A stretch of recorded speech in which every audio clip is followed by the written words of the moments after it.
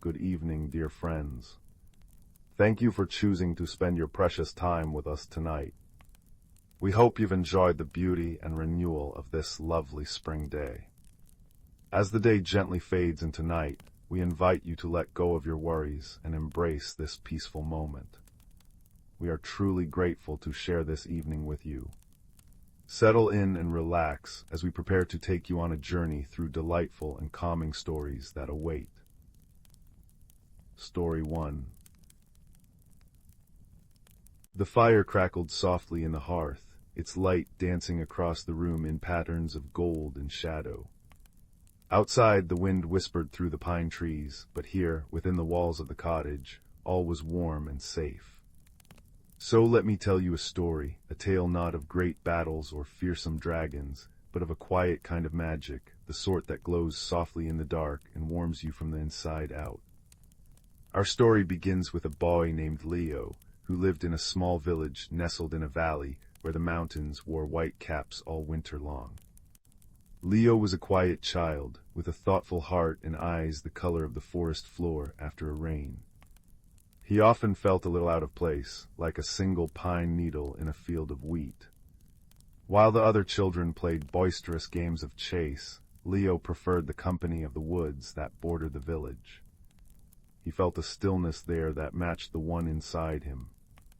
One evening deep into the autumn, when the air was crisp enough to bite and the sun retired early, Leo was walking home along a path fringed with bare-limbed trees.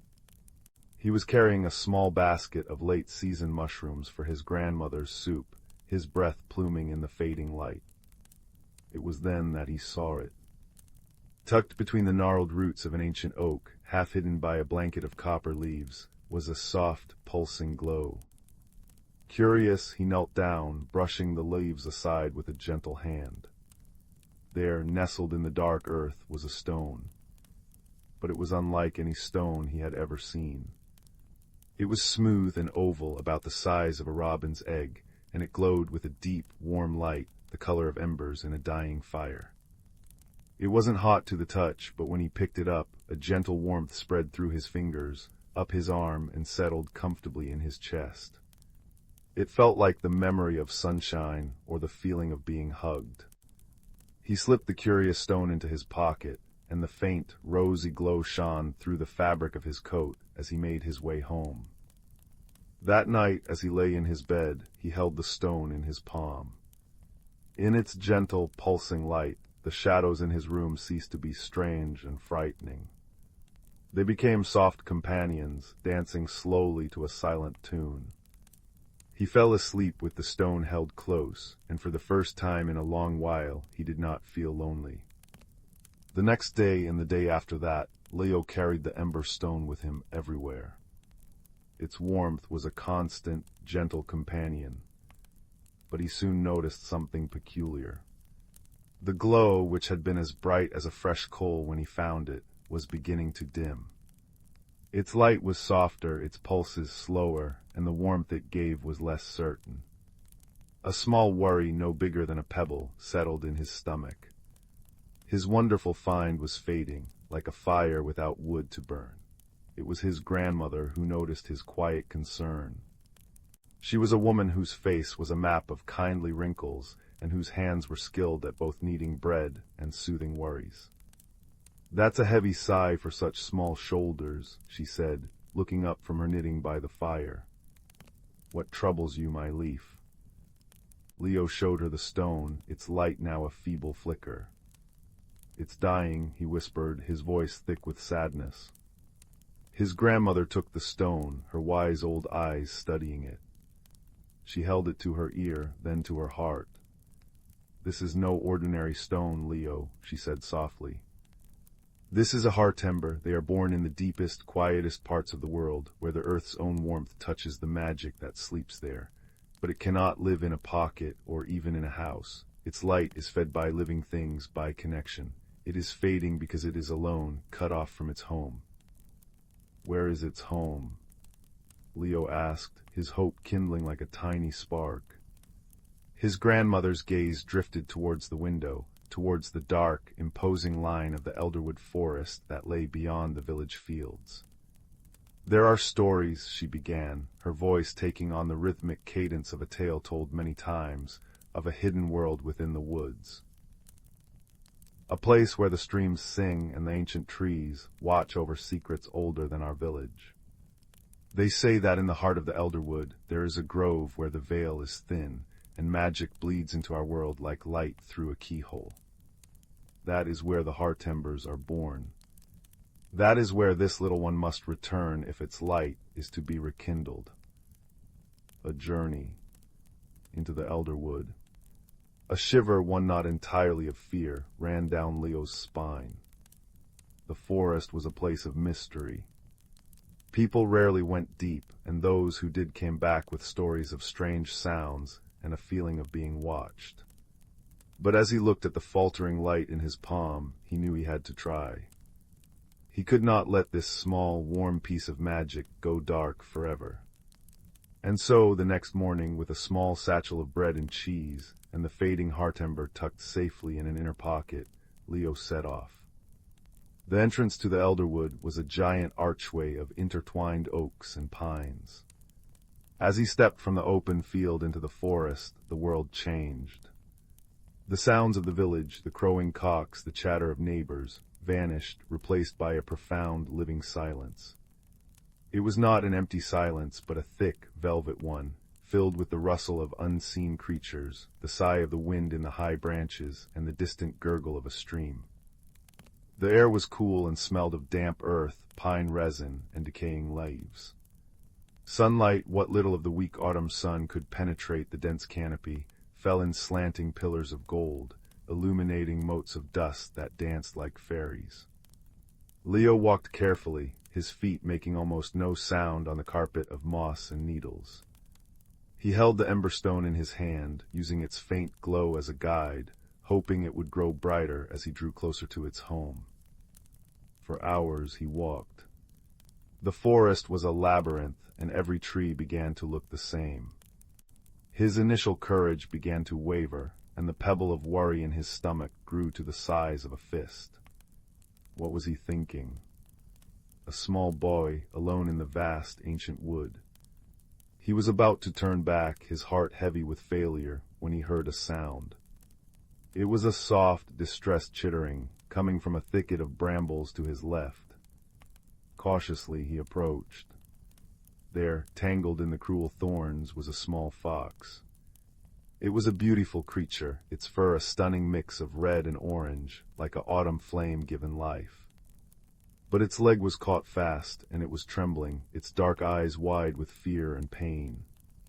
"SHHH," Leo whispered, his own fear forgotten in the face of the fox's distress. "It's all right, I'll help you." He worked slowly and patiently, his small fingers carefully untwisting the tough, thorny vines. He spoke to the fox in a low, soothing voice, telling it about the ember-stone and his quest. The fox stopped struggling and watched him, its intelligent eyes fixed on his face. Finally, with one last gentle tug, the leg was free. The fox limped a few steps, then turned and looked back at Leo. It didn't run away. Instead, it gave a soft, friendly bark and took a step closer, nudging Leo's hand with its nose. A warmth spread through Leo that had nothing to do with the fading stone. He broke off a piece of his bread and offered it to the fox, who ate it delicately. When Leo stood to continue his journey, the fox did not leave. It fell into step beside him, a silent, rust-colored companion. Having the fox by his side changed everything. The forest no longer felt vast and intimidating, it felt full of wonder. The fox, whom Leo decided to call Ember for its fiery coat, seemed to know the paths, leading him around treacherous boggy patches and under fallen logs. As they walked, Leo talked. He told Ember about feeling lonely in the village, about the other children who didn't understand his quiet nature, about the comfort he found in the woods. Ember listened, her ears twitching, her presence a quiet comfort.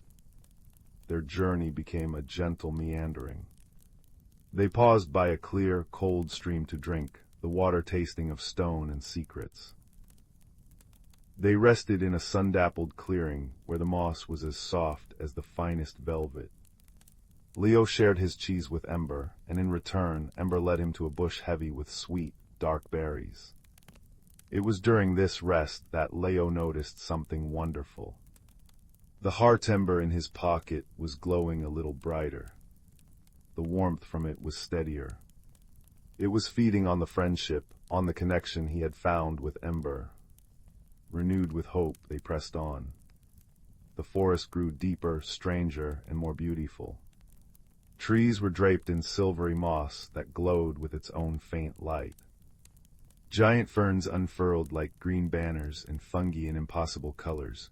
Scarlet, cobalt blue, vibrant yellow, spotted the forest floor like forgotten jewels. The air itself seemed to hum with a low, musical energy. As dusk began to paint the sky in shades of violet and rose, they came to a place where the trees formed a perfect, natural circle. In the center of this circle was a small, still pool, its surface like dark glass. And around the pool, nestled in the moss and cradled in the roots of the trees, were dozens, no, hundreds, of heart embers. They glowed in a symphony of warm light, from the deep ruby of a banked fire to the bright gold of a summer dawn. The very air in the grove was warm and throbbed with a peaceful, powerful magic. This was the place. The hidden world. Leo stood at the edge of the circle, awestruck. He could feel the magic tingling on his skin, a sensation like gentle static. He slowly walked into the center, Ember padding softly at his heels. He took the fading ember-stone from his pocket. In this place, its light was no longer the faintest flicker, but it was still weak compared to the vibrant stones around him. What was he supposed to do? His grandmother hadn't said. He looked around, his heart beating a hopeful rhythm. He saw that the stones were not simply lying there. They were connected. Fine, almost invisible threads of golden light ran from stone to stone, weaving a delicate, glowing web over the mossy ground. It was a network, a community of light. His stone was alone, its threads severed. He knelt by the edge of the still pool and placed his stone gently amongst the others, right at the water's edge. For a moment, nothing happened. The stone continued its weak, faltering pulse. Disappointment, cold and sharp, began to prick at his eyes. Then Ember stepped forward. She nudged the stone with her nose, then looked up at Leo, her eyes bright. Understanding dawned on him. It wasn't just about bringing the stone back to its physical home.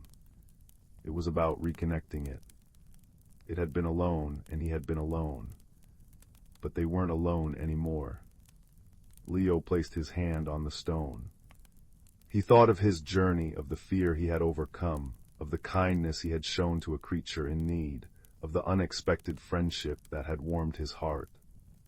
He poured all of that feeling, the connection, the warmth, the growth, into the stone. He imagined a thread of golden light stretching from his own heart to the stone, and from the stone out to all the others in the grove. As he did, the stone began to change. The dull glow ignited. It swelled from a dim ember to a bright, steady flame of light, the color of a perfect sunset. A thin, shining thread of gold erupted from its surface and stretched out, weaving itself into the beautiful, complex web that connected all the other stones. The heart ember was home. It was part of the whole once more. A deep, resonant peace filled the grove. The light from all the stones brightened, as if in welcome, casting long, gentle shadows and painting the silver moss with hues of gold and rose. Leo felt a profound sense of rightness, a feeling that something broken had been mended. He had not just saved the stone and the journey it had prompted had saved a part of him. He had faced his fears, found a true friend, and discovered that his quiet, thoughtful nature was not a weakness, but a different kind of strength, a gentle, persistent glow that could light the way just as well as any roaring fire. He sat there for a long time, with Ember curled up beside him, watching the interconnected lights pulse in a slow, harmonious rhythm. He was no longer the boy who felt like a lone pine needle. He was part of something larger now. He had a connection here in this hidden world that would stay with him forever. When the moon began to rise, its silver light filtering through the trees, Leo knew it was time to go. He stood up, feeling different, taller, more solid. He looked down at his ember-stone, now glowing with a confident, steady light, its place secure in the web. He didn't need to take it with him. Its warmth was inside him now. "Goodbye," he whispered to the grove. Ember walked with him to the edge of the circle. She rubbed her head against his leg, a final, affectionate gesture, then turned and disappeared back into the dappled shadows of the magical grove. Their friendship would remain, a warm memory tucked away in his heart. The journey back through the Elderwood felt different. Leo was no longer a nervous intruder, but a welcomed guest. He walked with a sure foot, the path seeming clearer now, the sounds of the forest a friendly chorus rather than a mysterious threat. He emerged from the trees just as the full moon was climbing high into the star-dusted sky. The lights of his village twinkled below, looking for all the world like a handful of fallen stars, or perhaps like a grove of heart embers nestled in the valley.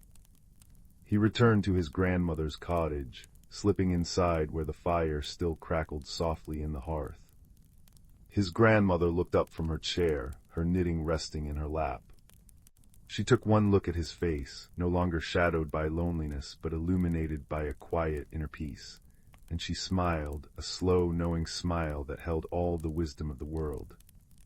"Welcome home, my leaf," she said softly. Leo sat on the rug before the fire, soaking in its warmth. He told her everything about the fox, the hidden grove, the web of light, the feeling of connection. She listened, her eyes shining, and when he was finished, she simply nodded. "You have brought back a greater treasure than any stone," she said. "You have brought back your own light." And she was right. As Leo lay in his bed that night, the room was dark, but he was not afraid. He closed his eyes and could still see the grove, the interconnected web of gentle lights, the kind eyes of his friend Ember. He felt a warmth in his chest, a steady, glowing ember of courage, friendship, and belonging that would never, ever fade. Outside, the wind continued to whisper through the pines, a lullaby for the sleeping world. And inside, Leo drifted into a deep and dreamless sleep, safe, warm, and finally, completely at peace. The story is told, the fire is burning low, and it is time for you too to close your eyes and let your own dreams carry you to gentle, hidden groves where all is well. Sleep well. Story 2. Deep in the heart of the world, where the sun's final rays surrendered completely to the velvet cloak of night, lay the ancient forest of Elderglow. Here moonlight did not simply fall. It pooled in silver puddles between the roots of great trees, it dripped from the tips of pine needles like liquid mercury, and it wove itself into the very fabric of the air, a tangible, gentle magic. The forest was never truly dark, for when the moon rose, the world awoke in a symphony of soft light and softer sound. It was on such a night, when the air smelled of damp earth and distant rain, that a young fox named Rowan found himself unable to sleep. A restlessness had taken root in his heart, a feeling of being out of step with the world. His den felt too small, the silence too loud. Driven by a whisper on the wind, he ventured from his home and into the luminescent embrace of Elderglow. His first steps were met with the gentle shhh of his paws pressing into a carpet of moss, thick and cool. Fireflies, not as mere insects but as tiny, drifting lanterns, pulsed with a warm, green-gold light, blinking in a silent, rhythmic conversation. He followed a path of moss-covered stones, each one worn smooth by countless seasons and gleaming with a dewy sheen in the moonlight. The very trees seemed to lean in, their leaves rustling in a language older than words. It was a sound like a slow, calming exhale, and if one listened closely, one could almost hear the stories they told of sun-warmed days and starlit nights. Rowan's journey led him to a babbling brook that cut through the forest like a ribbon of polished obsidian. He paused, watching the water play over stones that shimmered with flecks of embedded mica. The brook didn't just babble, it whispered. It spoke of the high mountain snows from whence it came, and the distant sea it dreamed of reaching. Rowan dipped his paw in the water, chuckled, a sound like tiny, tinkling bells. "You are searching for something, little one," a voice said, not in words, but in the sudden, harmonious convergence of the stream's melody and the wind's sigh. Rowan started, looking around. "I am," he admitted to the night air. "I feel unrooted." "Then you must listen," the forest seemed to reply. "Not with your ears alone, but with your soul." Guided by this silent counsel, Rowan continued. He passed through a grove where mushrooms glowed with an ethereal blue light, casting long, dancing shadows. He saw a family of badgers moving quietly through the undergrowth, their eyes kind and knowing. A moth with wings like stained glass, depicting constellations unknown to the waking world, fluttered past his nose. Every creature he met offered a silent nod, a shared understanding that in the night all were kin under the watchful moon. Soon the trees began to thin, and Rowan entered a vast, starlit clearing. At its center stood the oldest living thing in the forest, a great silverwood tree, its bark like sculpted moonlight, its leaves chiming softly with every breath of wind. And perched on the lowest, strongest branch was an immense owl. Her feathers were the color of storm clouds and starlight, and her eyes held the deep, patient wisdom of countless turning seasons. This was Althea, the elder of Elderglow. She did not hoot or call out. She simply turned her great head, and her presence was a calming weight in the clearing. The air around her hummed with a peaceful energy. "You have been listening, Rowan." Althea's voice resonated not in the air, but directly in his mind, a sound like the gentle patter of the first raindrops on broad leaves. "I can hear it in your footsteps. They have changed from a frantic tap-tapping to a slow, thoughtful press." Rowan sat, curling his bushy tail around his paws. "I feel a sadness, Elder, a longing for something I cannot name. It keeps me from my rest." Althea blinked slowly. "The forest understands longing. It is the same force that pulls the stream to the sea and the seedling toward the sun. You are feeling the turn of the season within you." As she spoke, a soft rain began to fall. It was not a storm, but a blessing, a million tiny taps on the canopy above, a soothing percussion that made the bioluminescent fungi glow brighter and released the rich, sweet scent of petrichor. The rain collected on the silverwood's leaves and fell in fat, musical drips around them. "Watch the trees, Rowan," Althea guided him. "See how they hold their leaves through spring's growth and summer's warmth, but when autumn's whisper comes, they do not cling in fear, they let go. They release what was, trusting that it is part of the cycle. The leaves fall, they blanket the earth, they rest, and in their rest they become the nourishment for the new growth to come." Rowan watched as the rain-drenched leaves of the surrounding maples, glowing in the moonlight, trembled and let a few of their number drift gently to the forest floor. It was not a death, but a graceful surrender. "Your restlessness is your own autumn," the owl continued, her voice blending with the rhythm of the rain. "You are being asked to let go of a season of your spirit, a worry, a fear, a memory that has served its purpose but now weighs you down. The forest knows that to hold on forever is to never make room for the new. Even the mightiest stream must sometimes rest in a still pool before continuing its journey." A great understanding began to dawn in Rowan's heart. The sadness he felt wasn't an enemy, it was a signal. It was the trees whispering that it was time to release. He thought of the small anxieties that chattered in his mind like angry squirrels, the memories of stumbles and failures that felt like stones in his path. "How," he whispered, his voice almost lost in the gentle rainfall, "how do I let them go?" Althea shifted on her branch. "The forest does not force its cycles, it simply allows them. Sit, breathe, listen to the language of release around you. So Rowan sat. He closed his eyes and did not just hear the rain, he felt its gentle massage on the earth. He listened to the wind not as a noise, but as the forest's steady, calming breath. He felt the solid, silent strength of the moss-covered stones beneath him, stones that had witnessed countless lettings go and countless new beginnings. The stones spoke of patience, of the profound peace that comes from simply being. He pictured his worries as autumn leaves, each one a vibrant, beautiful part of his past, but now ready to fall. One by one, in his mind's eye, he watched them detach and float gently away, carried on the stream of his breath. He felt lighter, the restless energy within him settling like silt in a calm pond. When he opened his eyes, the rain had ceased. The clearing was more brilliant than ever, the air washed clean. The bioluminescent wonders shone with a renewed intensity, painting the world in shades of sapphire and emerald. The stars above seemed closer, their light a soft, glittering net holding the world in a safe embrace. Althea was watching him, her eyes glowing with approval. You see, the forest's greatest magic is not in holding on, but in knowing when to let go, to rest, and to trust in renewal.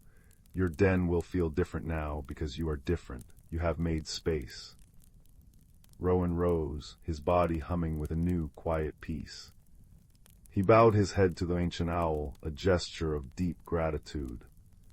As he turned to leave the clearing, he saw that a single, perfect leaf from the silverwood tree had drifted down and landed softly between his ears, a cool, gentle kiss from the forest itself.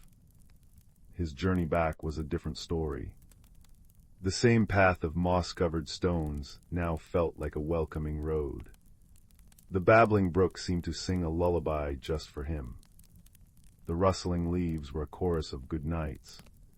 He returned to his den not with a weary heart, but with a soul full of the forest's quiet music. He curled up in his bed of dried ferns, the silver leaf still resting upon his head. From outside he could hear the distant, reassuring drip, drip, drip of the last of the rain from the leaves, the gentle sigh of the wind, and the soft, rhythmic pulse of the firefly's light.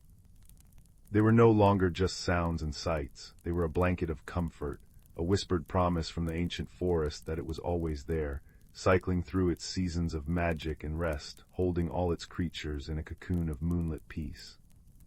And as Rowan finally drifted into a deep and dreamless sleep, he knew, with every fiber of his being, that he was home. Story 3.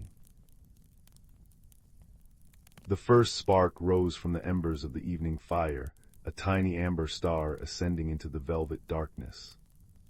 Then another followed, and another, until the air above the cottage garden shimmered with their gentle dance.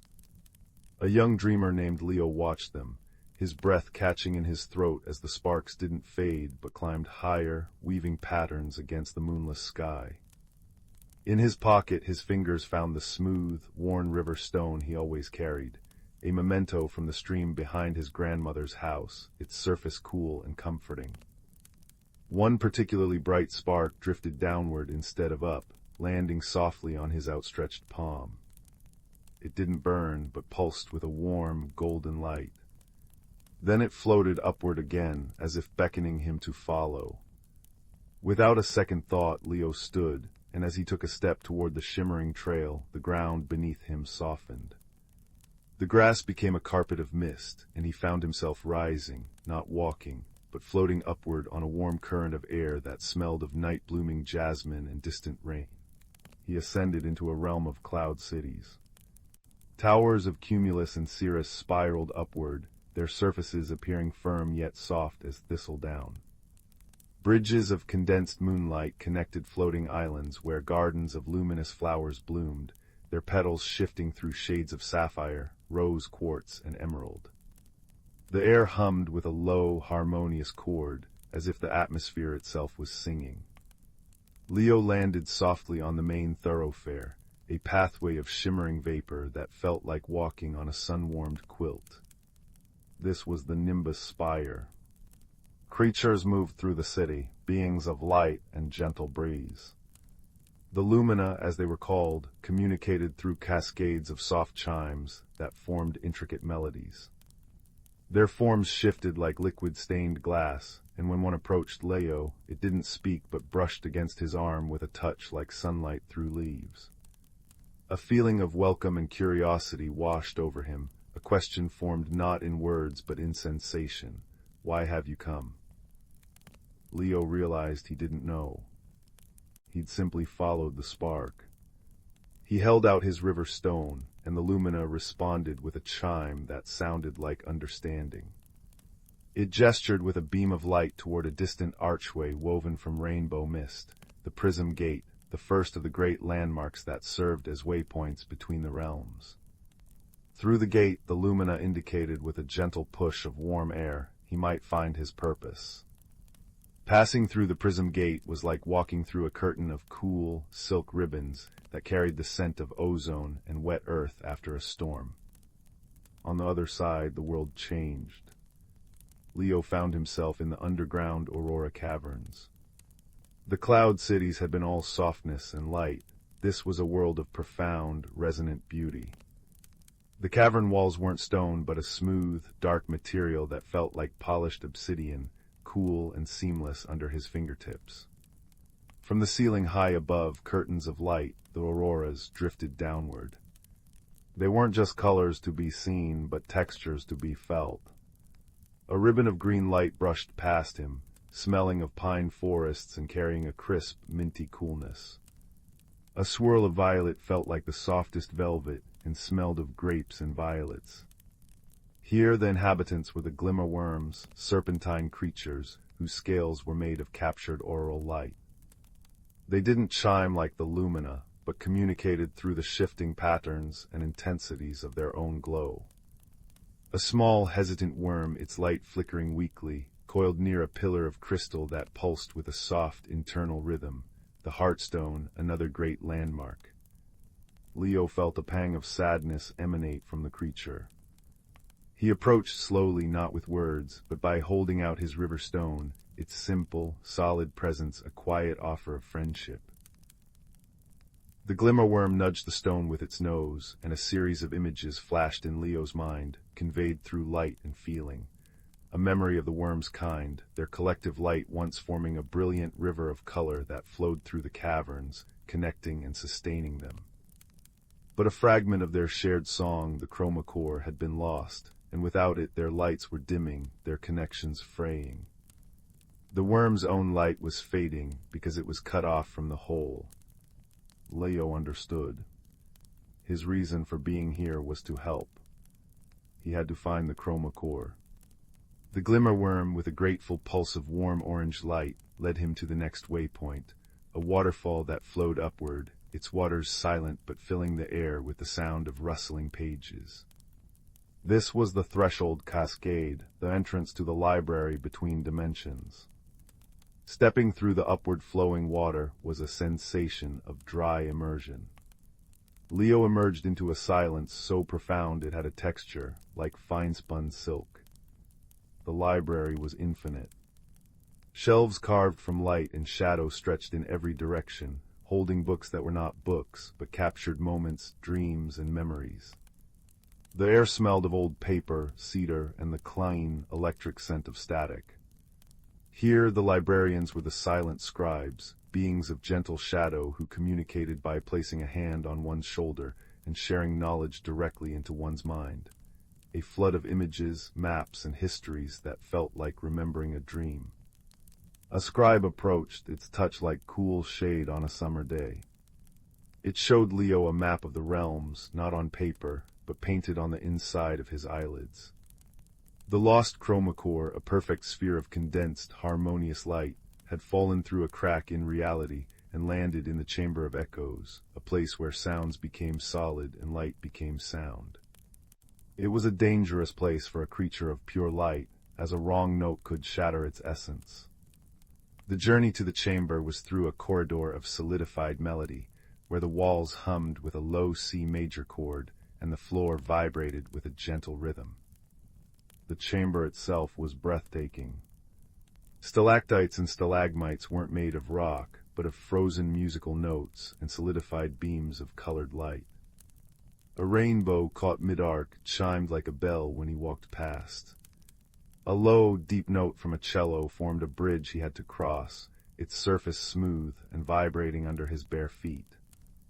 The air tasted of honey and brass. In the center of the chamber, on a pedestal of silent, deep blue light, floated the chroma core. It pulsed with a quiet, hopeful rhythm. But the path to it was a labyrinth of sonic and optical traps. A misstep would cause a sharp, discordant note to shatter the air, and a beam of harsh, white light to flash, disorienting him. Leo stood still, closing his eyes. He was afraid. He felt small and lost in this vast, echoing wonder. His hand found the river stone in his pocket. He held it tight, its familiar, unyielding smoothness an anchor in this chaotic beauty. This was his home, the piece of his world he carried with him. It reminded him of steady, constant things, the flow of water, the patience of stone, the quiet strength of his grandmother's stories by the fireside. He wasn't here by accident. He was here to help. His fear wasn't a wall, but a door to understanding his own courage. He opened his eyes. Instead of rushing, he listened. He watched the patterns of the light, felt the vibrations in the floor.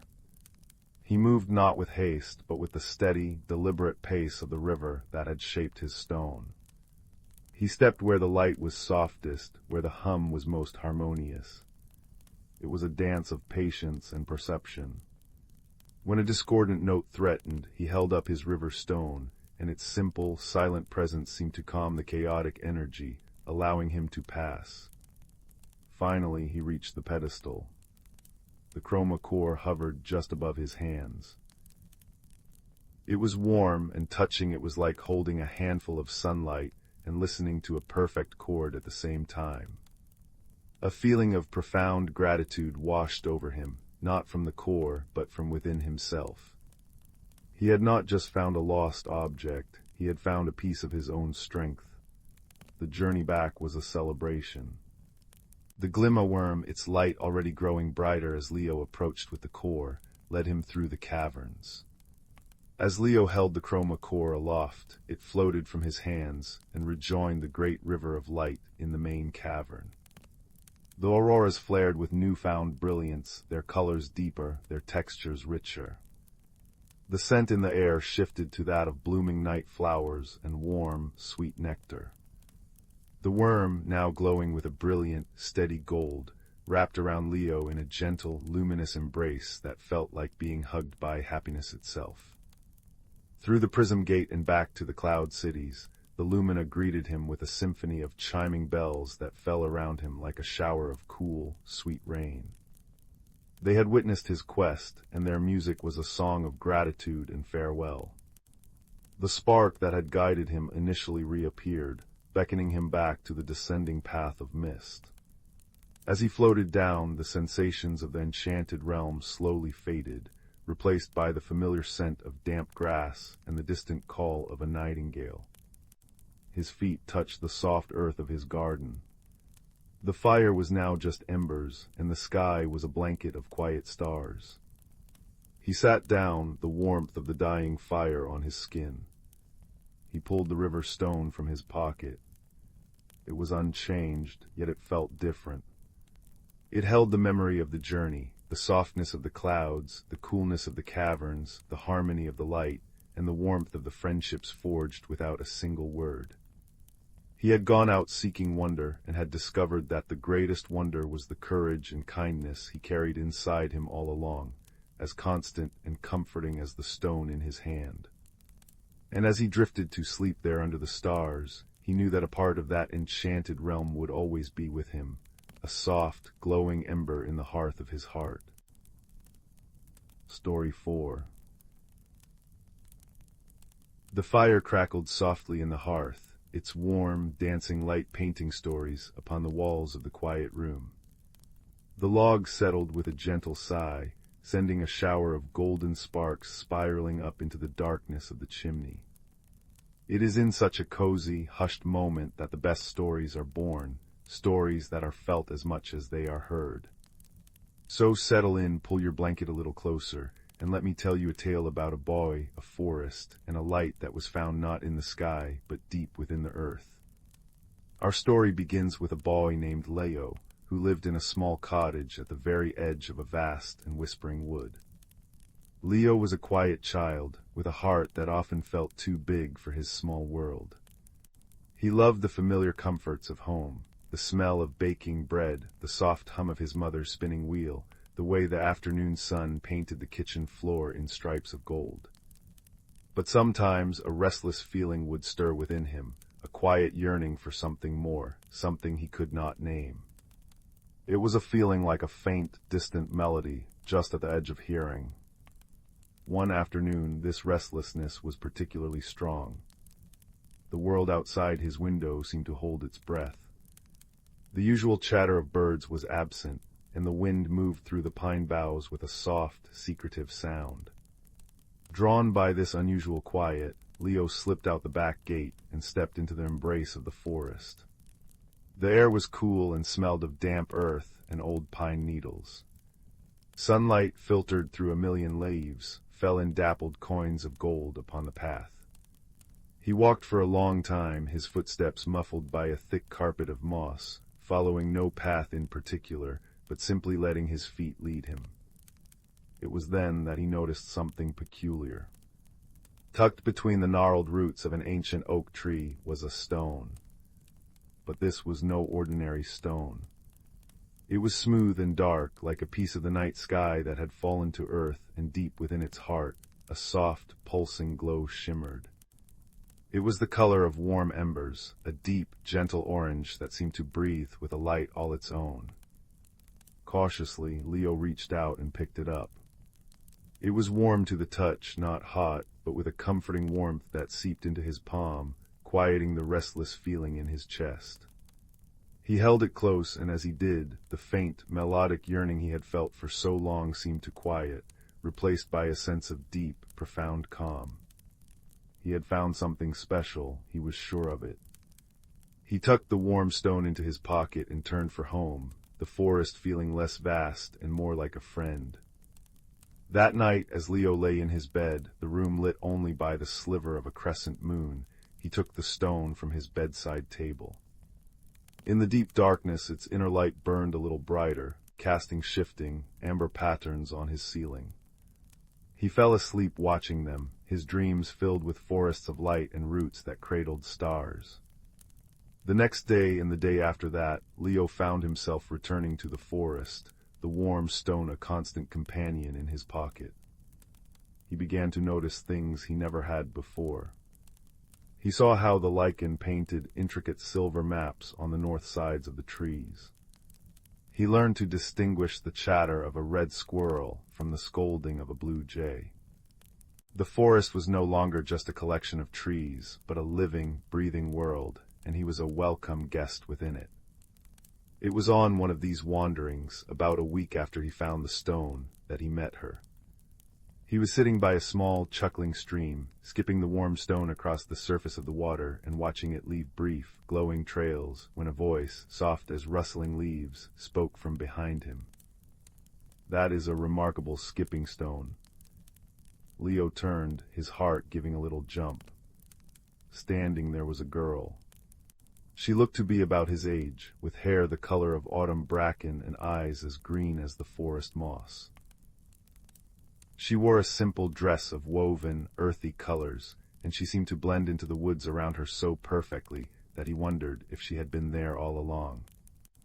"I'm Rowan," she said, her smile as warm and genuine as the sunshine.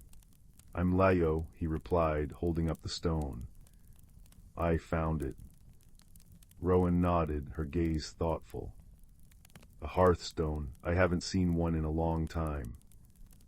"A hearthstone?" Leo asked, his curiosity sparking like one of the embers in his fireplace.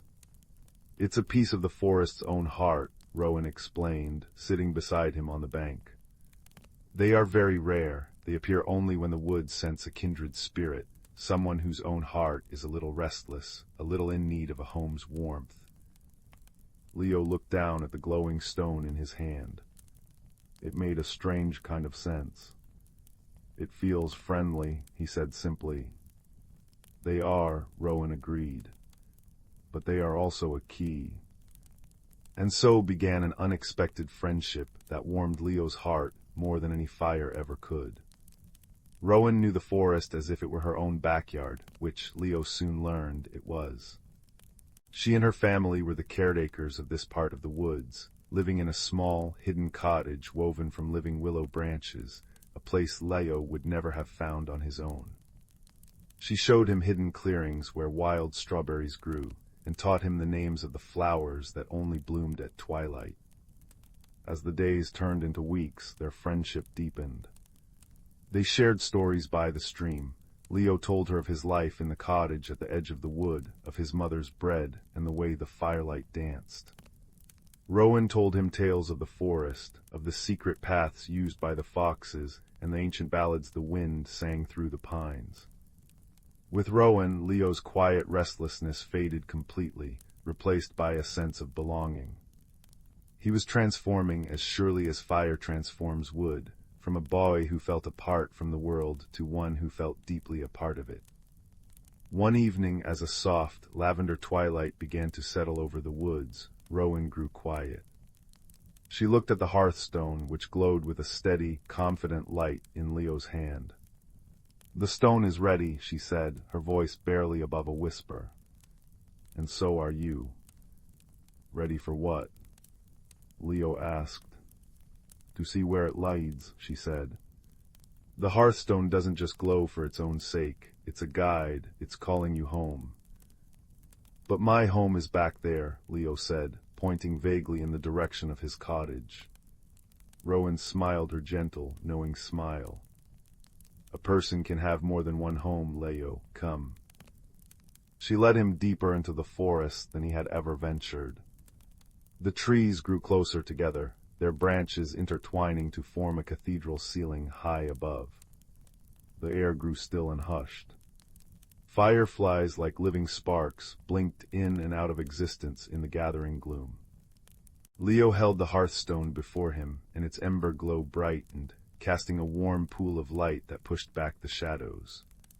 It was as if the stone itself was breathing, its pulse quickening the further they walked. Finally they came to a great rocky hillside, thick with ivy and ferns. To Leo it looked like a solid wall of stone, an end to their path. But Rowan placed her hand on a moss-covered section of the rock and turned to him. "Now, Leo, hold out the stone."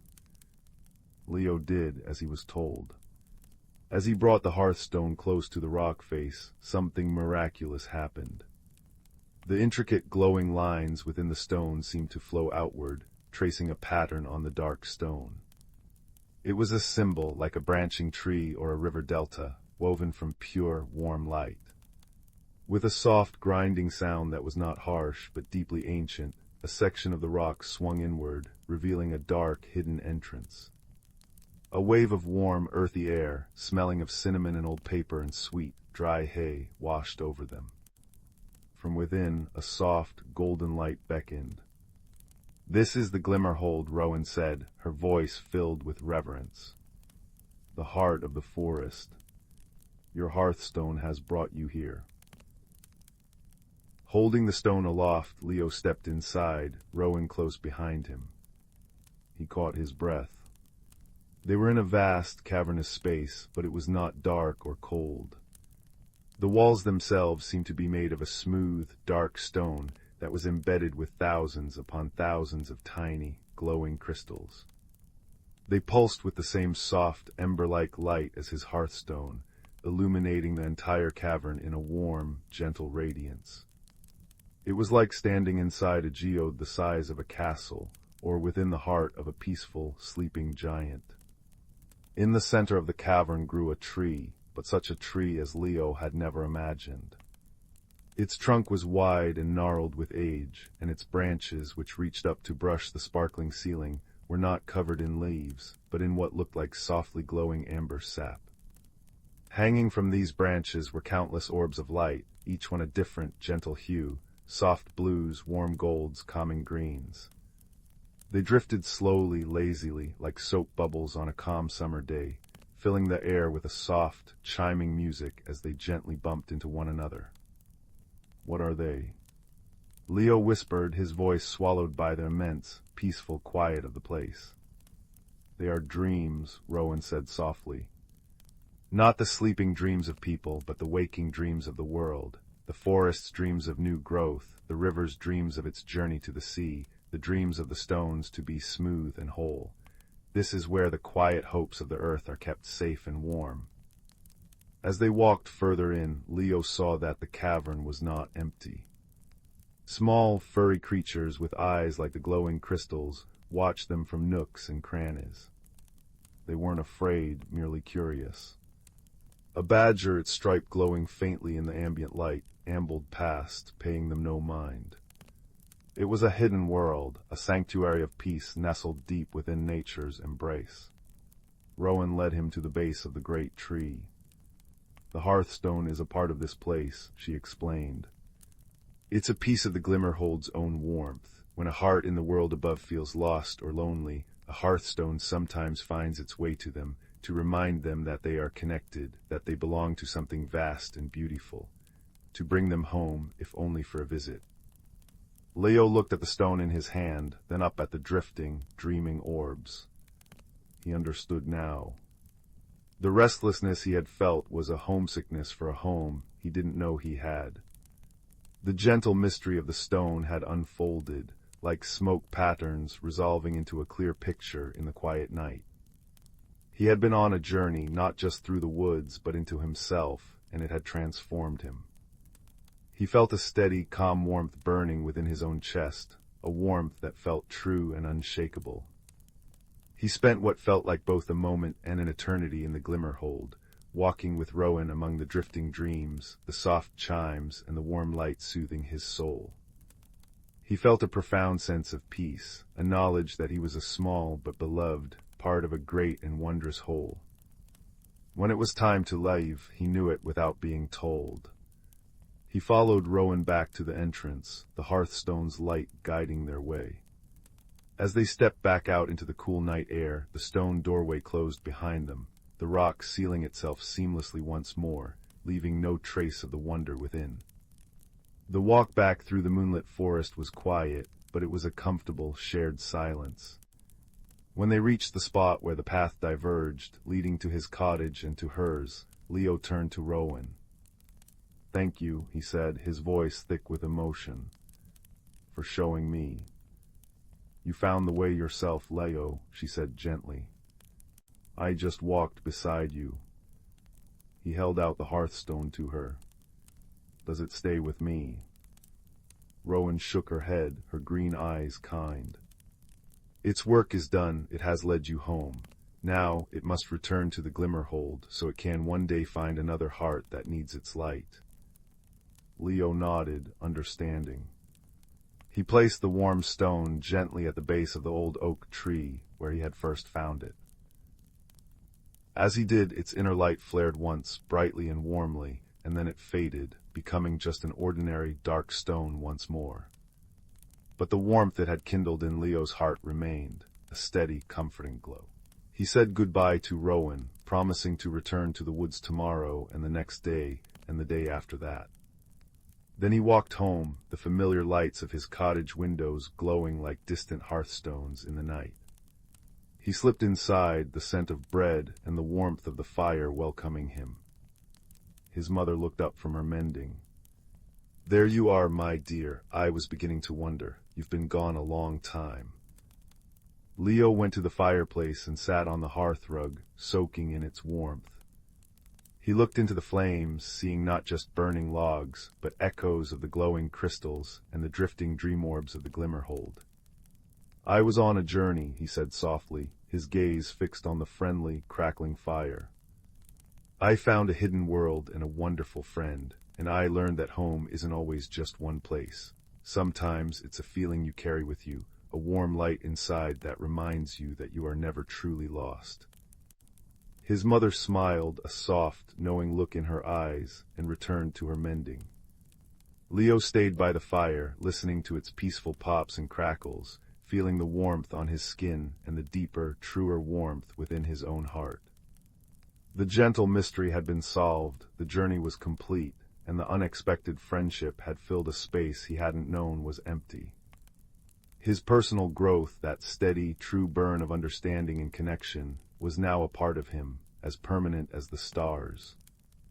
And as the fire burned low, its embers glowing with the same deep, comforting orange as the hearthstone, Leo felt a profound sense of peaceful resolution. The world was vast and full of wonder, and he was a part of it. He was home. And with that final, comforting thought, he closed his eyes, the images of the Glimmerhold and Rowan's kind smile drifting through his mind, guiding him gently toward restful, happy dreams. Story 5. The fire crackled softly in the great stone hearth, its flames a living tapestry of gold and orange and deep, glowing crimson. Each pop and hiss was a whispered promise of warmth, a comfort against the chill that pressed at the windows. The light it cast danced upon the walls, making shadows sway like silent partners in a slow, ancient dance. It is in this circle of warmth and light that our story begins, not with a bang or a shout, but with a quiet, persistent feeling in the heart of a young girl named Anya. Anya was a quiet child, with eyes the color of twilight and a spirit that often felt too big for her small, stone cottage at the edge of Whispering Wood. She was loved deeply and truly by her grandmother, but she often felt a peculiar loneliness, a sense that she was waiting for something she could not name. Her favorite place in the world was the window seat in her room, where she would press her forehead to the cool glass and watch the endless, brooding expanse of the forest. Most children feared its deep shadows and strange night sounds, but to Anya it whispered of secrets. It beckoned. One evening, as a silvery autumn mist began to coil around the tree trunks like ghostly serpents, Anya was helping her grandmother tidy the hearth. Her grandmother was a woman whose face was a kindly map of laughter and time, her hands gnarled and strong from a life of work and warmth. "There now, my dear," her grandmother said, her voice like the rustle of dry leaves. "A good fire is the heart of a home. It keeps more than the cold at bay." As she swept the ashes into a metal pail, something clinked softly against the shovel. Curious, Anya reached into the warm, gray powder. Her fingers closed around a small, smooth object. She drew it out and brushed it clean. It was a stone no larger than a robin's egg, but unlike any she had ever seen. It was a deep, opaque black, like a piece of the night sky held in her palm. But as she turned it over, nestled in its core was a faint, pulsing light. It was the color of embers, a deep, sleepy red that seemed to breathe with a slow, steady rhythm. It wasn't hot to the touch, but it held a gentle, soothing warmth, like a sun-warmed pebble found on a summer beach. "Grandmother, look," Anya whispered, her voice full of awe. Her grandmother peered at the stone, her old eyes widening for a moment before softening into a knowing smile. "Ah, the hearthstone, I wondered where it had gone to. It was my grandmother's and hers before that.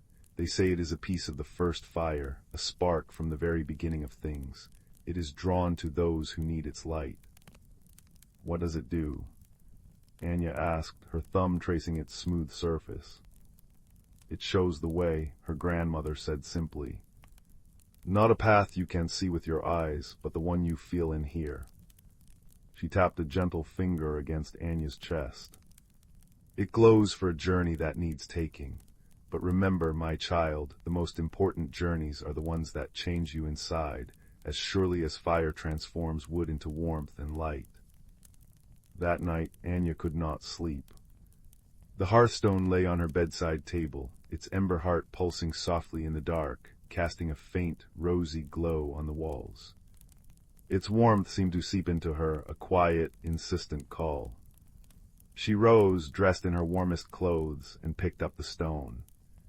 As she did, its glow intensified, beating a little faster, a little brighter. It was pointing towards her window, towards the whispering wood. Her heart hammered against her ribs, a frantic drumbeat of fear and excitement. This was it, the something she had been waiting for. Wrapping a thick scarf around her neck and pulling a woolen hat over her ears, she slipped out of the cottage, the door clicking shut behind her with a sound of finality. The forest at night was a different world. The familiar path was swallowed by shadows, and the air was cold and sharp with the scent of pine and damp earth. The mist clung to her legs like cold fingers. But in her hand, the hearthstone was a tiny, brave sun. Its light didn't push the darkness back far, just a few feet in any direction, but it created a perfect, intimate circle of safety around her. It illuminated the intricate lacework of frost on a fern, the delicate cap of a mushroom, the patient, watching eyes of an owl high in a pine tree. The world within its glow was hushed and magical. She walked for what felt like hours, the stone guiding her, its pulse quickening when she chose the right fork in a game trail, softening when she strayed. She was not following a map but a feeling, a gentle tug in her soul. The fear began to melt away, replaced by a profound sense of wonder. She was no longer a girl trespassing in a scary wood. She was a visitor in a secret, sleeping kingdom. It was during a moment of rest, as she sat on a moss-covered log catching her breath, that she heard it. A sound that was not part of the forest's nightly chorus. It was a soft, distressed whimpering. The hearthstone flared in her hand, its light stretching towards the source of the sound. Cautiously, Anya crept forward, pushing aside a curtain of weeping willow branches. There, in a small clearing, was a fox. But it was no ordinary fox. Its fur was the color of freshly fallen snow, and its eyes were not the sharp, clever amber of a wild thing, but a deep, intelligent sapphire blue. One of its back legs was caught in a cruel, rusted jaw trap, a relic from some long-forgotten hunter. The fox looked at her, its eyes wide with pain and fear, but there was no snarl, no baring of teeth. There was only a silent, desperate plea. "Oh, you poor thing," Anya breathed, her own fear forgotten. She knelt, the hearthstone casting its warm light on the trapped leg. The metal was cold and stubborn. She pulled at it with all her might, but her small hands were no match for its spring-loaded strength. The fox whined, a soft, heartbreaking sound. "It's all right," she whispered, her voice trembling but gentle. "I'm here to help, I don't know how." She looked at the hearthstone, its ember core glowing steadily. An idea, fragile as a soap bubble, formed in her mind. Fire transforms wood. Could warmth transform cold, stubborn metal? She didn't know if it was magic or madness, but it was the only thing she had. She pressed the warm stone directly against the rusted iron of the trap. For a long moment, nothing happened. Then a soft orange glow began to spread from the stone, not like a raging fire, but like the gentle heat of a forge felt from a distance. The metal began to hum, a low, resonant vibration that she felt in her bones. Slowly, impossibly, the rust flaked away like old skin, and the powerful spring within the trap softened, relaxed, and with a final, sighing creak, the jaws of the trap fell open. The white fox pulled its leg free immediately, limping back a few steps and licking at the wounded limb. Then it looked up at Anya, its sapphire eyes holding hers. There was no sound, but a feeling washed over her, a wave of profound gratitude and warmth that was as real and tangible as the forest air. It was an unexpected friendship, forged not in words, but in a moment of shared vulnerability and quiet courage. "You're welcome," Anya said softly, the words feeling right and true. The fox took a tentative step towards her, then another, until it was close enough to gently nuzzle her hand that held the hearthstone. Then it turned and began to limp away, but it stopped after a few paces and looked back at her, as if waiting. "You want me to follow you?" Anya asked. The fox dipped its head in what could only be a nod. And so her journey continued, but now she was not alone. The white fox, whom she decided to name Finn, led the way, his limp easing with every step. He moved with an unerring grace, his white fur a ghostly beacon in the hearthstone's light. He would pause when she needed to rest, and once he even brought her a cluster of sweet, dark berries from a bush she would never have recognized. Theirs was a silent companionship, a bond built on trust that needed no language.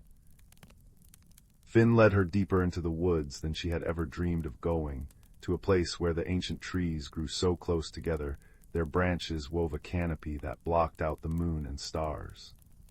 It was a place of profound darkness, a darkness that felt heavy and old. But the hearthstone's glow burned brighter here, its ember heart a defiant little star. Finn stopped before what appeared to be a solid wall of intertwined ivy and rock. He looked at Anya, then at the hearthstone in her hand, and back at the wall. Understanding dawned. She lifted the stone. As its light touched the ivy, the vines began to stir. They didn't just move, they untwined, slithering back like sleepy serpents, revealing a narrow, hidden entrance in the rock face. A secret doorway. Taking a deep breath, Anya stepped through, Finn at her heels. She found herself in a hidden world. It was a vast, subterranean cavern, but it was not dark or damp. The walls themselves were embedded with crystals that glowed with a soft, phosphorescent light, casting everything in a gentle, blue-green luminescence. In the center of the cavern was a still, black lake, its surface so perfectly smooth it looked like a sheet of polished obsidian, reflecting the glowing ceiling. Giant bioluminescent fungi grew in clusters, their caps pulsing with a soft, slow light. The air was warm and smelled of honey and wet stone. It was silent but for the soft, almost imperceptible hum of the crystals. This was Sylvan Hollow, a place of ancient, slumbering magic.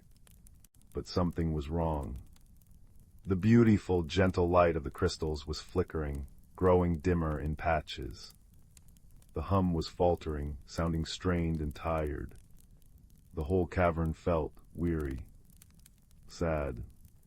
It was a gentle mystery, unfolding before her like the slow, curling patterns of smoke from a dying fire. Finn let out a soft, worried chuff and led her around the edge of the lake to the far side of the cavern.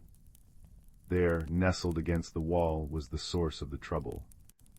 It was a tree, but unlike any tree she had ever seen. Its trunk was pale and smooth like marble, and its branches were bare, not of leaves, but of light. They were shaped like a magnificent, sprawling chandelier, and from them should have hung glowing fruits of pure energy. But now most of the fruits were dark and shriveled, and only a few flickered with a weak, dying gleam. At the base of the tree, the ground was gray and barren. This was the heartwood tree, the source of the cavern's light and life. And it was fading. As Anya stood there, her heart aching at the sight, the hearthstone in her hand flared with such sudden, fierce heat that she almost dropped it. Its ember core was no longer a sleepy pulse, but a blazing miniature sun. It was reacting to the tree. It was answering its call. A memory of her grandmother's voice echoed in her mind. It shows the way. Not a path you can see with your eyes, but the one you feel and hear. She didn't know any grand spells or ancient words. She only knew what felt right. She walked towards the ailing heartwood tree, Finn watching her with his solemn blue eyes. She reached out and placed her palm, the one not holding the hearthstone, flat against its cool, pale bark. A wave of profound sorrow washed over her. She felt the tree's exhaustion, its loneliness, its long, slow struggle to keep its light burning in this hidden place. It was a guardian of a forgotten magic, and it was tired. "You're not alone," she whispered to the tree, her voice barely a breath in the vast cavern. "I'm here." Then she looked at the hearthstone. A piece of the first fire. A spark from the very beginning. Fire transforms. It destroys, yes, but it also purifies, forges, and gives warmth. This tree didn't need water or soil. It needed a spark. It needed to remember its own light. Holding her breath, Anya gently pressed the hearthstone against the trunk of the heartwood tree. For a moment, nothing happened. The cavern held its breath. Then a thread of brilliant crimson light, the exact color of the hearthstone's core, shot from the stone and into the tree. It raced up the pale trunk, along the barren branches, like liquid fire flowing through silver veins. Where it touched the shriveled, dark fruits, they began to swell and brighten, transforming from dead, black husks into glorious, shining orbs of gold, silver, and rose quartz. The light spread from branch to branch, fruit to fruit, until the entire tree was ablaze with light, a magnificent constellation reclaimed from the darkness. The hum of the crystals in the walls strengthened, becoming a deep, joyful chord that vibrated through the very air. The dim patches on the cavern walls flared back to life, brighter than before. The whole of Sylvan Hollow was waking up, its magic restored, its heart beating strong and true once more. The warmth that flooded through Anya was not from the hearthstone. It was a warmth that started deep in her own chest, a glowing ember of accomplishment, of connection, of having helped something beautiful to live. The peculiar loneliness that had haunted her was gone, burned away in the glorious light of the heartwood tree. She had been transformed as surely as the fire had transformed the tree. She looked down at the hearthstone in her hand. Its fierce glow had subsided, returning to its original, gentle, pulsing ember heart. It felt content. Its work was done. Finn came to her side and rubbed his head against her leg, his sapphire eyes shining with what could only be called happiness. He led her back to the hidden entrance, the ivy curling open for them once more. As she stepped back into the familiar darkness of the Whispering Wood, she turned for one last look. Sylvan Hollow glowed like a captured piece of the Milky Way, a secret treasure she would carry in her heart forever. The journey back was different. The forest no longer felt vast and intimidating. It felt like a friend. The hearthstone's light was a soft guide, and Finn walked beside her the entire way, a silent, loyal companion. When her cottage came into view, its windows dark and quiet, the first hints of dawn were painting the eastern sky with strokes of lavender and peach. She knelt before Finn.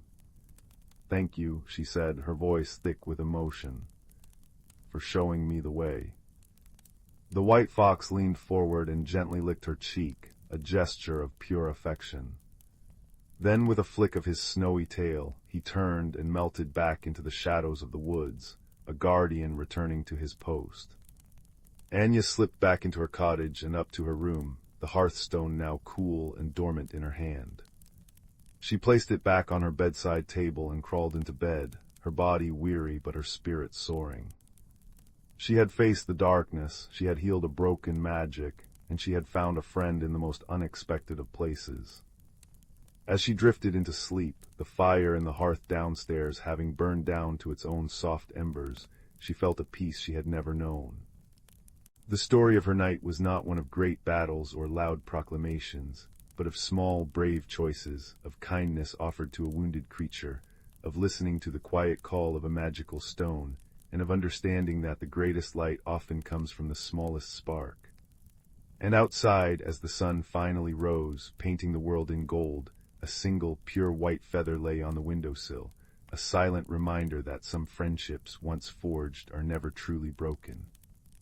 Anya slept, and her dreams were filled with the gentle, glowing light of a hidden world, the warmth of a loyal companion, and the steady, comforting pulse of a heart that had finally found its way home. The fire crackled its last, the story was told, and all was well. Story 6. The fire crackled softly in the hearth, its golden light dancing across the walls like shy fairies. Outside, the wind whispered secrets to the trees, and the leaves rustled back in reply.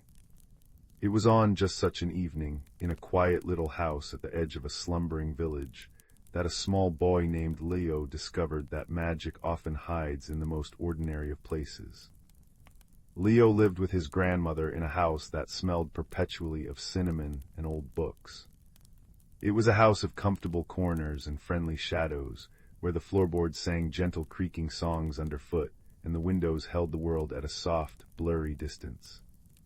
One rainy afternoon, with the steady pitter-patter on the roof keeping him company, Leo decided to explore the one place he was seldom allowed, the attic.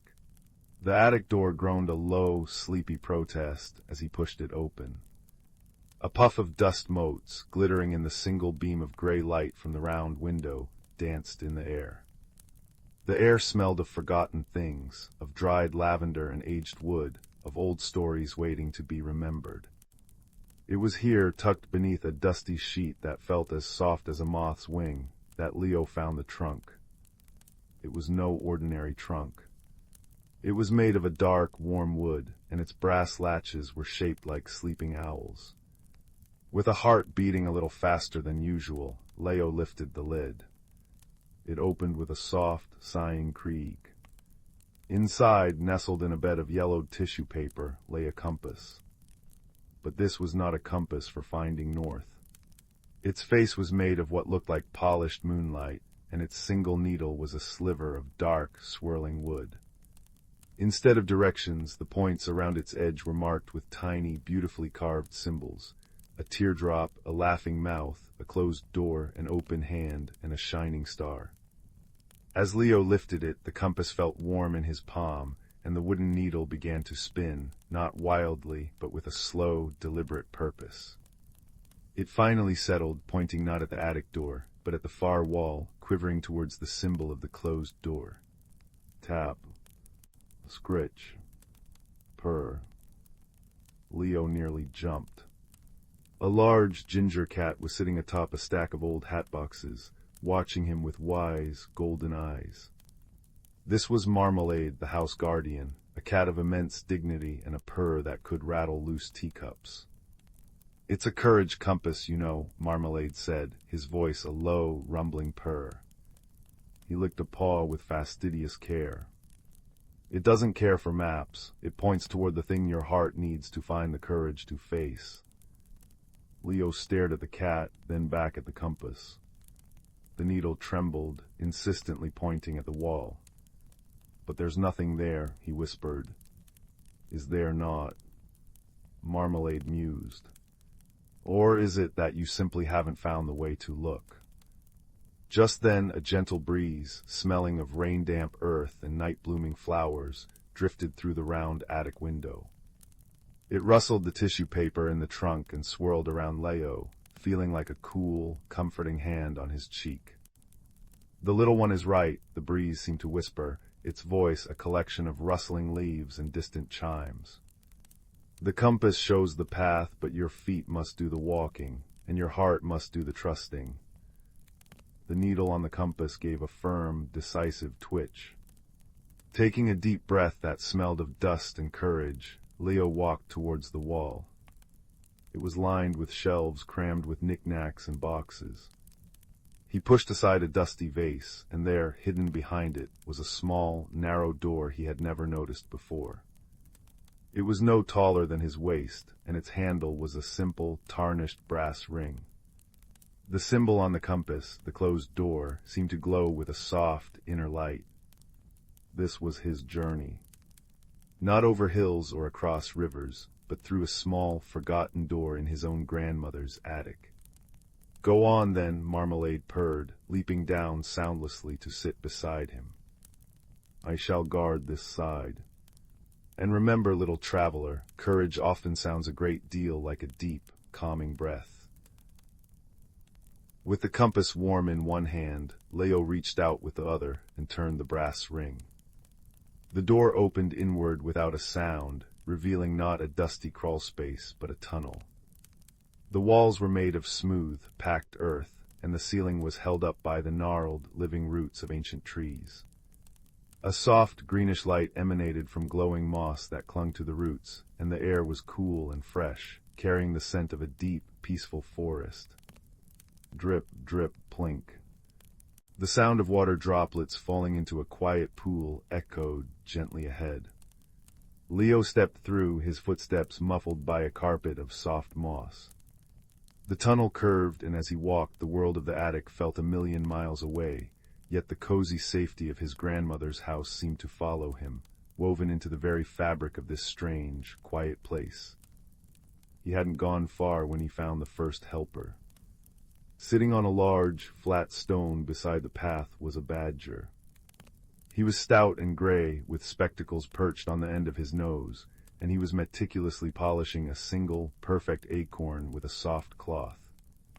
"HMPH," the badger said without looking up. His voice was a low, thoughtful grumble. Another one, always at the witching hour. He held the acorn up to the moss light, squinting. "I suppose you're lost." "I have a compass," Leo said, holding it out. The badger peered over his spectacles. "Ah, the heart's needle. Good, then you're not lost, you're just temporarily misplaced. I am Barnaby, keeper of forgotten treasures." He gestured to a small collection of objects beside him. A smooth, white stone, a single blue feather, a key with a curiously shaped bow. "The challenge you face, traveler, is not one of might, but of memory. The guardian of the threshold will ask you for a story you have forgotten. A kind story, a true one." Leo's heart sank. "How can I remember a story I've forgotten?" Barnaby the badger gave a slow, wise smile. "Patience, little one, the memory is not gone, it is merely sleeping. Walk slowly. Listen, the tunnel will help you remember." Thanking the badger, Leo continued on, his mind racing. What story had he forgotten? The compass needle now pointed steadily forward, towards the symbol of the shining star. The tunnel widened, and the sound of dripping water was joined by a new sound, a soft, melodic humming. Around the next bend, sitting by a small, crystal-clear stream that bisected the path, was a woman who seemed to be woven from moonlight and willow reeds. Her hair was long and silver, and her fingers, as they trailed in the water, created the gentle, humming vibration that filled the air. She was mending a net that sparkled like captured dewdrops. "The stream of time flows both ways," she said, her voice like the chime of distant bells. She did not look at Leo, but her humming softened. "You seek a memory that lies upstream, a kindness given, a moment of grace. Close your eyes, child of the hearth. Listen to the water." Leo did as she said. He stood by the burbling stream, the compass warm in his hand, and he listened. The water's song was a lullaby of moments, giggle splash, thank you ripple, I'm sorry gurgle, and then he heard it. A smaller, quieter sound. The memory of his own small voice years ago saying, "It's okay," to a fledgling bird that had fallen from its nest. He remembered the feel of its tiny, frantic heartbeat against his palm, the way he had carefully placed it back in the bushes where its mother could find it, and the simple, swelling feeling of having helped. He opened his eyes. The willow woman was smiling at him, her mended net now complete. "There," she whispered. "You have found your story, now you must have the courage to tell it." The path led onward, and soon the gentle green light began to brighten into a golden glow. The tunnel opened into a vast, circular cavern. The ceiling was a dome of what looked like the night sky, but the stars were close and warm, and they pulsed with a soft, comforting light. In the center of the cavern stood a figure. It was the guardian of the threshold, but it was not a fearsome monster. It was a great old tortoise, its shell a mosaic of ancient stones and moss, its eyes deep in gentle pools of time. Scrape, shuffle, the tortoise moved slowly towards Leo, the sound of its movement a peaceful, rhythmic counterpoint to the beating of Leo's heart. "You have come far, little one," the tortoise said, its voice the sound of continents shifting, slow and profound.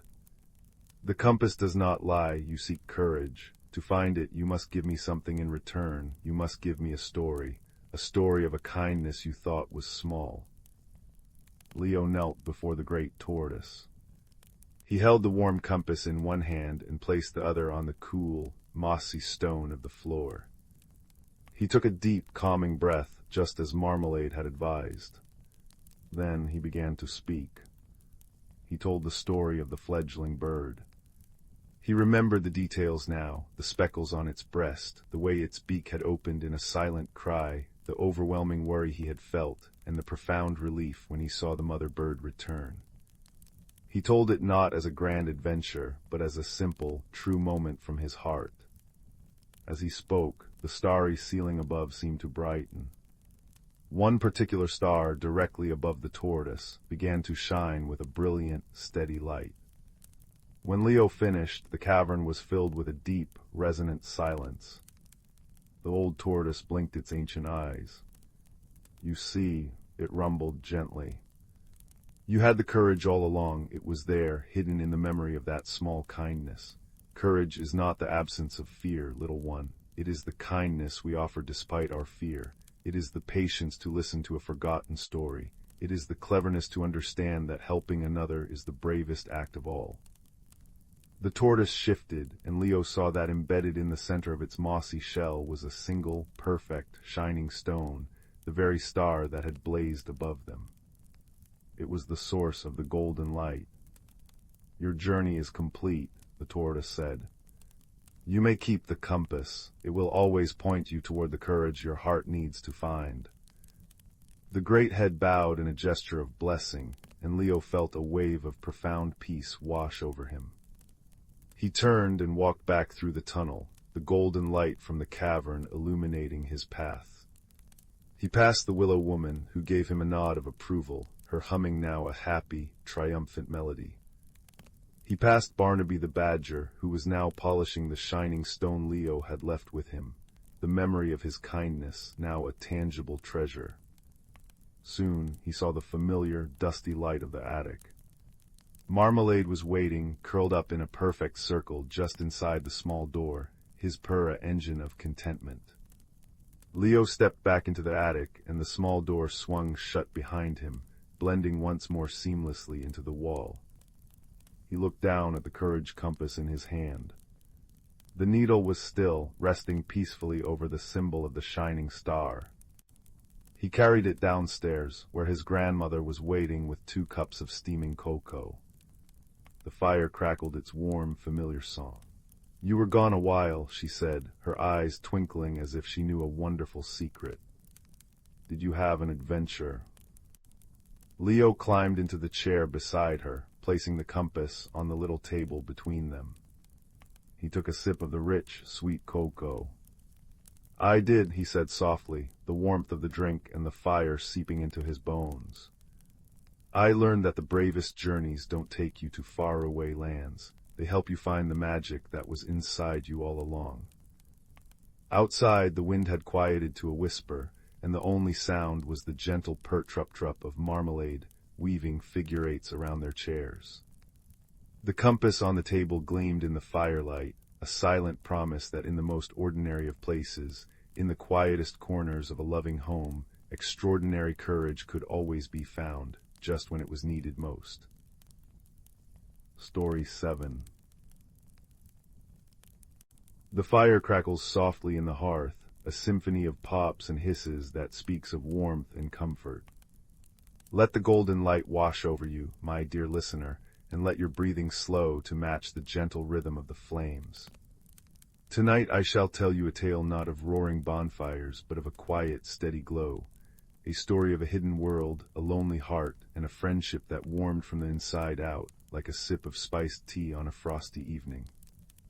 Our story begins with a young man named Kalen. He lived in a small, quiet cottage on the edge of a vast and ancient forest, a place where the trees were so tall they seemed to hold up the sky, and their roots delved so deep they were rumored to brush against the dreams of the earth. Kalen was a woodcarver, and his hands, though skilled, often felt cold. It was not the cold of winter's chill, but a colder, quieter sort, the chill of loneliness. His parents were but a tender memory, and the villagers, while kind, kept to their bustling lives in the dale below. His only constant companions were the scent of pine shavings, and the whisper of the wind through the eaves. One afternoon, as the sun bled orange and purple across the horizon, Kalen was gathering kindling at the forest's edge. The air was turning sharp, promising a cold night. As he reached for a fallen branch, his fingers brushed against something smooth and cool, buried in the leaf litter. It was a stone no larger than his palm, but unlike any he had ever seen. It was a deep, smoky gray, like the last ash of a dying fire, but at its very heart it held a faint, pulsing light. It glowed with the soft, warm radiance of embers in the darkness, a gentle thrum of crimson and gold that seemed to breathe in time with his own heartbeat. He brought it home, placing it on his worn wooden table. In the dim light of his single candle, the stone was just a dull, gray lump. But when he blew the candle out, leaving the room in near-total darkness, the stone came alive. Its inner fire pulsed, casting dancing, ruby shadows on the walls. It filled the cottage with a warmth that was more than just heat. It was a warmth of presence, a feeling that the empty room was no longer quite so empty. He fell asleep in his chair that night, watching the ember light dance, and for the first time in a long time, his dreams were not filled with silence. The next evening, as the stone began its soft glowing, something peculiar happened. A moth, drawn not to a flame but to this gentler light, fluttered against the window pane. Kalen, feeling a pang of sympathy, opened the window. The moth, a delicate creature with wings the color of dried lavender and dust, did not fly to the stone. Instead, it circled Kalen's head once, twice, and then alighted on the back of his hand. It was then he noticed its wings were not plain. They were etched with patterns so fine they seemed to be made of moonlight, and they too held a faint, silvery luminescence. "Well, hello there," Kalen whispered, his voice rough from disuse. The moth did not fly away. It sat there, its tiny feet tickling his skin, and it seemed to be listening. And then the most extraordinary thing happened. A feeling, not a sound, bloomed in Kalen's mind. It was a feeling of gratitude, of gentle curiosity, and a soft, wordless question. What is that warm light? Kalen started, pulling his hand back. The moth fluttered into the air but did not leave, hovering before him. He looked from the moth to the stone and back again. "It's a stone I found," he said aloud, feeling a little foolish. Another feeling brushed against his thoughts, this one colored with a sense of ancient recognition and a deep, profound longing. The hearth heart, the feeling said. It has been lost. And so began Kalen's unexpected friendship. The moth, whom he came to think of as Lior, for its light-bearing wings, became a nightly visitor. They could not speak in words, but in feelings, in impressions, in fleeting images that passed between them like smoke patterns in the night. Lior showed Kalen glimpses of a hidden world, a world that existed in the deep, silent heart of the forest, a realm of twilight and soft moss, of talking streams and ancient, slumbering spirits. It was a world that was fading, growing colder, because its source of warmth, the hearth heart, had been lost. "Is this the stone?" Kalen asked one night, holding the glowing ember in his palm. Lior landed on his fingertip, and a clear, sad image filled Kalen's mind. A great, gnarled tree, its bark like silvered leather, with a hollow at its base where the stone should have rested. Without it, the hidden world was slipping into a perpetual, silent winter. The streams were slowing, the mosses were graying, and the spirits were falling into a sleep from which they might not wake. A resolve, steady and true, began to burn within Kalen. The loneliness that had clung to him for so long was replaced by a sense of purpose. He could not let this gentle world fade. He would return the hearth heart. "Will you show me the way?" he asked. Lior's answer was a wave of pure, radiant joy that made the hearth heart in Kalen's hand flare brightly for a moment, painting the cottage walls in brilliant gold. The following morning, Kalen packed a small satchel with bread, cheese, and a water skin. He wrapped the hearth heart in a soft piece of lambswool and tucked it into the innermost pocket of his coat, where it rested against his chest, a constant, warm weight. As he stepped across the threshold of his cottage, Lior fluttered ahead, a speck of silvery light in the dim dawn. The journey into the ancient forest was a transformation, as sure as fire transforms wood. The well-trodden paths soon gave way to untamed wilderness. The air grew thick with the scent of damp earth and decaying leaves. Sunlight struggled through the dense canopy, falling in dappled coins of gold upon the forest floor. Kalen, who had only ever known the forest's edge, felt both incredibly small and profoundly connected. He was a single note in a vast, living symphony. Lior was his guide, not by flying a straight path, but by leading him to the hidden passages of the wood. They walked alongside a chuckling brook that seemed to whisper secrets. They passed through a grove of birch trees, whose white bark shone like pillars of moonlight, even in the day. Once Lior led him to a stand of wild raspberries, their fruit bursting with sun-warmed sweetness, a small, perfect gift from the forest itself. The days blended together, marked by the rhythm of walking and resting. At night Kalen would make a small, careful fire, and Lior would dance in the air above it, its silvery light mingling with the orange flames. He would take out the hearth heart, and its ember glow would push back the pressing darkness of the woods. In those quiet moments, with the warmth of the fire on his face and the warmer presence of the stone against his heart, Kalen felt his own inner coldness thawing. His loneliness was being filled not with noise, but with a deep and abiding peace. He was learning to listen to the forest, to his strange, silent friend, and to the quiet voice of his own courage. The mystery of the hidden world slowly unfolded. Lior showed him more images, not just of the fading, but of what once was. He saw clear pools that reflected not the sky, but the constellations of forgotten dreams. He saw fields of luminescent fungi that lit the paths like tiny street lamps. He saw the spirits themselves, shy, wispy creatures of light and shadow who tended to the roots of the world, whose laughter was the sound of wind chimes and whose sorrow was the first drop of rain before a storm. One evening, as they camped in a small, rocky clearing, Kalen felt a new sensation from Lior, a thread of anxiety, of watchfulness. What is it? He thought, the communication now as natural as breathing. The sentinels came the reply, accompanied by an image of tall, silent figures woven from shadow and thorn, who guarded the approaches to the heart tree. They were not evil, Lior conveyed, but protective and mistrustful of any two-legged creature. They remembered when humans had taken the hearth heart, long ago, not out of malice, but out of a desire for its warmth, unaware of the slow cold they were unleashing upon the hidden world. The next day the forest changed. The friendly, chattering brooks fell silent. The light grew dimmer, filtered through a canopy of dark, nataled trees that seemed to absorb the sound. The air lost its earthy warmth and carried a sharp, metallic chill. Kalen pulled his coat tighter, his hand instinctively going to the lump of the hearth heart beneath the fabric. It pulsed a little faster, a little warmer, as if in response to the growing cold.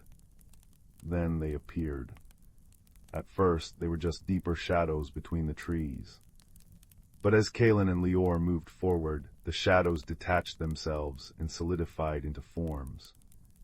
The sentinels were exactly as Lior had shown him, taller than a man, their bodies an intricate lattice of dark, polished thorns and gnarled wood, with eyes that were points of cold, blue light. They did not speak, but a wave of pure pressure washed over Kalen, a command to turn back, a warning of the peril that lay ahead.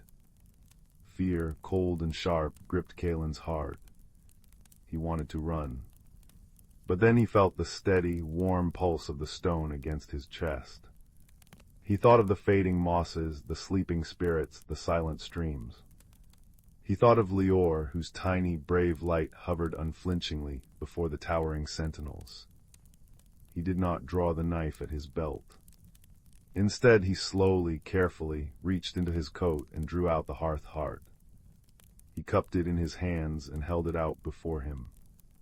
In the gloom of that dark part of the forest, the stone's ember glow was a brave, defiant sunrise. It cast its warm, red-gold light upon the thorny bodies of the sentinels, chasing the deep shadows from their forms. The pressure in the air lessened. The cold, blue points of their eyes seemed to soften, to flicker with a hint of gold reflected from the stone. One of the sentinels took a step forward, the sound of its movement like dry twigs snapping in the quiet. It leaned down, its thorny head hovering just above Kalen's outstretched hands. A feeling old and weary and deeply curious brushed against Kalen's mind. It was not Lior's gentle touch. This was a vast, ancient consciousness, like the memory of the forest itself. You carry the warmth, the feeling said. You return it. Yes, Kalen whispered, his voice steady. I am taking it home. The sentinel straightened. It looked at its companions, and a silent communication passed between them. Then as one they parted, creating a path through their dark ranks. They did not become friendly, but their hostility had melted into a watchful, solemn respect. They were not granting him passage because he had overpowered them, but because he had shown them his heart, and it was warm and true. The path beyond the sentinels led downward, into a secluded valley hidden between the roots of the mountains. The air here was still and silent, and the cold was deepest. The trees were silver-gray and leafless, and the ground was covered in a hoarfrost that never melted. In the very center of the valley stood the heart tree. It was immense, its trunk so wide that 20 men could not have encircled it with their arms. Its branches, bare and stark against the gray sky, looked like a map of a forgotten land. And at its base was a hollow, a dark, empty socket that yearned for its missing heart. Lior fluttered toward the hollow, its own light dimmed by the profound gloom. It landed on the lip of the hollow and turned back to Kalen, its feelings a mixture of hope and a deep, aching sorrow for the tree's suffering. Kalen walked forward, his boots crunching softly on the frost. He felt the eyes of the sentinels on his back, and the silent plea of the entire hidden world in the air around him. He knelt before the great tree. The bark was cold and smooth beneath his fingertips. He could feel a faint, dying pulse within it, a heartbeat slowing to a stop. I've brought it back, he said softly, his breath misting in the air. He took the hearth heart from his pocket. No longer wrapped in wool, it blazed in his hand, its light so bright it hurt to look upon. He could feel its warmth spreading up his arm, through his whole body, a final, glorious thawing of the last vestiges of the cold loneliness he had carried for so long. With gentle hands, he placed the stone into the hollow at the base of the heart tree. For a moment, nothing happened. The valley held its breath. Then a deep, resonant thrum vibrated through the ground, up through the soles of Kalen's boots and into his bones. A wave of golden light erupted from the hollow, flowing up the trunk of the great tree like liquid sunlight. Where the light touched, the silver-gray bark began to flush with a warm, living brown. Tiny glowing buds swelled on the barren branches and unfurled into leaves of pure, shimmering light. The wave of warmth spread out from the tree, across the valley. The hoarfrost melted, revealing a carpet of soft, emerald moss that began to pulse with its own gentle bioluminescence. The silent streams began to gurgle and sing once more. All around him, the hidden world was waking up. Shy, wispy spirits emerged from behind rocks and trees, their forms coalescing from mist and light. Their laughter was indeed the sound of 1,000 tiny wind chimes, a music of pure, unadulterated joy. The field of fungi at the edge of the valley began to glow in a rainbow of soft colors, lighting the paths as they had in Lior's memories.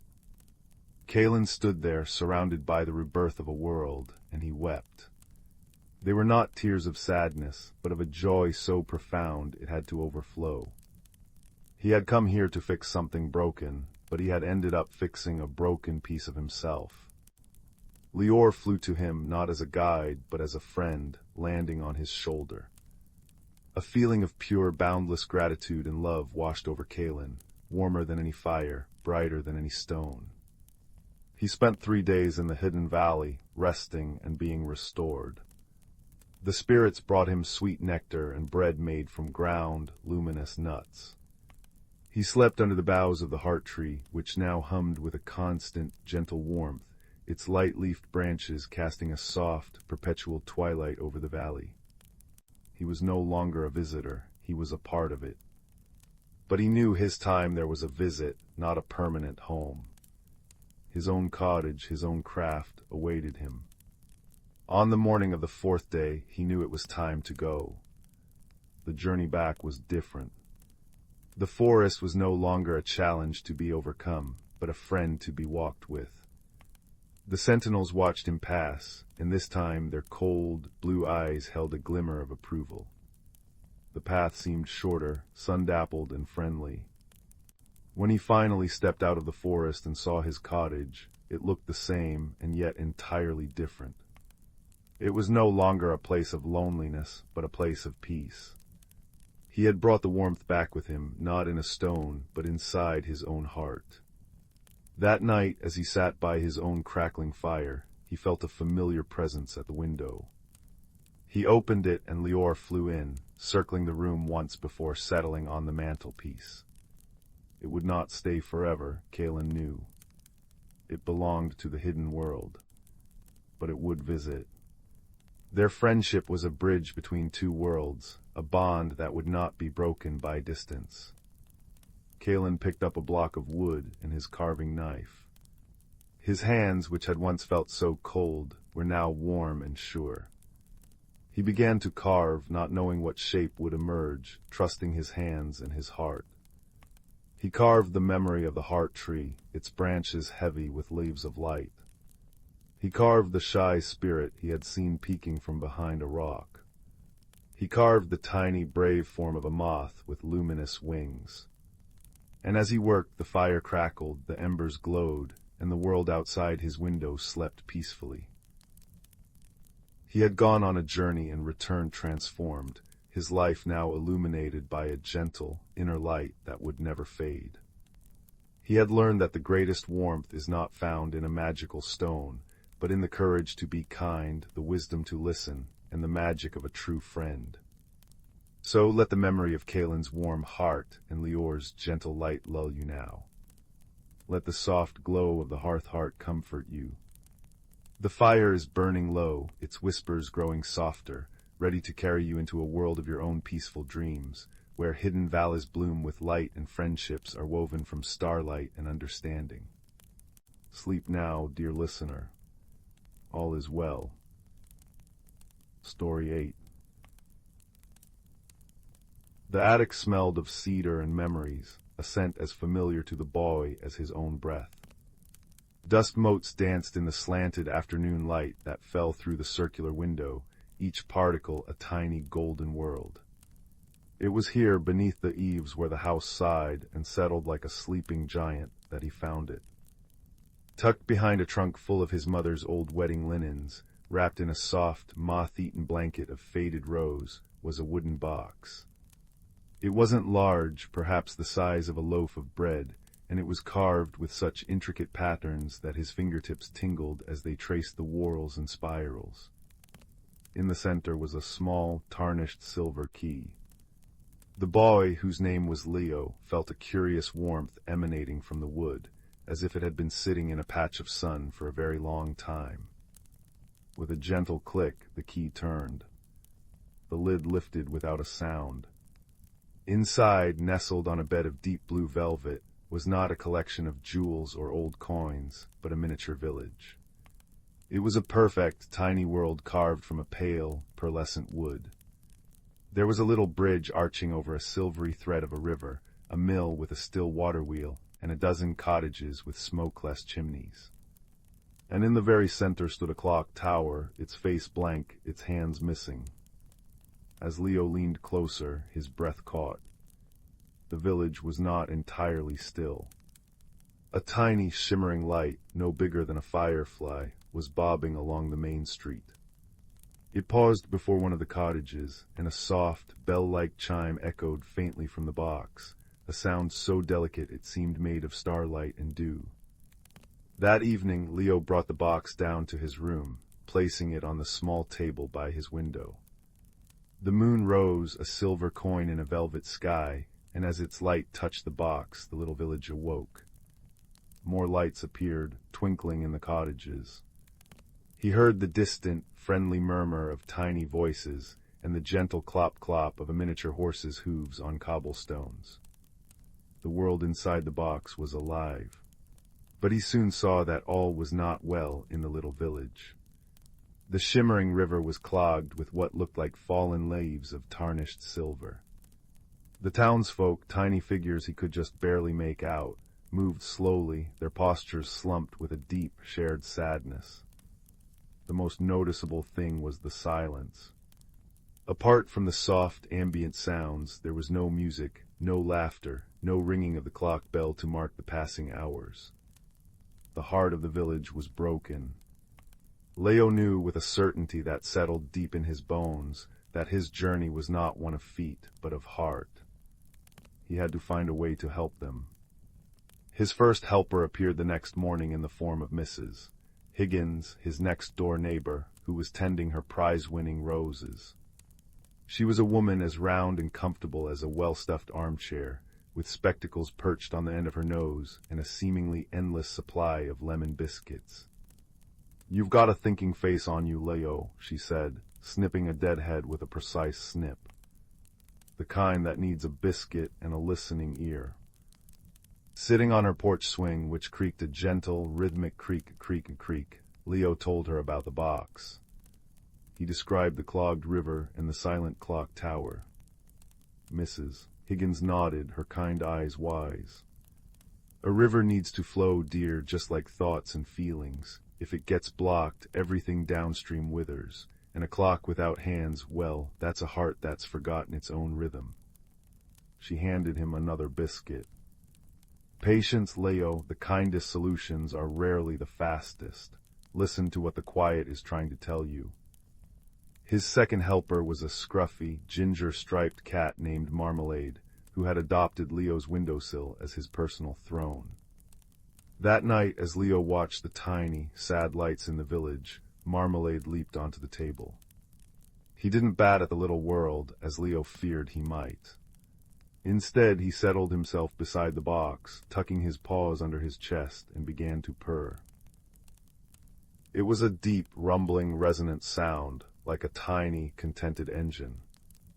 And a wonderful thing happened.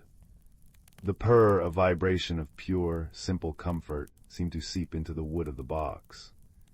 One of the tiny villagers, a figure in a blue cap, stopped his slow trudging and looked up, as if hearing a distant, pleasant melody. Encouraged, Leo decided to act. Mrs. Higgins had spoken of a blocked river. The next day he found a long, flexible piece of bristle from an old paintbrush. As the moon rose again, he carefully, ever so carefully, guided the bristle into the box. He didn't push or prod. He simply laid it along the clogged section of the river, a gentle offer of help. For a long moment, nothing happened. Then, one of the tiny lights floated over. It was attached to a little person, he could see now, with delicate, gossamer wings. She landed on the bristle and examined it.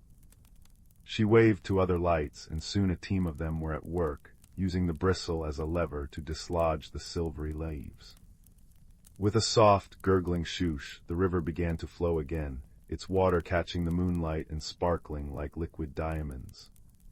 A collective, minuscule sigh of relief seemed to rise from the village. One challenge was overcome, but the greater one remained.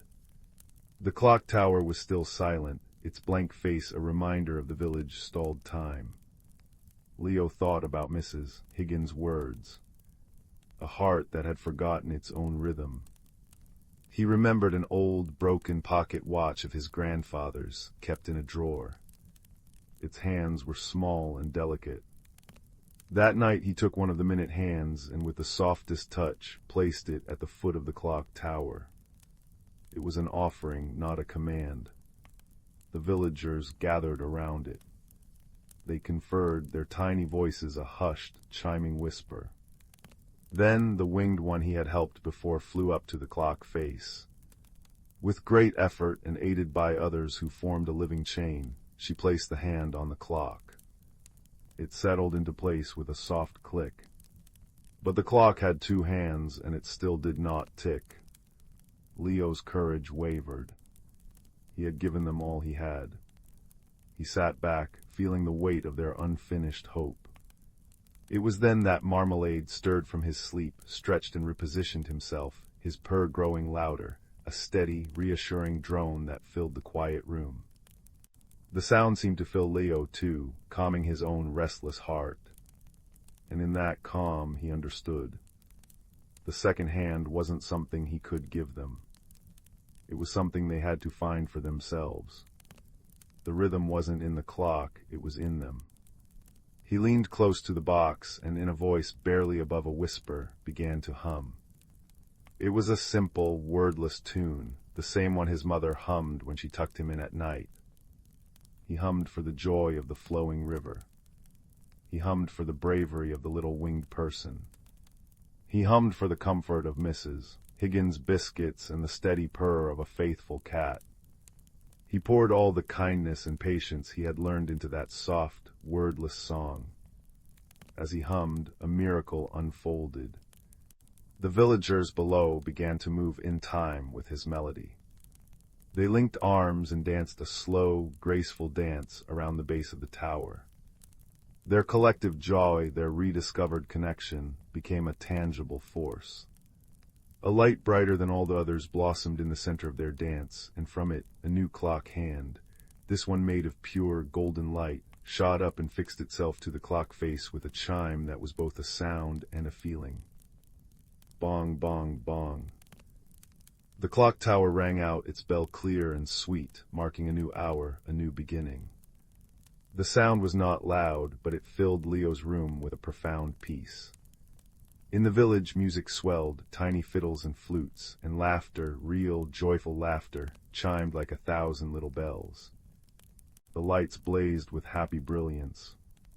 Leo smiled, a slow, deep, satisfied smile.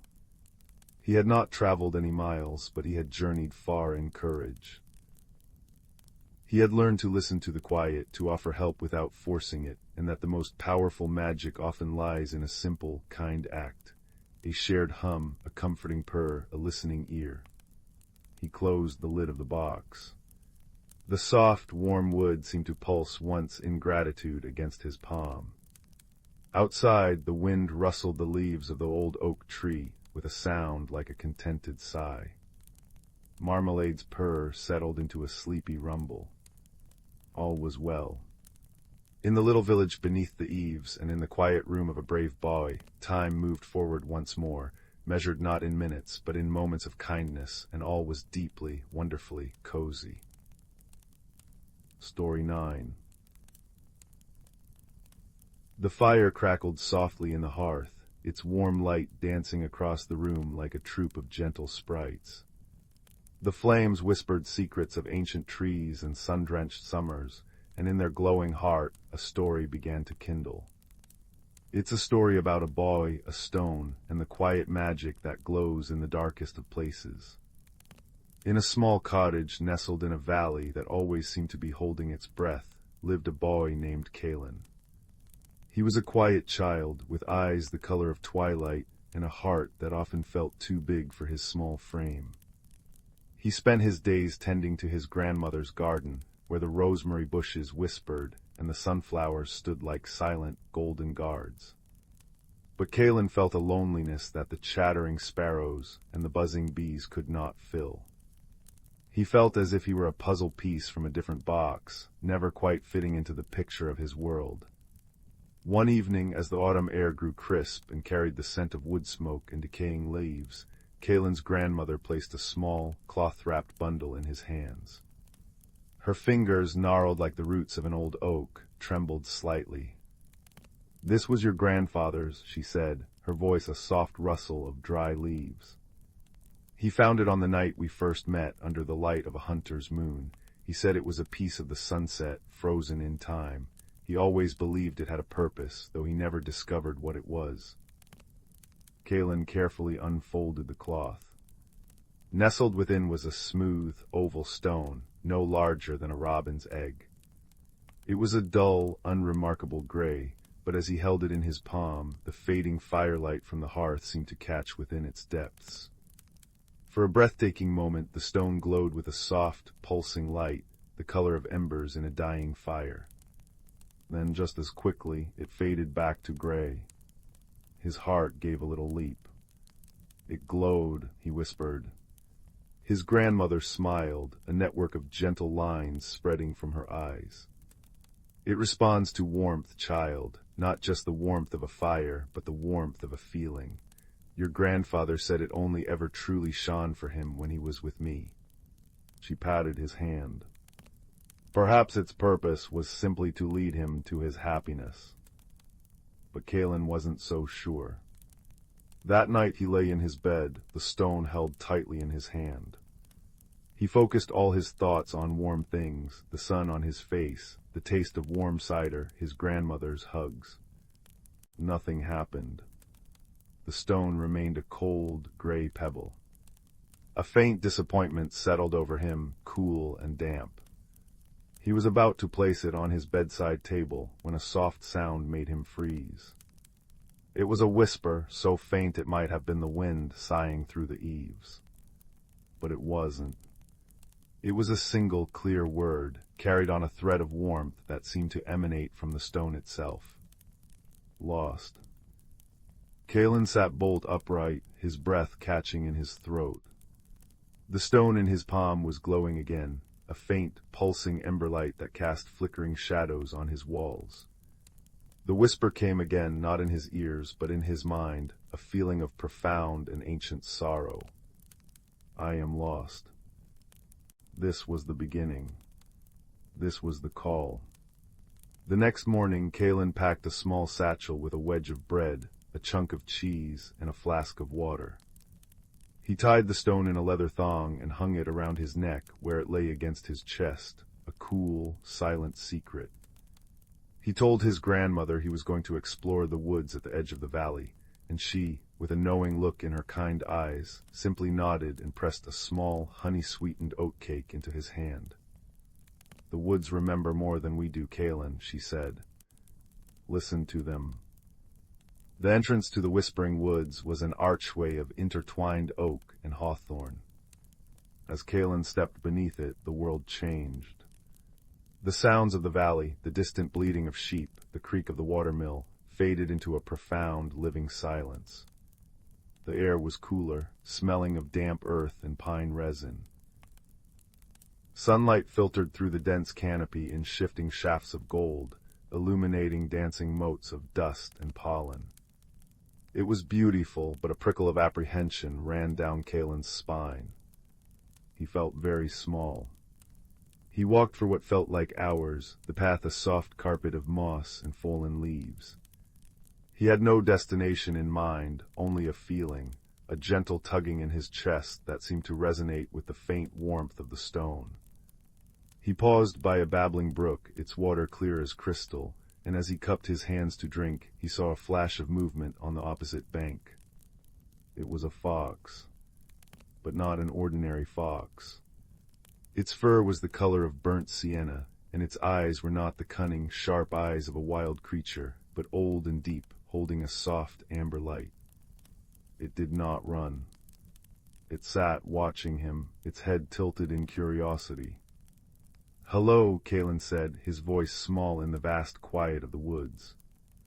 The fox blinked slowly. Then, to Kalen's astonishment, it spoke. Its voice was like the rustle of autumn leaves, dry and gentle. "You carry a piece of the hearthstone," it said. "I can feel its call. It has been silent for a long, long time." Kalen's hand flew to the stone at his neck. It was warm. It spoke to me," he stammered. "It said it was lost.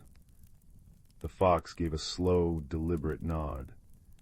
"It is, and so is its keeper. I am Corbin. I have been waiting." This unexpected friendship began not with grand declarations, but with a shared silence. Corbin fell into step beside Kalen, his paws making no sound on the moss. He was a guide, but a quiet one, leading not by command, but by subtle suggestion. A glance towards a particular fork in the path, a soft chuffing sound when Kalen was about to step into a patch of treacherous bog. As they walked, Kalen felt his initial loneliness begin to recede, replaced by a comforting sense of companionship. "What is the hearthstone?" Kalen asked after a while, the words feeling loud in the hushed woods. "It is the heart of the Glimmerwood," Corbin replied, his amber eyes scanning the trees.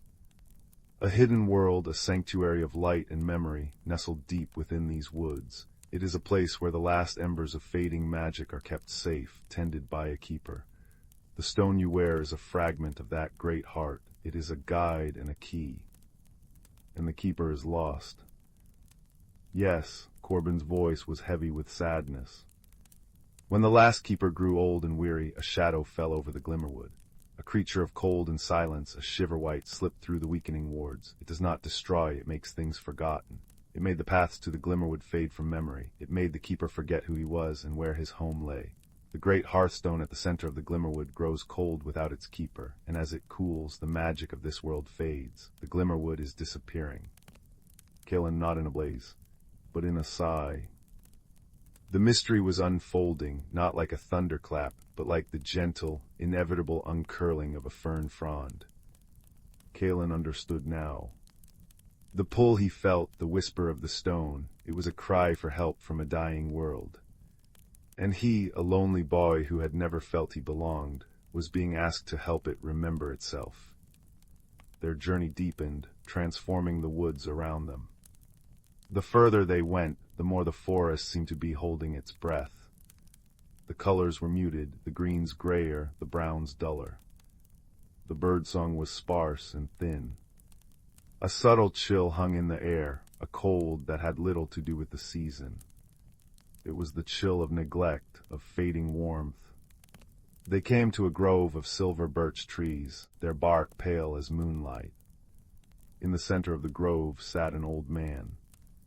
He was hunched over, wrapped in a tattered cloak the color of moss. He was staring into a small, dead fire pit, his eyes clouded and vacant. In his hand he held a staff, but it was just a piece of wood. There was no power in it. The stone at Kalen's chest flared, suddenly hot against his skin. It pulsed with a frantic, eager light. "Home," it whispered, a wave of desperate longing washing over Kalen. "That is him," Corbin said softly. "The keeper, he wanders these woods, but he does not see them. The Shiverwhite's magic has wrapped him in a fog. He has forgotten his name, his duty, and his home." Kalen approached slowly, his heart pounding. He knelt before the old man. "Hello," he said gently. The keeper did not look up. He merely stirred the cold ashes with a stick. "The fire won't light," he mumbled, his voice raspy with disuse. "Can't remember how." Kalen's own loneliness echoed in the old man's words. He knew what it was to feel cold inside. He looked at the dead fire, at the forgotten keeper, and he understood the challenge. It was not a battle to be fought with swords or spells. It was a memory to be rekindled. He thought of his grandmother's words. It responds to the warmth of a feeling. He reached into his satchel and pulled out the honey-sweetened oat cake his grandmother had given him. It was slightly crumbled, but it still smelled of warmth and home and love.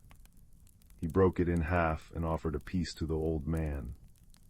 "Here," Kalen said. "My grandmother made this. It's very good." The old man's clouded eyes shifted from the ashes to the oat cake.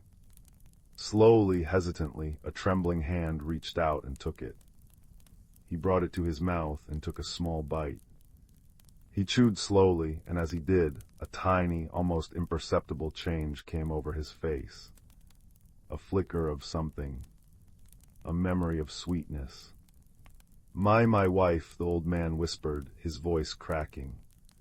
She put honey in the porridge. It was a small thing, a tiny ember of a memory. But it was a start. Kalen sat with him and Corbin lay down at their feet, a warm, russet presence. Kalen didn't try to force him to remember. He simply talked. He talked about his grandmother's garden, about the way the sunlight looked on the valley in the morning, about the sound of the fire crackling in the hearth. He poured all the warmth he could muster into his words, painting pictures with them, building a small, cozy shelter of sound around the forgotten keeper. And as he spoke, the fragment of the hearthstone around his neck glowed steadily, its ember light growing brighter, casting a soft, warm pool of light around them. The terrible, forgotten chill began to recede, just a little. The old man listened, his head cocked. He began to look at Kalen, really look at him. The vacancy in his eyes was slowly being replaced by a dawning recognition. "The stone," the keeper murmured, his gaze fixed on the glowing pendant. "It sings. I remember that song." It was then that the air grew sharply cold. The gentle light from Kalen's stone seemed to shrink back. From the shadows between the silver birch trees, a figure emerged. It was tall and gaunt, and it seemed to be made of shifting mist and darkness. It had no distinct features, only a profound sense of absence. Where it walked, the sound died. The faint rustle of leaves ceased. The very air grew still and brittle. This was the Shiver-White. It moved towards them, a wave of forgetting. Kalen felt a terrifying urge to look away, to close his eyes, to let his own thoughts drift into nothingness. The warmth he had so carefully built began to leach away. "No," Kalen said, his voice trembling. He clutched the stone tightly. He thought of Corbin, his unexpected friend. He thought of his grandmother's kind eyes. He thought of the keeper, starting to remember. He focused on the warmth of these connections, on the heat of friendship and kindness. He poured all of it into the stone. The hearthstone fragment blazed. It was no longer the color of embers, but of a full, roaring fire, gold and orange and red. It threw back the oppressive cold, creating a bubble of warmth and memory around the three of them. The Shiver-White hesitated, repelled by the intensity of the light. It was a creature of silence and cold, and this defiant, remembered warmth was its antithesis. And then the keeper stood up. The change in him was remarkable. He was no longer a hunched, lost old man. He stood straight, his eyes clear and bright, reflecting the fire from Kalen's stone. He remembered. He remembered his name, his home, his duty. He remembered the song of the hearthstone. He raised his staff, and where before it had been a dead piece of wood, it now glowed with the same fiery light, a branch of living ember. "This is my grove," the keeper said, his voice strong and resonant. "You are not welcome here." He brought the base of his staff down upon the ground. A wave of pure golden warmth radiated out from the point of impact, washing over the Shiver-White. The creature did not scream or dissolve. It simply faded. It was unmade not by violence, but by remembrance. The silence it brought was replaced by the gentle, returning sounds of the forest, a bird tentatively beginning its song, the rustle of a squirrel in the branches, the sigh of the wind. The threat was gone, vanquished not by a grand battle, but by the steady, true burn of rekindled memory and connection. The keeper turned to Kalen, his eyes filled with tears of gratitude. "You brought me back," he said. "You reminded me of warmth when I had forgotten what it was." He placed a hand on Kalen's shoulder, and it was wonderfully warm. "The way to the Glimmerwood is open once more. Will you come? Will you help me light the heart of my home?" The journey through the now unhidden path was like walking into a dream. The woods grew more vibrant with every step. Flowers bloomed underfoot, glowing with their own soft, internal light. Trees shimmered with leaves of silver and gold. The air itself was warm and sweet, thrumming with a gentle, magical energy. They emerged into a wide clearing, and in its center stood the Glimmerwood's great hearthstone. It was a massive, crystalline structure, but it was dark and cold, like a star that had burnt out. The keeper approached it, his staff held high. He placed his hands upon its cold surface and closed his eyes. He hummed a low, resonant tune, the song of the earth and fire. A faint glow began to kindle deep within the stone, but it was weak, sputtering. "It needs more," the keeper said, his voice strained. "The memory of its light has grown too faint. It needs a new spark." Kalen understood. He walked forward, the fragment around his neck pulsing in time with his heartbeat. He thought of his entire journey, the loneliness he had felt, the wonder of meeting Corbin, the compassion he had felt for the lost keeper, the courage it had taken to face the cold. He had been transformed as surely as fire transforms wood, burning away his doubts and fears, leaving behind something stronger and brighter. He wasn't just Kalen, the lonely boy, anymore. He was Kalen, the friend, the helper, the rememberer. He placed his small hand upon the great, cold hearthstone next to the keeper's. He poured every warm memory, every kind feeling, every moment of connection he had ever experienced into the stone. He thought of his grandmother's love, of Corbin's loyalty, of the keeper's gratitude.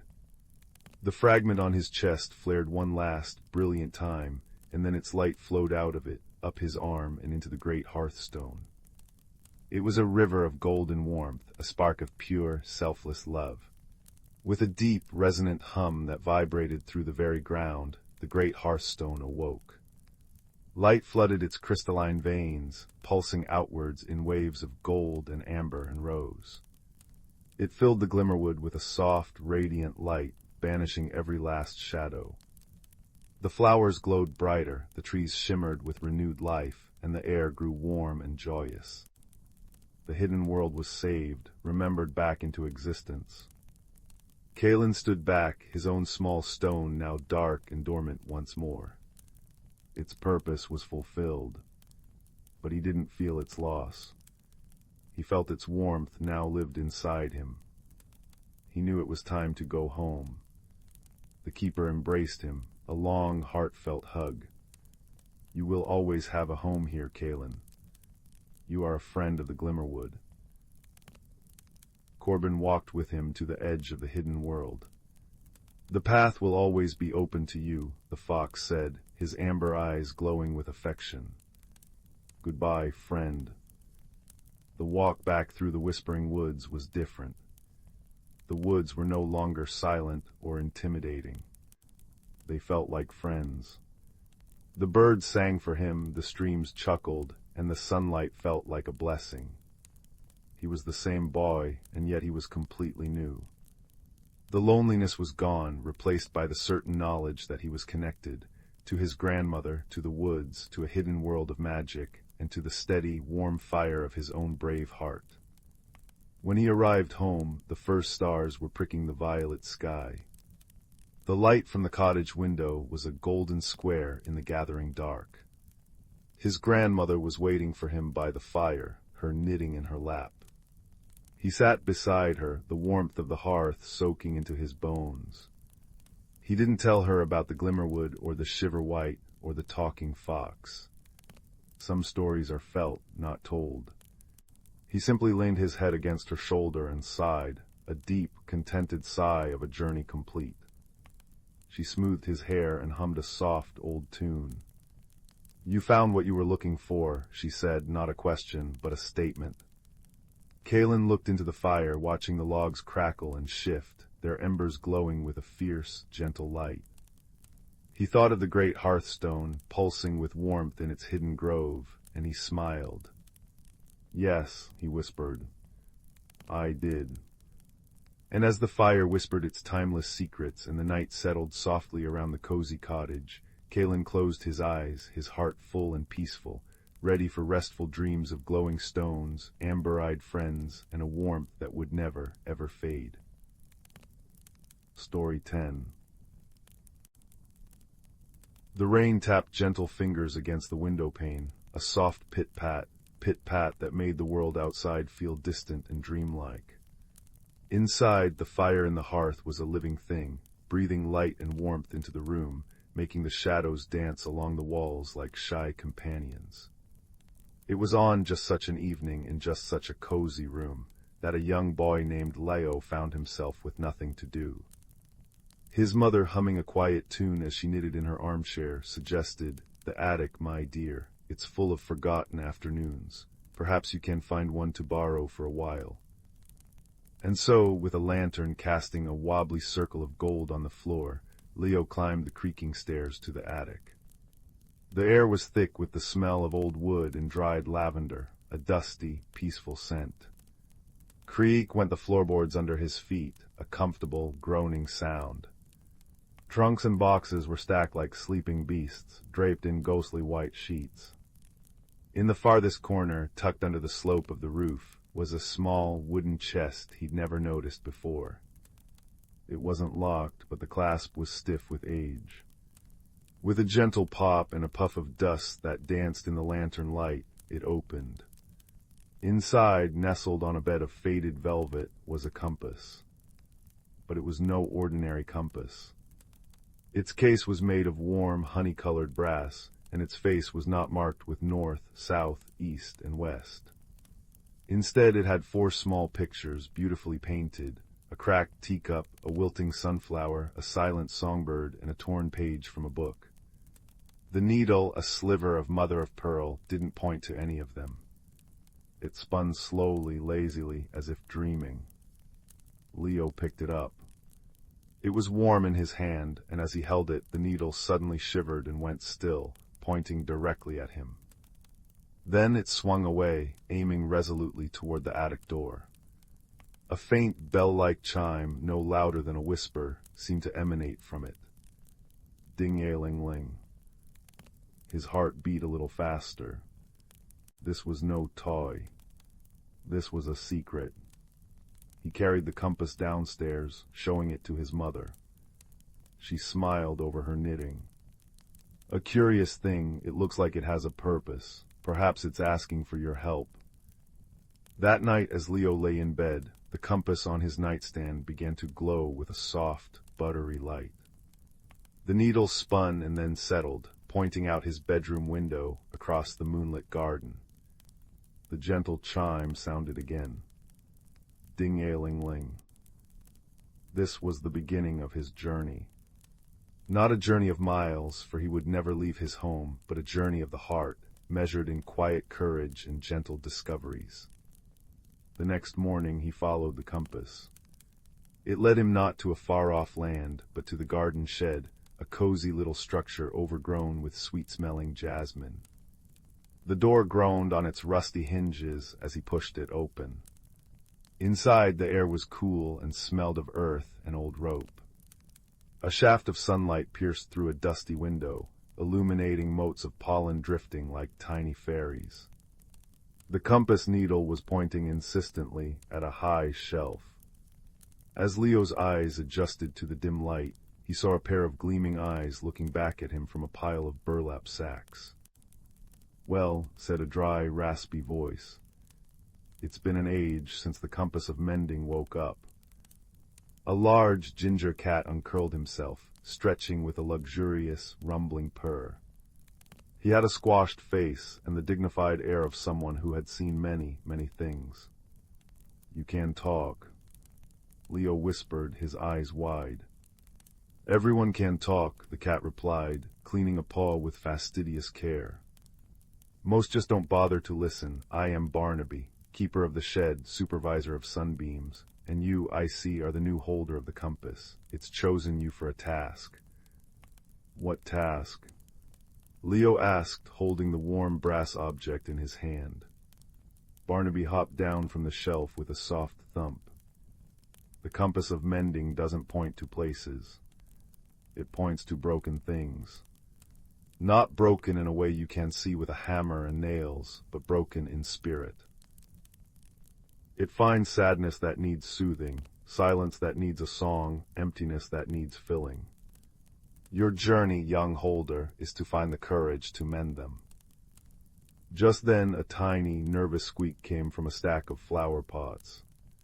A small field mouse with enormous ears and a twitching nose peeked out. Is it time?" she squeaked.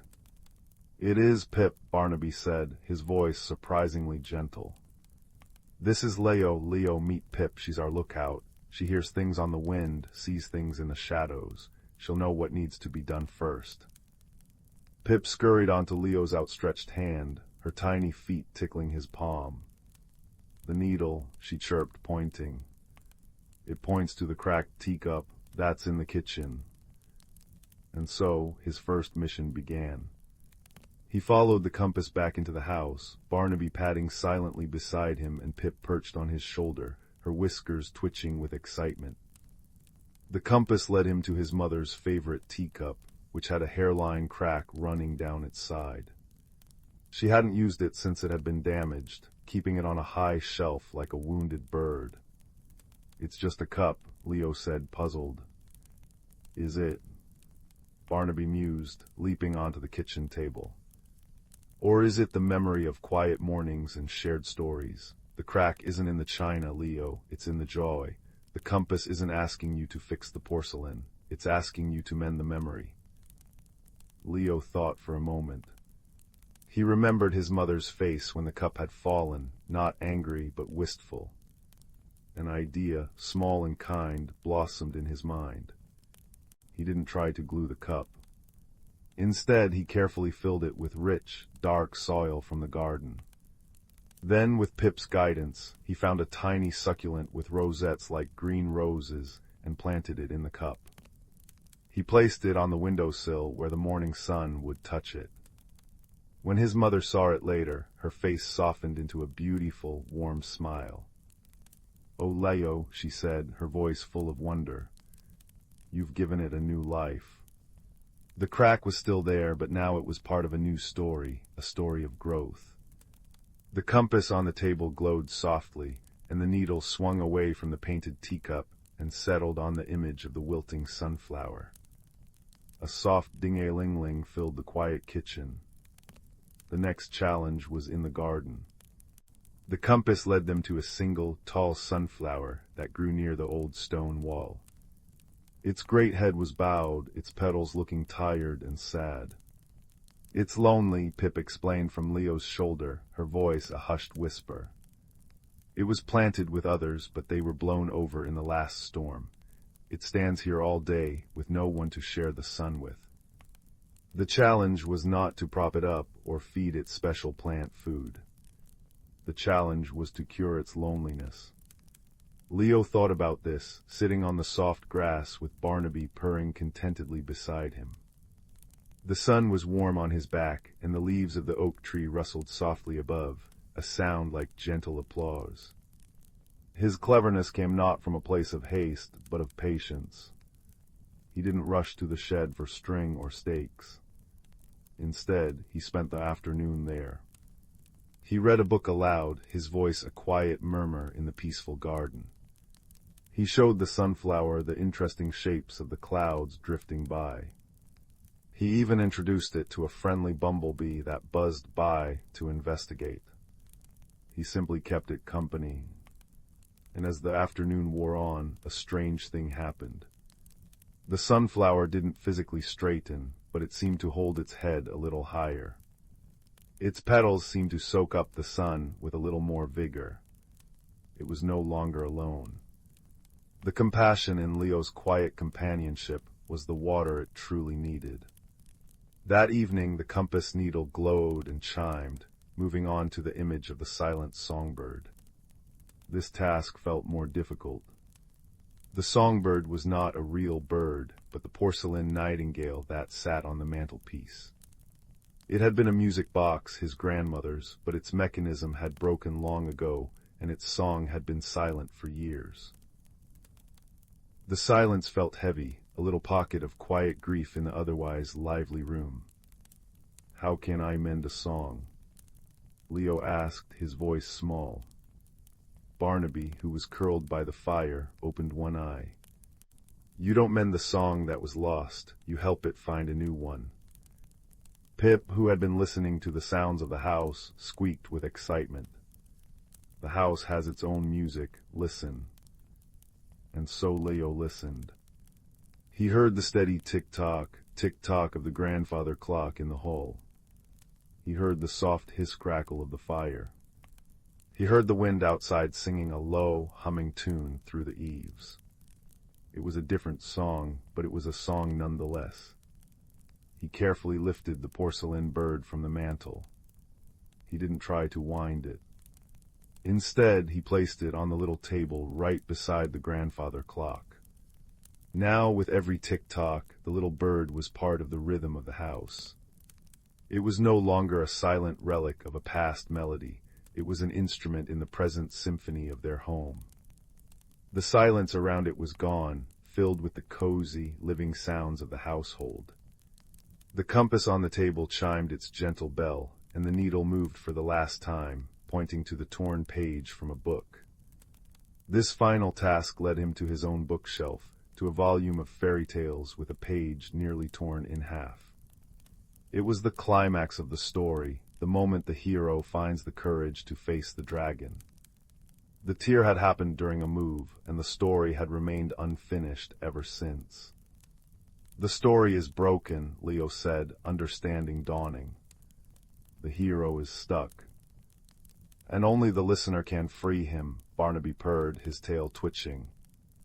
Leo's courage for this task was the greatest of all, for it was the courage to create. He didn't tape the page back together.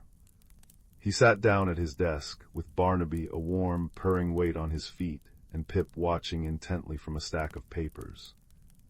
He took out his own pen and a fresh sheet of paper. He read the story up to the tear, and then he began to write.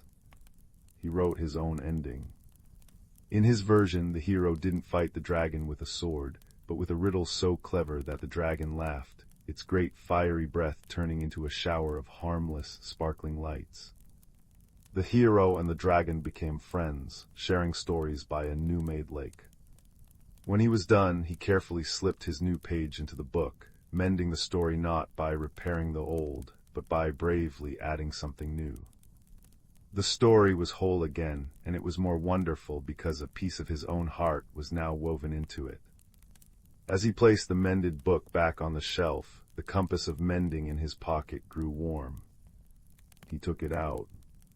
The 4 images on its face, the teacup, the sunflower, the songbird, and the torn page, were now glowing with a soft, steady, golden light. The mother-of-pearl needle rose into the air, spun in a joyful circle, and then gently settled, pointing not at an image, but at Leo's own heart. A final, clear, and peaceful ding-a-ling-ling echoed through the room, a sound of completion and contentment. Barnaby stretched.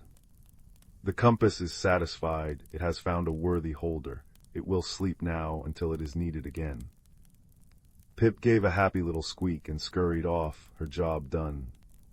Leo placed the compass back in its velvet-lined chest, but he left the lid open. He knew that courage wasn't about grand adventures in faraway lands. It was found in the quiet moments of kindness, in the patience to listen, and in the cleverness of a gentle heart. He had traveled a great journey without ever leaving his home. That night, as the fire crackled and the rain once again began its gentle pit-pat against the window, Leo fell asleep. And in his dreams he heard not a compass but the whole world around him, the growing plant, the ticking clock, the rustling leaves, the purring cat, all singing together in a soft, cozy, mended harmony. Story 11. The fire crackled softly in the hearth, casting dancing shadows across the room as if they were partners in some silent, graceful ballet. Outside, the gentle pitter-patter of rain whispered against the window panes, and the distant chime of the village clock tower marked the passing of another hour in the sleepy little village of Stillwater. Nestled between ancient oaks and silver birch trees, Stillwater was a place where magic was as common as morning dew, and where peculiar happenings were not so much feared as they were cherished as opportunities for wonder. In this village lived a young woman named Alara, who possessed a curious mind and a heart as soft as thistledown. She spent her days tending to her garden of whispering lilies and humming lavender, and her evenings mending socks by the fire while listening to the wind sing through the chimes hanging from her eaves. Alara noticed things others often overlooked, the way the sunlight caught the dewdrops just so, the secret language of the birds at dawn, the subtle shift in the air before a story began to unfold. One crisp autumn morning, as the leaves began to blush gold and crimson, the village awoke to a peculiar discovery. Overnight, the stars above Stillwater had vanished. Not a single one twinkled in the velvety sky. In their place hung a soft, pearlescent glow, as if the moon had spilled milk across the heavens. The villagers gathered in the square, their breaths puffing like tiny ghosts in the cool air, murmuring in confusion and awe. Old Man Hemlock, who had been the village stargazer for longer than anyone could remember, stood on the steps of the clock tower, his wrinkled face creased with concern. "The stars have gone to sleep," he announced, his voice raspy like dry leaves. "And until they wake, our dreams will have no guides." Alara listened intently, her keen eyes taking in the scene. She noticed that while the stars were missing, the constellations' patterns seemed to linger like faint echoes in the sky, visible only if one squinted just right. She also observed that the village's famous color-changing flowers, the ones that usually shifted from blue to pink with the morning light, had remained a steadfast, mournful grit. The first clue came from a group of children playing near the old stone well. They were singing a nursery rhyme that had been passed down through generations, one that Alara had heard many times but never truly pondered. When the stars hide their light, and the world turns to gray, seek the map of the night. At the end of the day, follow the path of the sleeping sun's rays, to where the silent river sways. Alara felt a thrill of curiosity. She had always thought the rhyme was simply a charming bit of nonsense, but now it seemed to hum with hidden meaning.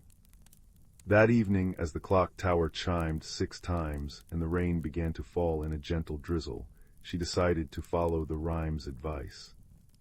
Her first stop was the village library, a cozy building smelling of old paper and beeswax. There she found an ancient map tucked inside a dusty tome of celestial charts.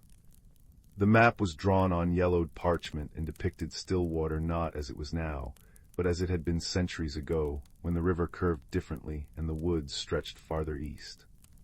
What caught Alara's eye, however, were tiny, silver constellations drawn along the margins, each one connected by dotted lines that formed a path leading to the heart of the whispering woods. With the map in hand and a lantern swinging gently from her fingers, Alara set off into the woods. The air was cool and damp, filled with the scent of wet earth and decaying leaves. Fireflies bobbed around her, their lights winking like misplaced stars, and the wind chimes hanging from the trees, placed there by villagers to encourage gentle winds, tinkled softly in the breeze. She followed the dotted lines on the map, which corresponded to the patterns of the missing constellations, and soon found herself at the edge of the silent river, a stream that was said to flow so quietly one could hear the thoughts of the trees. But the river was not silent tonight. It gurgled and chuckled over smooth stones, and as Alara knelt by its bank, she noticed something extraordinary. The water was flowing backwards, swirling in gentle eddies against the current. She dipped her fingers into the cool stream and felt a strange warmth, as if the river were breathing. This, she realized, was a red herring, a delightful distraction. For while the backwards flowing river was certainly peculiar, it was not the cause of the missing stars. Instead, it led her to a discovery. Nestled among the roots of a weeping willow was a hidden grotto, its entrance veiled by shimmering moss. Inside, the walls were studded with crystals that glowed with a soft, starlight radiance. In the center of the grotto lay a pool of water so clear and still it seemed to be made of liquid glass. Alara sat by the pool, her reflection staring back at her. She remembered the second part of the nursery rhyme, to where the silent river sways. Perhaps sways did not mean the river itself, but something along its banks. She looked around and noticed the willow trees swaying in unison, their branches dipping toward the pool as if pointing. Then she saw it. At the bottom of the pool lay a mosaic of stones arranged in the exact pattern of the missing constellations. Each stone glimmered with a faint light, and as she watched, they pulsed gently like a heartbeat. Alara understood then that the stars had not disappeared. They had fallen into the pool, and the village's collective worry had cast a gray pall over everything, dimming their light. But why? What had caused the stars to fall? Alara thought back to the color-changing flowers and their persistent gray hue. She thought of the backwards flowing river and the fireflies mimicking stars. She remembered Old Man Hemlock's words, "Our dreams will have no guides." And then it clicked. The stars were not lost, they were reflecting the village's own state of mind. Lately, the villagers had been so busy with preparations for the harvest festival that they had forgotten to share stories, to laugh together, to dream. The stars, which thrived on wonder and imagination, had grown dim without it.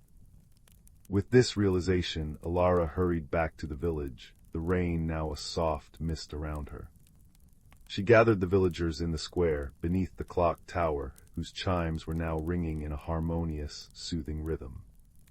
She did not proclaim to have found the stars. Instead, she asked everyone to share a dream they had lately forgotten, a story they had meant to tell, a wish they had kept hidden.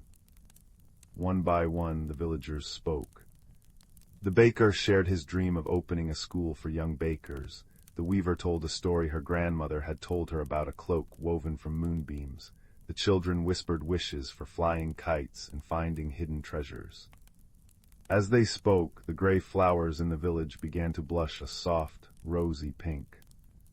The fireflies glowed brighter. And high above, the pearlescent glow in the sky began to fracture, revealing pinpricks of starlight that grew steadily brighter. The stars were returning, drawn back by the warmth of shared dreams and rekindled wonder. But Alara knew there was one more thing to do. She led the villagers to the grotto, where they saw the constellation stones glowing fiercely in the pool. Together they sang the old nursery rhyme, their voices blending with the sound of the wind chimes and the gentle rain. As they sang, the stones rose from the pool, floating upward like bubbles of light, and settled back into the sky, each one taking its rightful place in the constellations. The universe was restored, and the village of Stillwater felt closer than ever. They decided to make dream-sharing a new tradition, gathering each week under the stars to tell stories and nurture their collective imagination. That night, as Alara returned to her cottage, the firelight welcomed her home, casting familiar shadows on the walls. The clock tower chimed midnight, a sound that now seemed to ring with joy and reassurance. Outside, the stars twinkled brightly, their light weaving through the leaves of the ancient trees, and the color-changing flowers shimmered in hues of violet and gold. The gentle rain had ceased, leaving the world washed clean and full of promise. And as the villagers drifted off to sleep, their dreams were once again guided by the gentle, constant light of the stars, each one a reminder that even the smallest wonder, when shared, could light up the darkest of skies. Story 12. In the heart of the world, where the moon held more sway than the sun, lay the ancient forest of Elmshadow. It was a place where time moved to the rhythm of cricket song and the gentle turning of seasons, where the very air hummed with a soft, magical resonance. The trees stood as silent sentinels, their bark etched with the stories of centuries, and their leaves whispered secrets in a language only the heart could understand. On this particular night, as a silver moonbeam cut through the canopy like a celestial blade, a quiet unease had settled over the woods. It began with the streams. They who had always babbled cheerful stories of mountain peaks and hidden springs now ran silent, their waters flowing dark and mute. The stones, usually warm with remembered sunlight and humming with low, vibrational wisdom, felt cold and withdrawn. The trees still rustled, but their whispers were fretful, anxious. The magic that wove through Elmshadow was fraying, and the nocturnal creatures felt it in their bones. A young badger named Juniper was the first to truly notice. Each evening he would emerge from his cozy, root-lined set to listen to the stream's nightly tale, a story that always guided him to the plumpest earthworms and the sweetest wild berries. But for 3 nights the water had offered only silence. Troubled, he decided to seek counsel from the eldest and wisest being in the forest, the great owl, who resided in the highest branch of the elder tree, a colossal oak so ancient its acorns were said to contain starlight. Juniper's path took him through bioluminescent groves where mushrooms glowed with a soft, blue-green light, pulsing gently like sleeping hearts. Foxfire lichen traced silver patterns on fallen logs, and will-o'-the-wisps, those playful sprites of light, danced in the distance, their movements a silent, shimmering language of their own. The air was filled with the soothing symphony of the forest at night, the gentle pitter-patter of a recent rainfall dripping from leaf to leaf, the soft whisper-rush of a breeze combing through the pine needles, and the distant, comforting gurgle of a stream that had not yet forgotten how to speak. After a long walk, Juniper arrived at the clearing where the elder tree stood. Its branches were a sprawling network against the star-strewn sky, and in its highest fork, 2 luminous golden eyes peered down. "You are troubled, little digger," a voice spoke, not in sound, but as a thought that bloomed directly in Juniper's mind. It was the great owl, her feathers the color of moss and shadow. She shifted on her perch, and the sound was like velvet brushing against velvet. Juniper sat back on his haunches. "The streams have fallen silent, wise one. The stones are cold, the forest feels lost." The owl blinked slowly. "The magic of Elmshadow is not fading, little one. It is sleeping, and like any sleeper, it sometimes needs a reminder to wake." She ruffled her feathers softly. "The balance between rest and renewal has been disturbed. The season of deep slumber is lingering too long, and the season of gentle growth cannot begin. The forest has forgotten the song that connects it all." "What song?" Juniper asked, his voice a hushed whisper. "The song of the root and the star," the owl thought to him. "It is the melody that the streams sing as they carve their paths. It is the rhythm the stones hum as they hold the earth's memories. It is the whisper the trees share from root to crown. You must help the forest remember it." "But how can I? I am just a badger. I don't know the song." The owl's golden eyes seemed to smile. "You do not need to know the notes, you only need to listen. Start at the heartstone in the starlit clearing. Place your paw upon it and listen not with your ears, but with your spirit. Then follow the thread of silence to its source." Thanking the wise bird, Juniper set off toward the starlit clearing. The path was lined with ferns that unfurled like silent green scrolls in the moonlight. He walked until he reached a circular meadow where the moon shone unimpeded, painting the grass in shades of platinum and ink. In the center lay the heartstone, a massive, smooth rock veined with flecks of crystal that caught the starlight and seemed to hold it deep within. Hesitantly, Juniper placed a paw on the stone. It was cool and solid. At first, he felt nothing. Then he closed his eyes and let his mind grow quiet, pushing aside his worries. He focused on the feeling of the stone, the scent of damp earth, the sound of his own steady breath. And then he felt it. A faint, deep thrum like a single, distant drumbeat. It was the stone's memory of a song, a foundational note so low and old it was almost imperceptible. It was the note of stability, of patience, of deep, unshakable strength. A single, resonant hum. Emboldened, Juniper opened his eyes. The silence of the forest now felt different. It wasn't empty, it was a path. He could feel a thread of stillness leading away from the clearing, down toward the now silent whisper stream. He followed this feeling, his paws making soft thuds on the mossy ground. As he walked, he met other creatures drawn by the lingering unease. A family of hedgehogs, their sniffles quiet in the night. A firefly named Spark, whose light flickered with concern. A young fox named Rowan, whose usual playful trot was replaced by a cautious walk. "The stream is silent," Rowan said, her voice low. "My kits cannot sleep without its lullaby." "We are going to help it remember," Juniper said, sharing the owl's wisdom. Together, they reached the bank of the whisper stream. The water was dark and moved without a sound, a strange and sorrowful sight. Juniper waded into the shallow edge, the cool water swirling around his legs. He remembered the deep hum of the heartstone and tried to mimic it, a low, gentle rumble in his chest. For a moment, nothing happened. Then Spark the firefly settled on a reed overhanging the water. She began to pulse her light in a slow, rhythmic pattern, matching the vibration Juniper was creating.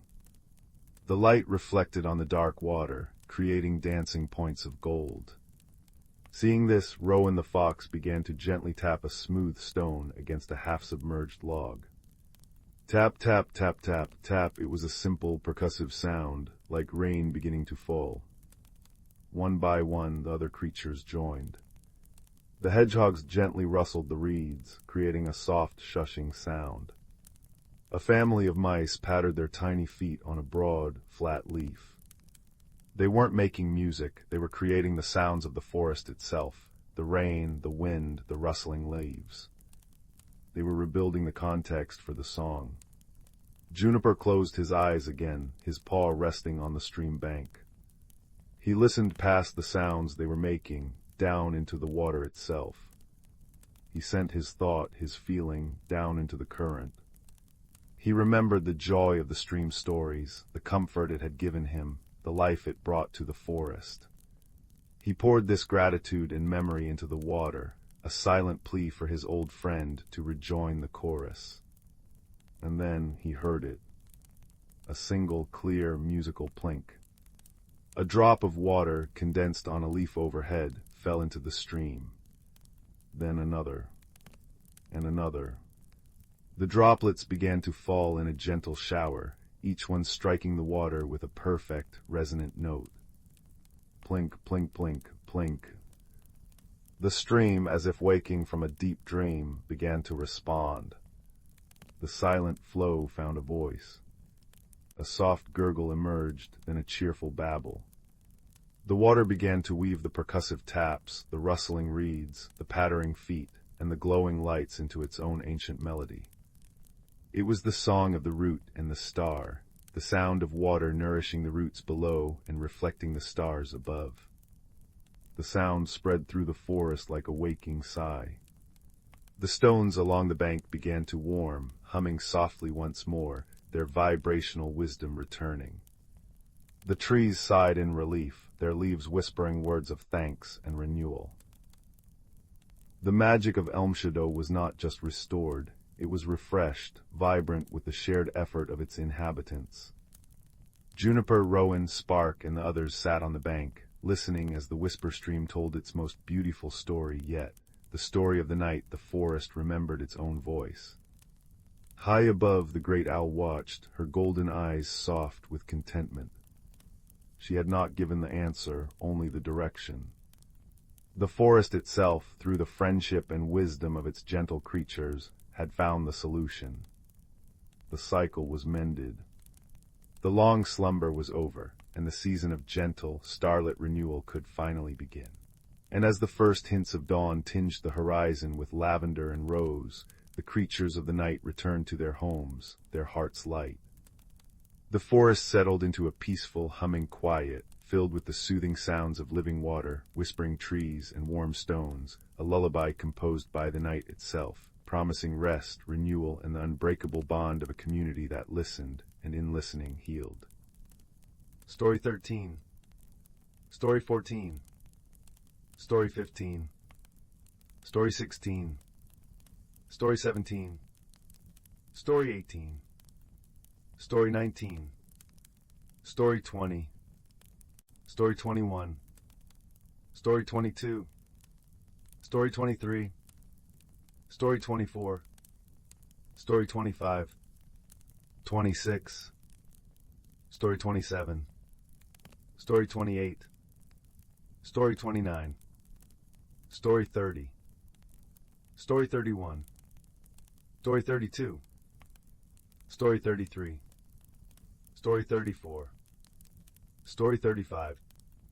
Story 36. 37. Story 38. Story 39.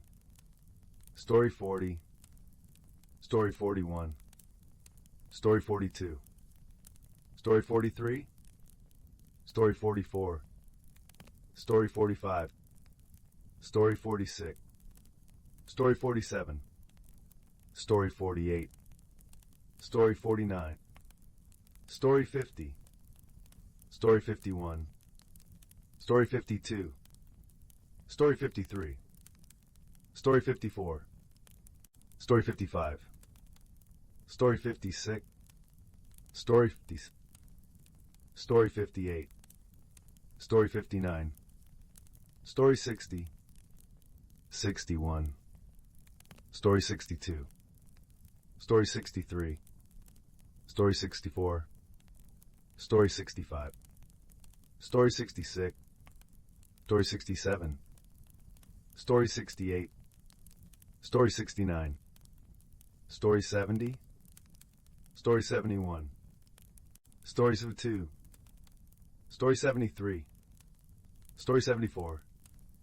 Story 75. Story 76. Story 77. Story 78. Story 79. Story 80. Story 81. Story 82. Story 83. Story 84. Story 85. Story 86. Story 87. Story 88. Story 89. Story 90. Story 91. Story 92. Story 93. Story 94. Story 95.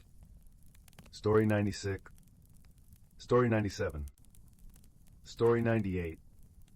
Story 99. Deep within the heart of the world lay the Elderwood, a forest so ancient that its roots remembered the first rainfall and its tallest branches had once brushed the edges of the newborn moon. It was a place where moonlight did not merely fall, but pooled in silvery puddles between gnarled roots, and where magic was not a spectacle, but the very breath of the land.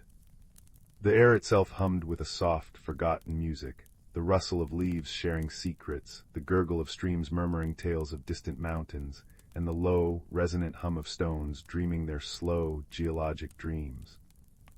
On this particular autumn evening, as a crisp wind carried the scent of damp earth and decaying leaves, a young fox named Rowan sat at the edge of a starlit clearing.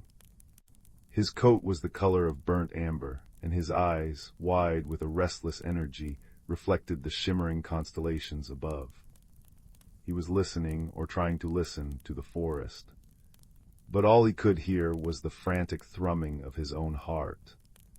He was filled with a yearning he could not name, a feeling that he was missing something vital, something that hummed just beyond his understanding. A soft rustle came from the canopy above. An immense snow-white owl named Alaric alighted on a low-hanging branch of the grandmother willow, her boughs sweeping the mossy ground like a gentle sigh. His eyes were twin pools of liquid moonlight, deep and knowing. "The wind speaks of unrest, little one." Alaric's voice was not a sound heard with ears alone, but a vibration that settled in the bones, calm and resonant. It carries the flutter of a heart that has forgotten how to be still. Rowan looked up, his ears twitching.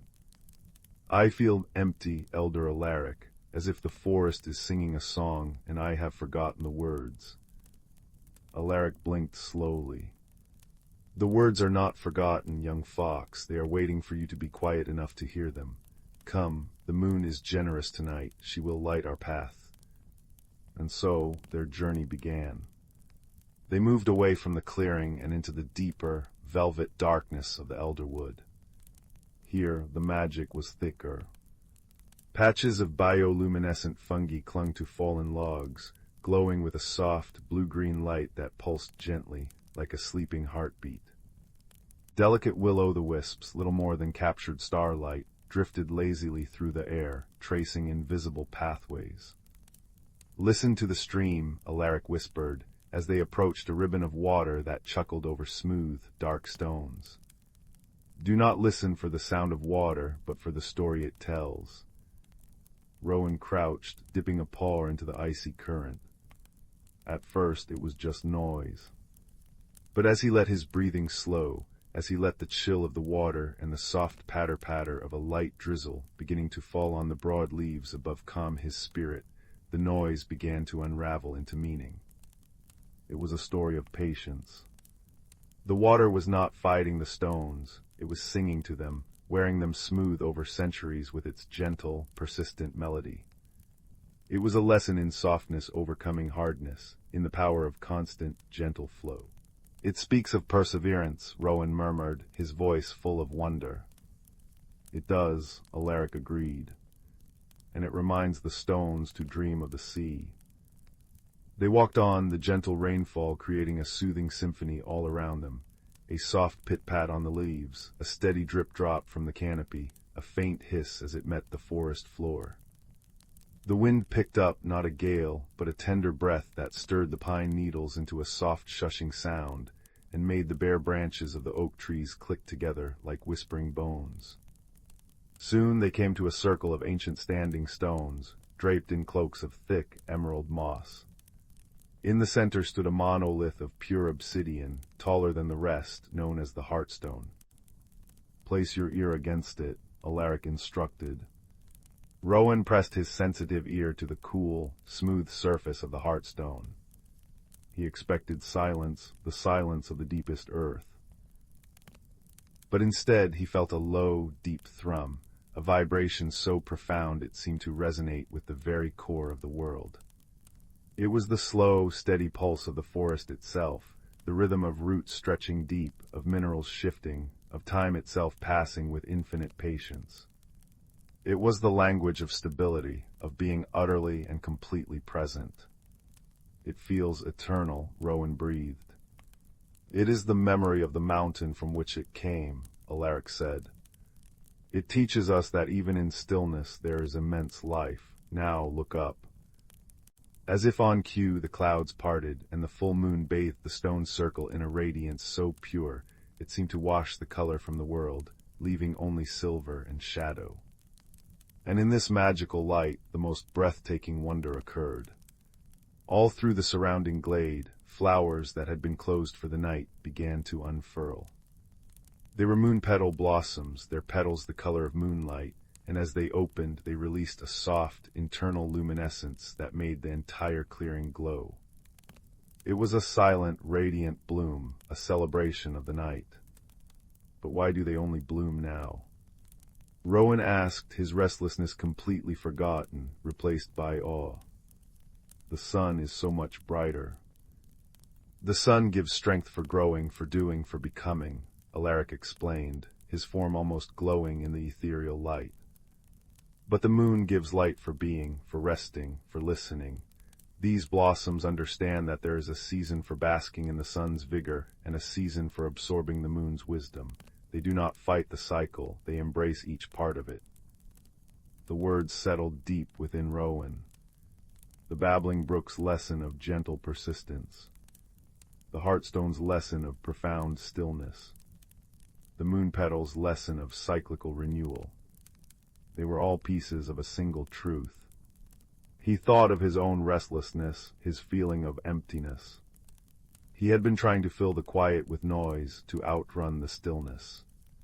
He had forgotten the part of the cycle that was for listening, for absorbing, for simply being present in the grand, quiet hum of the world. He sat down in the center of the glowing clearing, the cool moss soft beneath him, the gentle rain a tender caress on his fur. He closed his eyes and did not try to listen for anything in particular. He just listened. And in that state of open receptivity, the forest spoke to him not in separate voices, but in a single harmonious symphony. He heard the wind's gentle sigh as it wove through the pines. He heard the patient drip of water from a leaf. He felt the deep, slow pulse of the earth through the soles of his paws. He saw the soft, pulsing glow of the fungi and the blossoms against his closed eyelids. It was no longer a language of words, but a feeling, a vast, comforting presence that held him, a tapestry of sound and light and life woven together with threads of moonbeam and magic. A profound peace, warm and heavy as a quilt of summer wool, settled over him. The emptiness was gone, not because it had been filled with something new, but because he had realized it was not emptiness at all. It was a space, a sacred, quiet space meant for listening, for dreaming, for being part of the forest's endless, gentle song. When he opened his eyes, the first hints of dawn were painting the eastern sky with shades of lavender and rose. The moon petals were slowly closing their luminous faces, storing their light for the next cycle of darkness. The nocturnal creatures were retreating to their hidden dens, their wisdom shared for another night. Alaric was still perched on the hearthstone, a silent, majestic sentinel. He looked at Rowan, and no words were needed. The understanding passed between them as clearly as a moonbeam passes through clear water. Rowan bowed his head in gratitude, then turned and padded softly back toward his den. The forest was different now, or perhaps he was different within it. He no longer felt like a visitor trying to decipher a foreign language. He felt like a single, quiet note in a beautiful, endless melody. He reached his cozy den beneath the roots of a great oak just as the sun's first rays touched the highest branches. The gentle tension of his quest had resolved into the deep comfort of understanding. He curled into his nest of dried ferns, the sounds of the waking day, the chirping of birds, the buzzing of early bees, a pleasant, distant murmur. And as he drifted into a deep, peaceful sleep, the last thing he felt was not the restless yearning of the night before, but the gentle, reassuring pulse of the ancient forest, a lullaby of stone and stream and moonlight humming him into his dreams. In a quiet valley tucked between the shoulders of ancient, sleeping mountains, there lived a young woodcarver named Rowan. His cottage stood at the edge of a whispering pine forest, its stone chimney almost always breathing a soft, gray plume into the sky. Rowan was a quiet soul, his hands more comfortable with the grain of wood than with the words of people. He spent his days carving small animals and useful things, spoons, bowls, and little trinkets that held the warmth of his careful touch. But of late, a strange restlessness had settled in Rowan's heart. It was a quiet ache, a feeling that something was missing, though his life was simple and good. Each evening, as he sat by his own crackling hearth, he would look into the flames and feel a longing he could not name, a pull towards something just beyond the edge of his understanding. One autumn evening, as the sun dipped below the tree-teens and painted the sky in shades of violet and gold, Rowan decided to walk deeper into the forest than he ever had before. The air was crisp, carrying the scent of pine and decaying leaves, a smell that spoke of endings and hidden beginnings. He carried with him a small lantern, its light a warm, bobbing companion in the growing dusk. As he walked, the world seemed to soften and change around him. The familiar path gave way to less trodden ground, where ferns curled like sleeping creatures and moss clung to stones in velvety blankets. It was there, beneath the gnarled roots of an oak so old it seemed to hold the memory of the world in its bark, that Rowan saw it. A soft, pulsing glow, the color of hearth embers, emanated from a hollow in the tree's trunk. Curiosity, gentle but persistent, drew him nearer. He knelt, setting his lantern aside, and reached into the hollow. His fingers brushed against something smooth and warm, like a stone left in the sun. He drew it out. It was a small, oval object, no larger than his thumb. It looked like a polished river stone, but it held within it a deep, inner light that pulsed rhythmically, like a sleeping heart. As he held it in his palm, a sense of profound calm washed over him.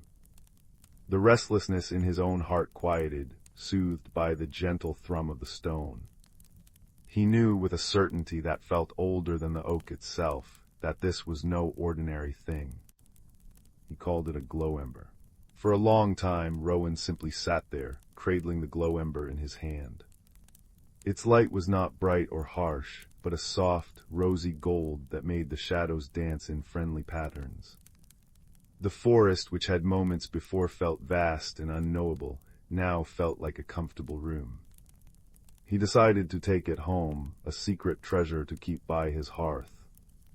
But as he stood to leave, a sound gave him pause. It was a soft, melodic chirping, filled with a note of distress. It came from further within the forest, in a direction he rarely ventured. Holding the glow ember before him, its light now seeming to push back the darkness with a will of its own, Rowan followed the sound. The trees grew closer together, their branches weaving a canopy that hid the emerging stars. The glow ember's light became his guide, casting a path of warm light at his feet. The chirping grew louder, more frantic. Finally, he pushed aside a curtain of hanging ivy and stepped into a small clearing. There, trapped in a thicket of brambles, was a small fox. But it was unlike any fox Rowan had ever seen. Its fur was not red or gray, but a deep, dusky silver, and its eyes, wide with fear, shone with their own faint, amber light. It was struggling against the thorns, each movement only tightening their grip. "Hush now, little one," Rowan said, his voice a soft murmur. "I won't harm you." He approached slowly, holding out his empty hand to show he meant no ill intent. The fox stilled, watching him with intelligent, wary eyes. Rowan set the glow ember carefully on a nearby stump, where its light pooled around them like liquid gold. Then, with the patience his woodcarving had taught him, he began to carefully work the brambles apart, his fingers deftly avoiding the sharp thorns. It took time. The night deepened around them, the only sounds the rustle of leaves, Rowan's soft breathing, and the occasional whimper from the fox. But finally, with a last gentle tug, the fox was free. It scrambled back, shaking its silver coat, and then turned to look at Rowan. The fear in its eyes had been replaced by a deep, thoughtful curiosity. It did not run away. Instead, it took a tentative step forward, then another, until it stood before the stump where the glow ember rested. It nudged the stone with its nose, then looked up at Rowan and chirped again, but this time the sound was different, a questioning, grateful trip. Rowan smiled. "You're welcome," he said softly. The fox sat down, curling its brush-like tail around its paws, and seemed to settle in as if it had always belonged there. Rowan retrieved the glow ember and sat on the mossy ground, leaning against the stump. The fox crept closer until it was nestled against his side, a warm, silvery weight. Together they sat in the quiet clearing, illuminated by the gentle pulse of the magical stone. Rowan's earlier loneliness felt like a distant memory. He must have dozed off, for when he opened his eyes, the first pale light of dawn was filtering through the trees. The fox was gone, but nestled in the moss where it had been lying was a single, perfect feather, the color of moonlight. Picking it up, Rowan felt a strange connection, a thread of friendship that stretched out into the sleeping forest. He placed the feather carefully in his pocket beside the glow ember and began the walk home, his heart feeling lighter than it had in seasons. This became the beginning of a new ritual. Each evening, Rowan would venture into the forest with his glow ember. And each evening, the silver fox would find him. They did not speak in words, but in a language of shared silence, gentle nudges, and the comfortable understanding that exists between true friends. Rowan learned the fox's favorite paths, the clearings where moonlight pooled like water, and the hidden thickets where the sweetest berries grew. The fox, in turn, seemed to understand Rowan's quiet nature, his love for the simple, deep magic of the world. One night, as a full moon hung heavy and silver in the sky, the fox led him on a different path. It was a trail Rowan had never noticed, hidden behind a waterfall that cascaded down a mossy rock face with a sound like endless, gentle applause. The fox slipped behind the water, and Rowan, holding the glow ember high, followed. On the other side was not more forest, but a cavern. The air within was warm and hummed with a soft, resonant energy. And the cavern was not dark. The walls, the ceiling, the very floor were studded with thousands of glow embers, all pulsing in a slow, harmonious rhythm. Their combined light was a breathtaking warm gold that illuminated wonders Rowan could never have imagined. Flowers made of crystalline light, pools of water that shimmered with captured starlight, and fungi that glowed with soft, bioluminescent patterns. This was the Emberholt, a hidden world nestled in the heart of the mountain. The silver fox chirped proudly and trotted ahead, its fur reflecting the magnificent light. It was here that Rowan met the others. They were creatures of gentle magic, a badger with fur like polished jet and eyes that held the wisdom of deep earth, a family of rabbits whose ears twitched to the rhythm of the glowing stones, and an old owl who perched on a crystalline outcrop, its feathers the color of aged parchment. They were not startled by his presence. They looked at him and at the glow ember in his hand, and nodded in quiet welcome. They had been expecting him. The owl, who the fox indicated was the elder of this place, spoke not with words, but with images that bloomed in Rowan's mind. He saw the history of the Emberholt, how the glow embers were the heart light of the mountain itself, stones of comfort and connection that nurtured all life in the forest. He saw that they were fading. The great rhythm of their light was slowing, their warmth dimming. The world outside was forgetting the old, quiet magics, and the Emberholt was slowly falling into a slumber from which it might not wake.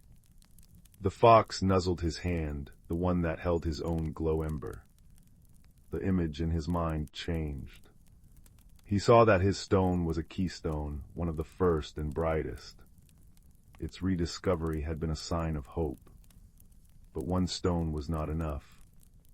The harmony of the Emberholt depended on a song that needed to be played on the heartstone, the very first ember, which had gone silent long ago. A gentle mystery unfolded before him. The heartstone was not lost, but sleeping somewhere within the vast caverns of the Emberholt. It needed to be found, and its song needed to be reawakened by a heart that understood both stillness and connection. The creatures of the Emberholt, for all their magic, were bound to this place and could not wake it. They needed a bridge, a friend from the world outside. Rowan felt the weight of the task settle on him, not as a burden, but as a purpose. The restlessness he had felt by his hearth had been a calling, a pull toward this moment. He looked at his friends, the silver fox, the wise badger, the gentle rabbits, the ancient owl, and he nodded. He would help. The following days and nights were a time of quiet seeking. Rowan explored the beautiful, sprawling caverns of the Emberholt with his companions. The fox was his constant guide, its cheerful chirps echoing in the vast spaces. They discovered rooms where the glow embers pulsed in different colors, creating symphonies of light. They found libraries of glowing lichen that told stories in patterns of light and shadow. They rested by the star pools, eating sweet, glowing berries that tasted of moonlight and peace. Yet the heartstone remained elusive. Rowan began to understand that it would not be found by frantic searching. It would be found by listening. So he began to sit in silence in different parts of the cavern, holding his own keystone, feeling its pulse and trying to feel for an echo, a deeper song hidden beneath the beautiful harmony. During one of these moments of deep quiet, sitting in a small grove of light blossoms, he felt a tug, a faint, discordant thrum that was out of sync with the rest of the Emberholt. It was a note of deep loneliness. He opened his eyes and saw the silver fox watching him, its head cocked. It had felt it too. They followed the feeling, a thread of sorrow woven into the song of light. It led them down a narrow passage they had passed many times before, thinking it a dead end. But this time, urged by the faint pulse of wrongness, Rowan pressed his hand against the wall. To his surprise, it shimmered and became insubstantial, like a curtain of mist. On the other side was a tiny, secluded chamber. And in its center, on a pedestal of pure crystal, sat the Heartstone. It was larger than the others, and its light was not a warm gold, but a dull, weary gray.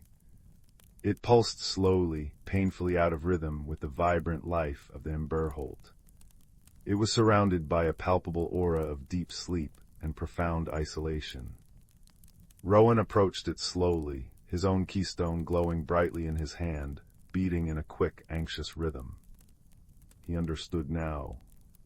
The Heartstone wasn't broken, it was lonely. It was the source of all connection, and in its solitude, it had forgotten how to connect to anything else. He did not try to grab it or force it to wake. Instead, he sat before it, just as he had sat with the fox in the brambles. He placed his own glow ember on the pedestal next to it. He simply sat and he listened. He poured all his feelings into the silence, his own former loneliness, the joy of his friendship with the fox, the awe of discovering this hidden world, his deep desire to help. He was a bridge, offering the connection the Heartstone had lost. For a long time, nothing happened. Then the gray stone flickered. Once. Twice. It gave a weak, thready pulse. Rowan's own ember glowed in response, its light stretching toward the Heartstone like a comforting hand. The silver fox, who had been waiting patiently at the entrance, crept forward. It chirped a soft, encouraging sound and nuzzled first Rowan's hand, and then, bravely, the dormant Heartstone itself. That was the key. It was not about one person or one act. It was about the friendship, the shared purpose, the woven tapestry of their connection. Rowan placed his hand on the Heartstone. It was cold. He poured his warmth into it, not the warmth of a fire, but the warmth of a hearth, the warmth of home and belonging. The fox pressed its warm body against his side, adding its own unique magic to the moment. A shiver went through the Heartstone. The gray light flaked away like old ash, revealing a core of the most brilliant, warm, golden light Rowan had ever seen. It swelled, brightening the small chamber until it was almost too bright to look at. Then it began to pulse. Thrum, thrum, thrum. It was a deep, resonant beat that vibrated through the very rock, through Rowan's bones, through his soul. It was the heartbeat of the mountain. The sound was picked up by his own keystone, which pulsed in perfect time. Then, from beyond the chamber, they heard it, a wave of light and sound as every glow ember in the Emberholt synchronized with the rediscovered rhythm.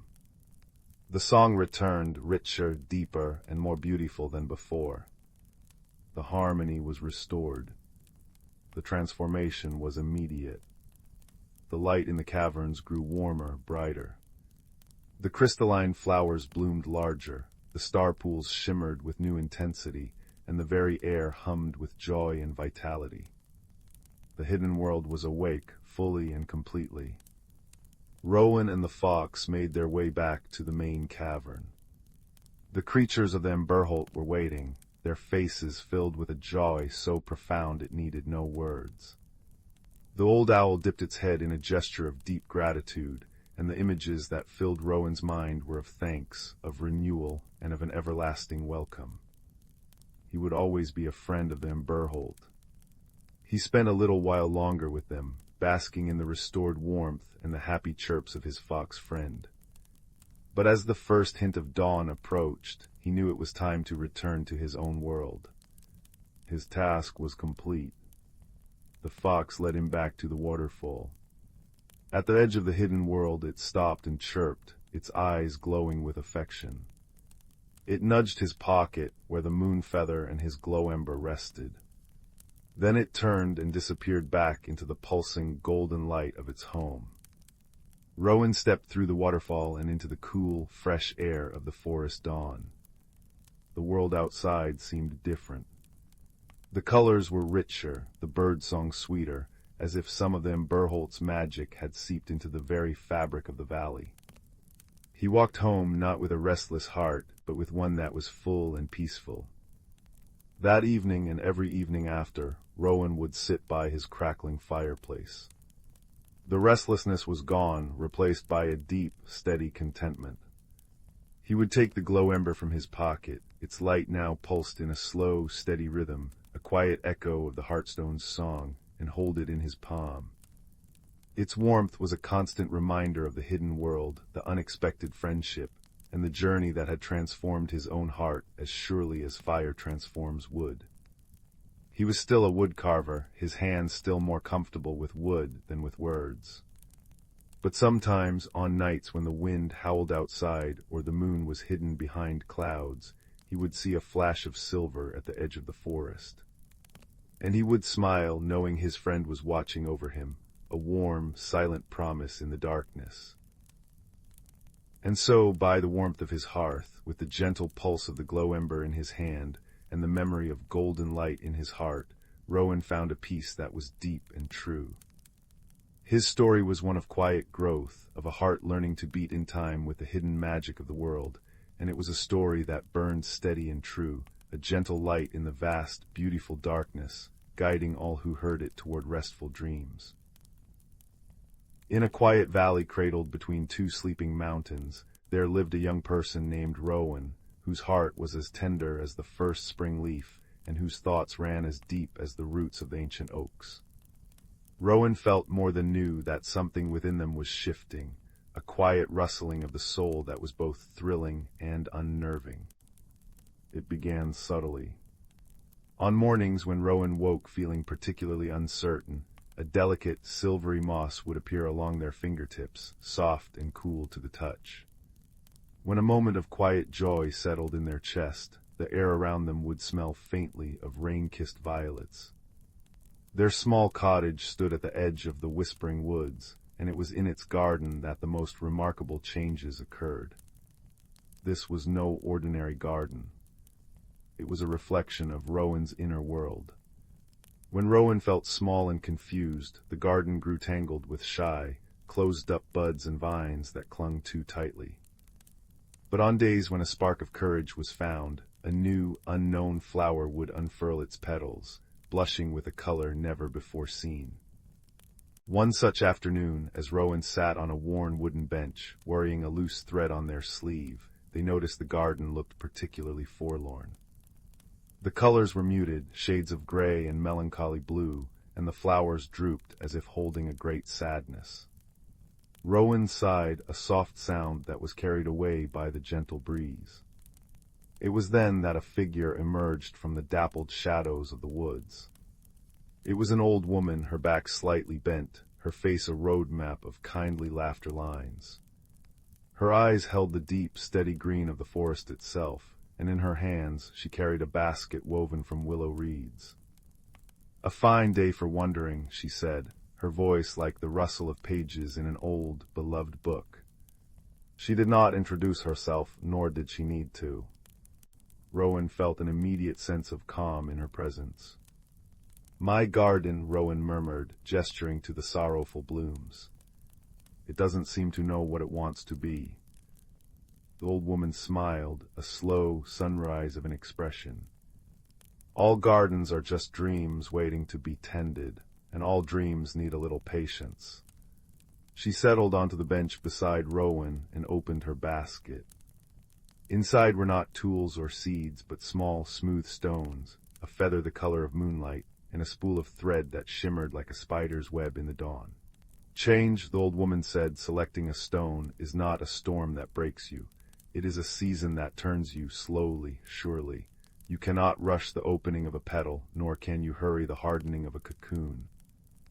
She placed the smooth stone in Rowan's palm.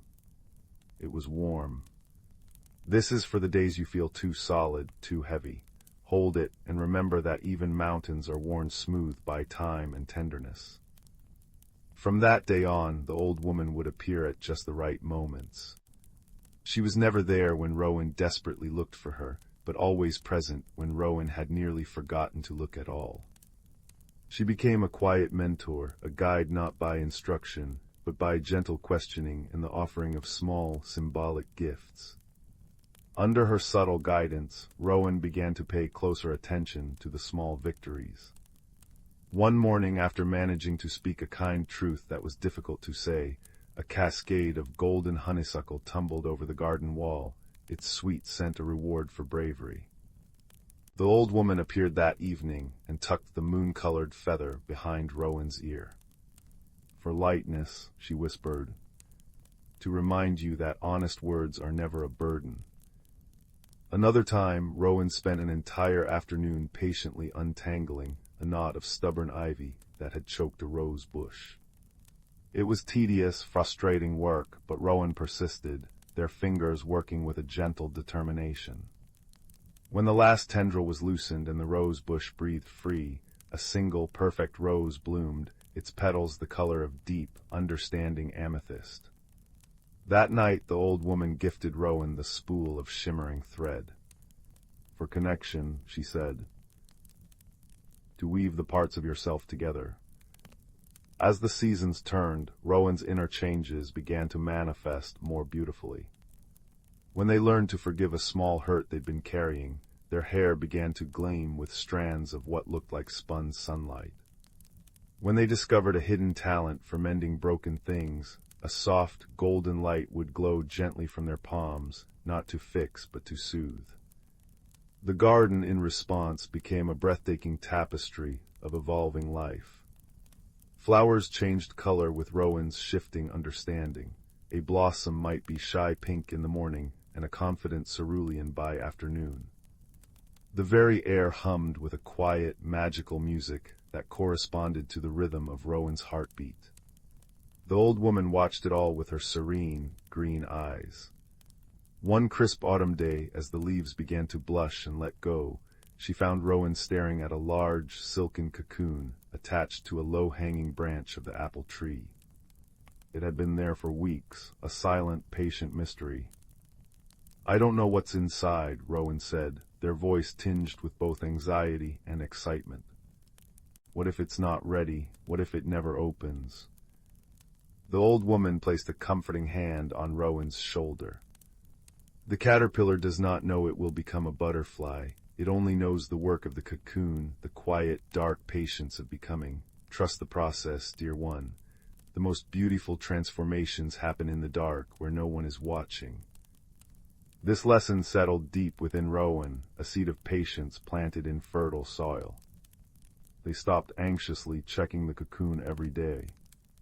Instead, they tended to the garden, to themselves, with a new kind of faith. They watered the plants not with expectation, but with love. They greeted their own strange, magical changes, the mossy fingertips, the glowing palms, the sun-streaked hair, not as oddities, but as parts of a whole they were still learning. The first frost came, painting the world in a delicate lace of white. The garden slept, but it was a vibrant, dreaming sleep, the colors of the flowers merely muted beneath the crystalline blanket. Rowan stood in the quiet, their breath puffing in the cold air, feeling a strange sense of peace. The great swirling uncertainty inside had settled into a calm, deep river, flowing steadily towards an unknown but welcoming sea.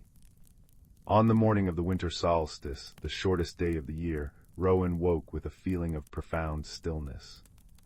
They walked into the garden, their feet leaving soft prints in the frost. And there, on the apple tree branch, the cocoon was trembling. Rowan stood, heart pounding a gentle rhythm against their ribs, and watched. There was no rushing it. The struggle was part of the process, a necessary strength being built wing by wing. Then a small tear appeared. A delicate, trembling leg emerged, then another. Slowly, wonderfully, a creature emerged into the winter sun. It was not a butterfly nor a moth, but something entirely new. Its wings were the color of twilight, dusted with specks of gold that shimmered like distant stars. Its body was soft and velvety, and its eyes held the same ancient, knowing green as the old woman's. It perched on the edge of the empty cocoon, pumping its wings slowly, letting them dry and harden in the pale light. A sense of completion, warm and whole, filled Rowan. They understood. The cocoon was not just on the tree, it had been inside them all along. They had been the patient caterpillar, the quiet chrysalis, and now they were this new, beautiful creature, ready for a different kind of flight. As if summoned by the thought, the old woman stepped into the garden. She looked at the star-winged creature, then at Rowan, and her smile was one of pure, unadulterated joy. "The garden is in full bloom," she said softly. Rowan looked around. Despite the frost, the garden was radiant. Flowers in colors without names nodded in the breeze, their fragrances weaving a complex and lovely song. The silvery moss on the cottage stones gleamed, and the air was warm with an inner light. "It is," Rowan agreed, their voice steady and clear. "But it feels like a beginning." The old woman nodded. "Every ending is a seed for a new beginning. You have learned to tend your own garden, Rowan. You have learned that change is not to be feared, but to be welcomed as a kind of magic. You have learned to be your own mentor, your own gentle guide." She reached into the pocket of her cloak and pulled out one last gift. It was a small, plain pouch made of brown cloth. "Seeds," she said, placing it in Rowan's hand. "For the next garden, wherever you may find it."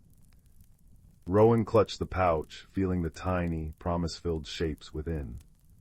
They looked at the old woman, this constant, gentle presence through their metamorphosis, and felt a surge of gratitude so profound it brought tears to their eyes.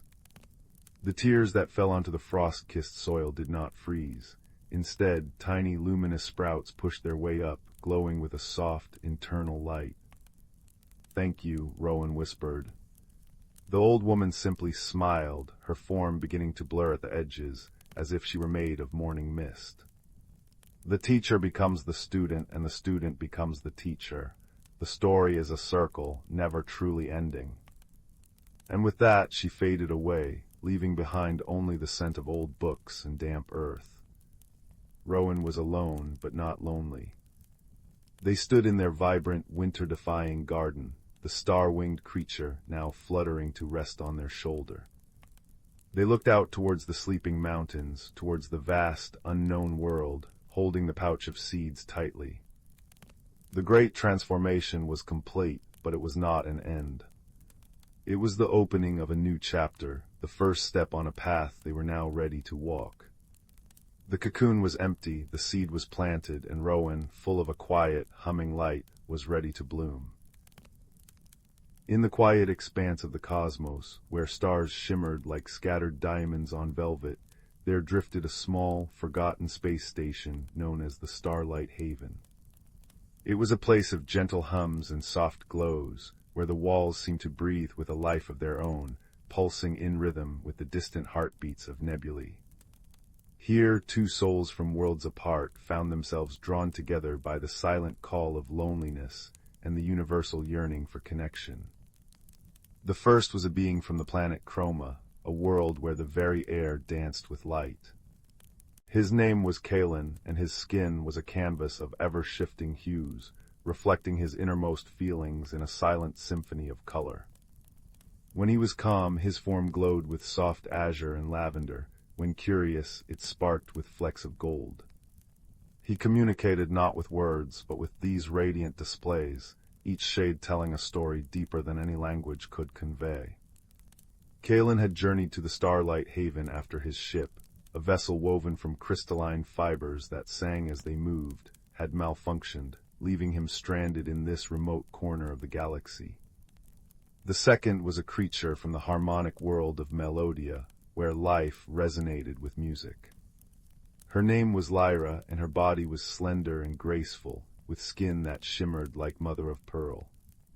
From her flowed a constant, gentle hum, a bass-line melody that shifted in pitch and tone to express her thoughts. When she was happy, it rose into a cheerful trill. When thoughtful, it deepened into a soothing drone. Lyra had been exploring the outer reaches when her own craft, a bubble-like pod that floated on sonic waves, had lost its way, bringing her to the same derelict station. Their meeting was hesitant, filled with the uncertainty of first contact. Kalen, upon seeing Lyra, flushed a nervous orange red, his colors swirling in confusion. Lyra, in response, emitted a series of sharp, questioning notes that echoed through the corridor. For days, they circled each other in the station's hollow halls, their attempts at communication leading only to bafflement. Kalen would glow a friendly yellow, only for Lyra to misinterpret it as a warning and hum a defensive low tone. They retreated to separate corners, the silence between them growing heavier than the void outside. But the starlight haven itself seemed to wish for their friendship. In its core was a neglected garden chamber, once a place of solace for travelers. The walls were transparent, offering a panoramic view of the swirling nebulas outside, and the floor was soft with moss that glowed with a gentle bioluminescence. It was here that Kalen and Lyra both sought refuge one evening, drawn by the comforting sight of distant stars. They found themselves standing at opposite ends of the room, each watching the cosmic ballet in silence. Kalen, feeling the peace of the moment, let his skin shift to a calm, steady blue, like the deep ocean of his homeworld. Lyra, sensing the change, allowed her hum to soften into a melodic whisper, reminiscent of the winds that swept across Melodia's singing plains. Slowly, cautiously, they moved closer. Kalen pointed a shimmering hand toward a particularly bright star, and his colors bloomed into a pattern of wonder, silver streaks against a backdrop of violet. Lyra, understanding the gesture, responded with a rising scale of notes that mirrored the star's brilliance. It was not yet conversation, but it was a start, a shared moment of awe. In the days that followed, they began to explore the garden together. The chamber was overgrown with alien flora, vines that curled like ribbons of light, flowers that opened and closed in time with the station's gentle breaths, and trees whose leaves chimed softly when touched. They decided to make this place their sanctuary, a project to bridge the gap between them. Kalen, with his innate connection to light, nurtured the bioluminescent plants, his touch causing them to brighten in joyful response. Lyra, using her harmonic abilities, encouraged the musical plants to harmonize, creating a backdrop of ethereal melodies that filled the space.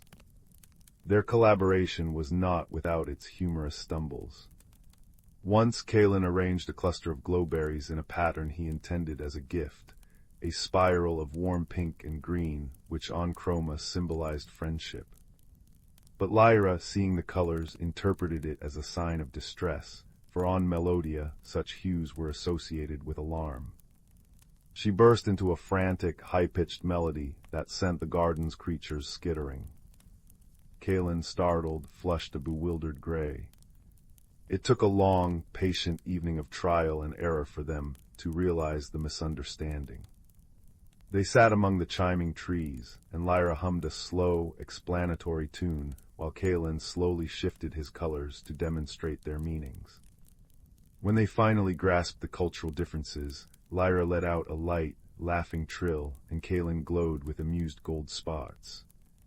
The incident became a fond memory, a lesson in patience that only deepened their bond.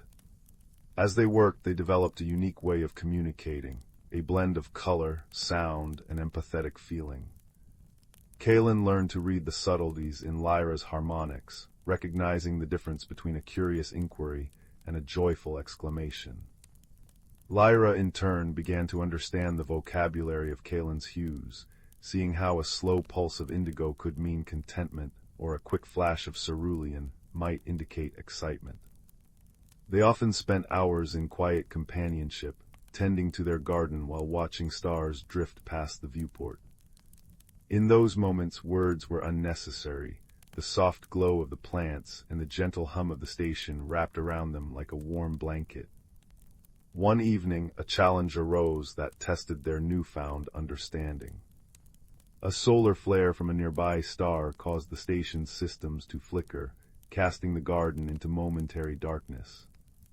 The plants dimmed and the harmonious sounds faded into silence.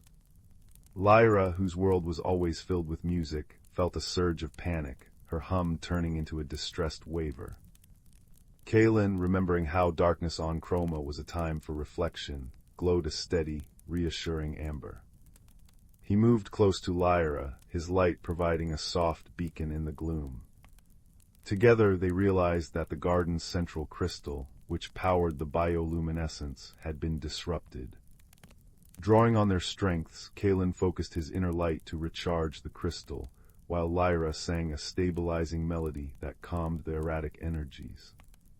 As the garden slowly brightened, their efforts merged into a beautiful display, light and sound weaving together until the chamber was once again aglow with peace. This shared triumph solidified their friendship. They had created not just a shelter, but a home, a place where their differences were celebrated. The garden thrived under their care, becoming a tapestry of intergalactic life. Chroma's light-playing fungi grew alongside Melodia's resonant blossoms, each enhancing the other. They often invited passing cosmic creatures, floating spore fairies or gentle rock beasts, to visit, sharing stories through their unique languages. The station became a legend among wanderers, a beacon of harmony in the vastness of space. As time passed, Kaelin and Lyra found themselves spending countless evenings in their sanctuary, side by side. They would watch the nebulas paint the sky in hues of rose and sapphire, or count the shooting stars that streaked like tears of light. In these quiet moments, they felt the universe's gentle embrace, a reminder that kindness needed no translation. Lyra would hum a lullaby from her childhood, and Kaelin would glow in time, his colors flowing like a slow river. They learned that friendship was not about perfection, but about the willingness to listen, whether with eyes, ears, or heart.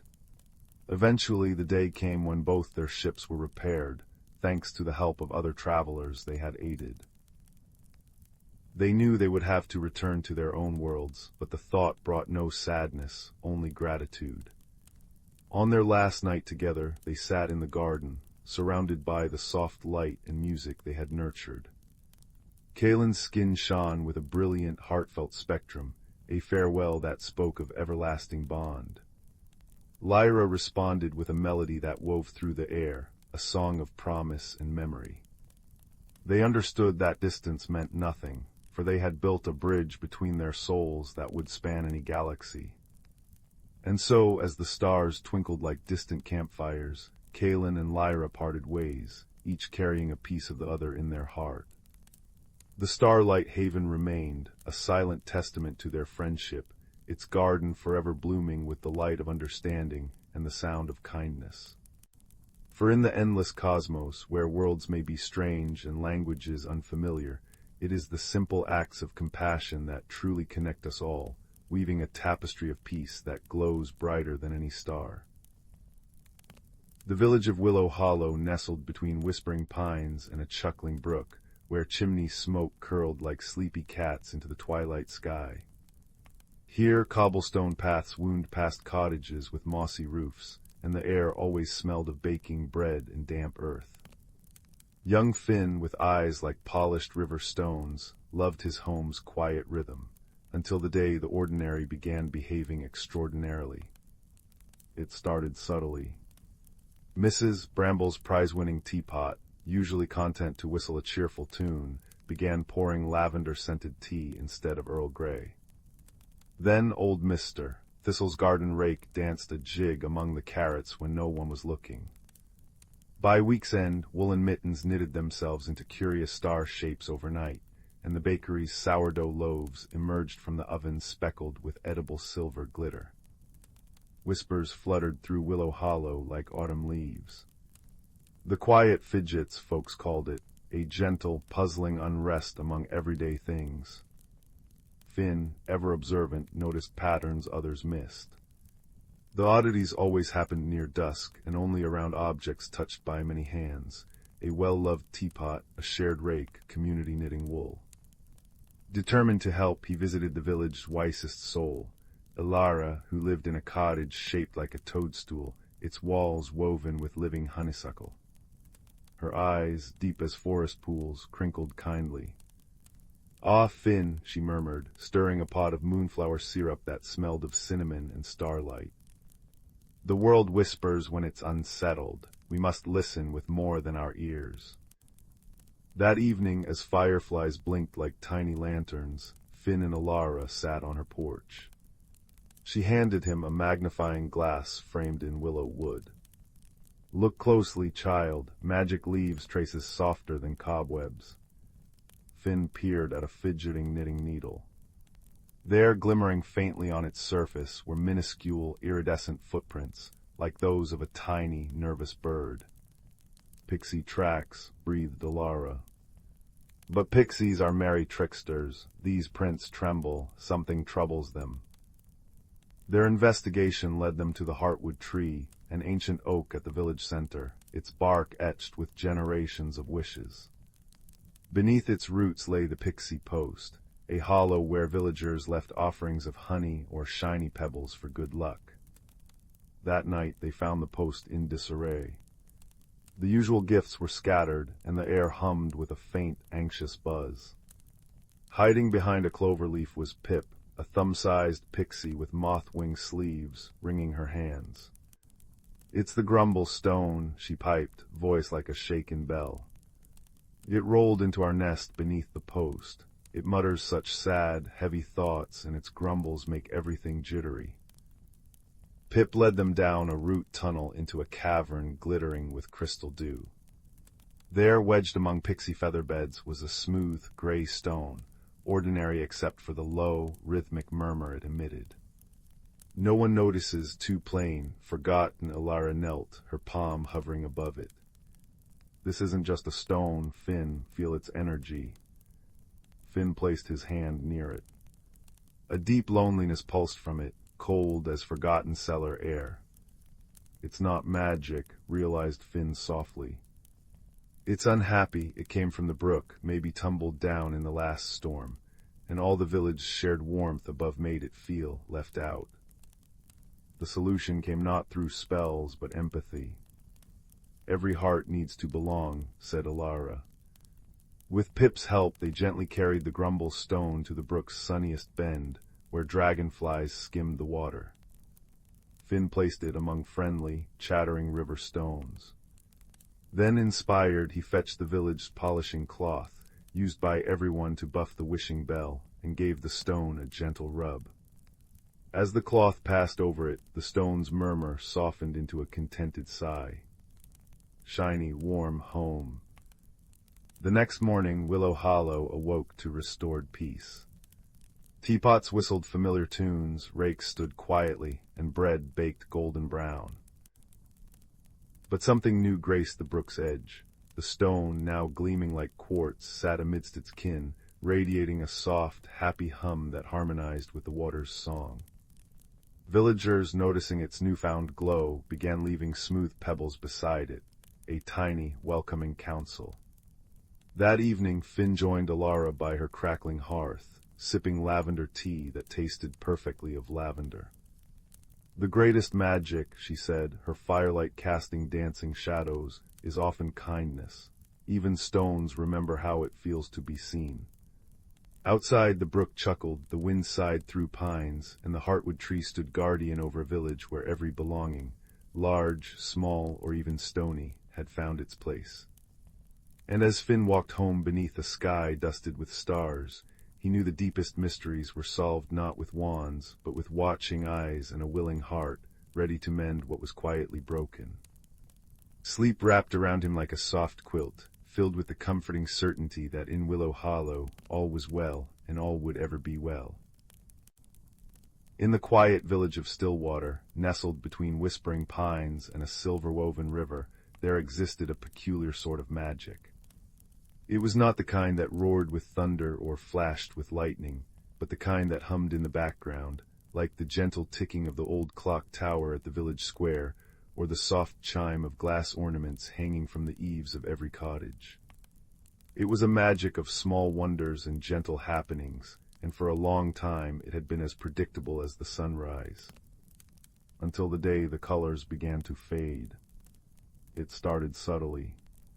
Young Finn, a boy with a quiet nature and eyes that noticed the flight patterns of bees and the secret language of tree rings, was the first to notice. The brilliant crimson of the maple leaf he'd pressed in his book yesterday had softened to a pale pink. The vibrant yellow sunflowers in his mother's garden now wore the muted hue of old parchment. It wasn't a frightening change, but a puzzling one, as if the world was slowly being washed in a gentle, colorless rain. The village of Stillwater was abuzz with theories, spoken in hushed, curious tones over cups of chamomile tea and bowls of spiced stew. Old Man Hemlock, who tended the library and knew more about the world's oddities than anyone, suggested it was the work of a chroma thief, a mischievous spirit from a forgotten nursery rhyme. Others whispered that the great celestial clock in the sky was winding down, and with it, all of life's vibrancy. Finn, however, didn't believe in thieves or broken clocks. He believed in patterns.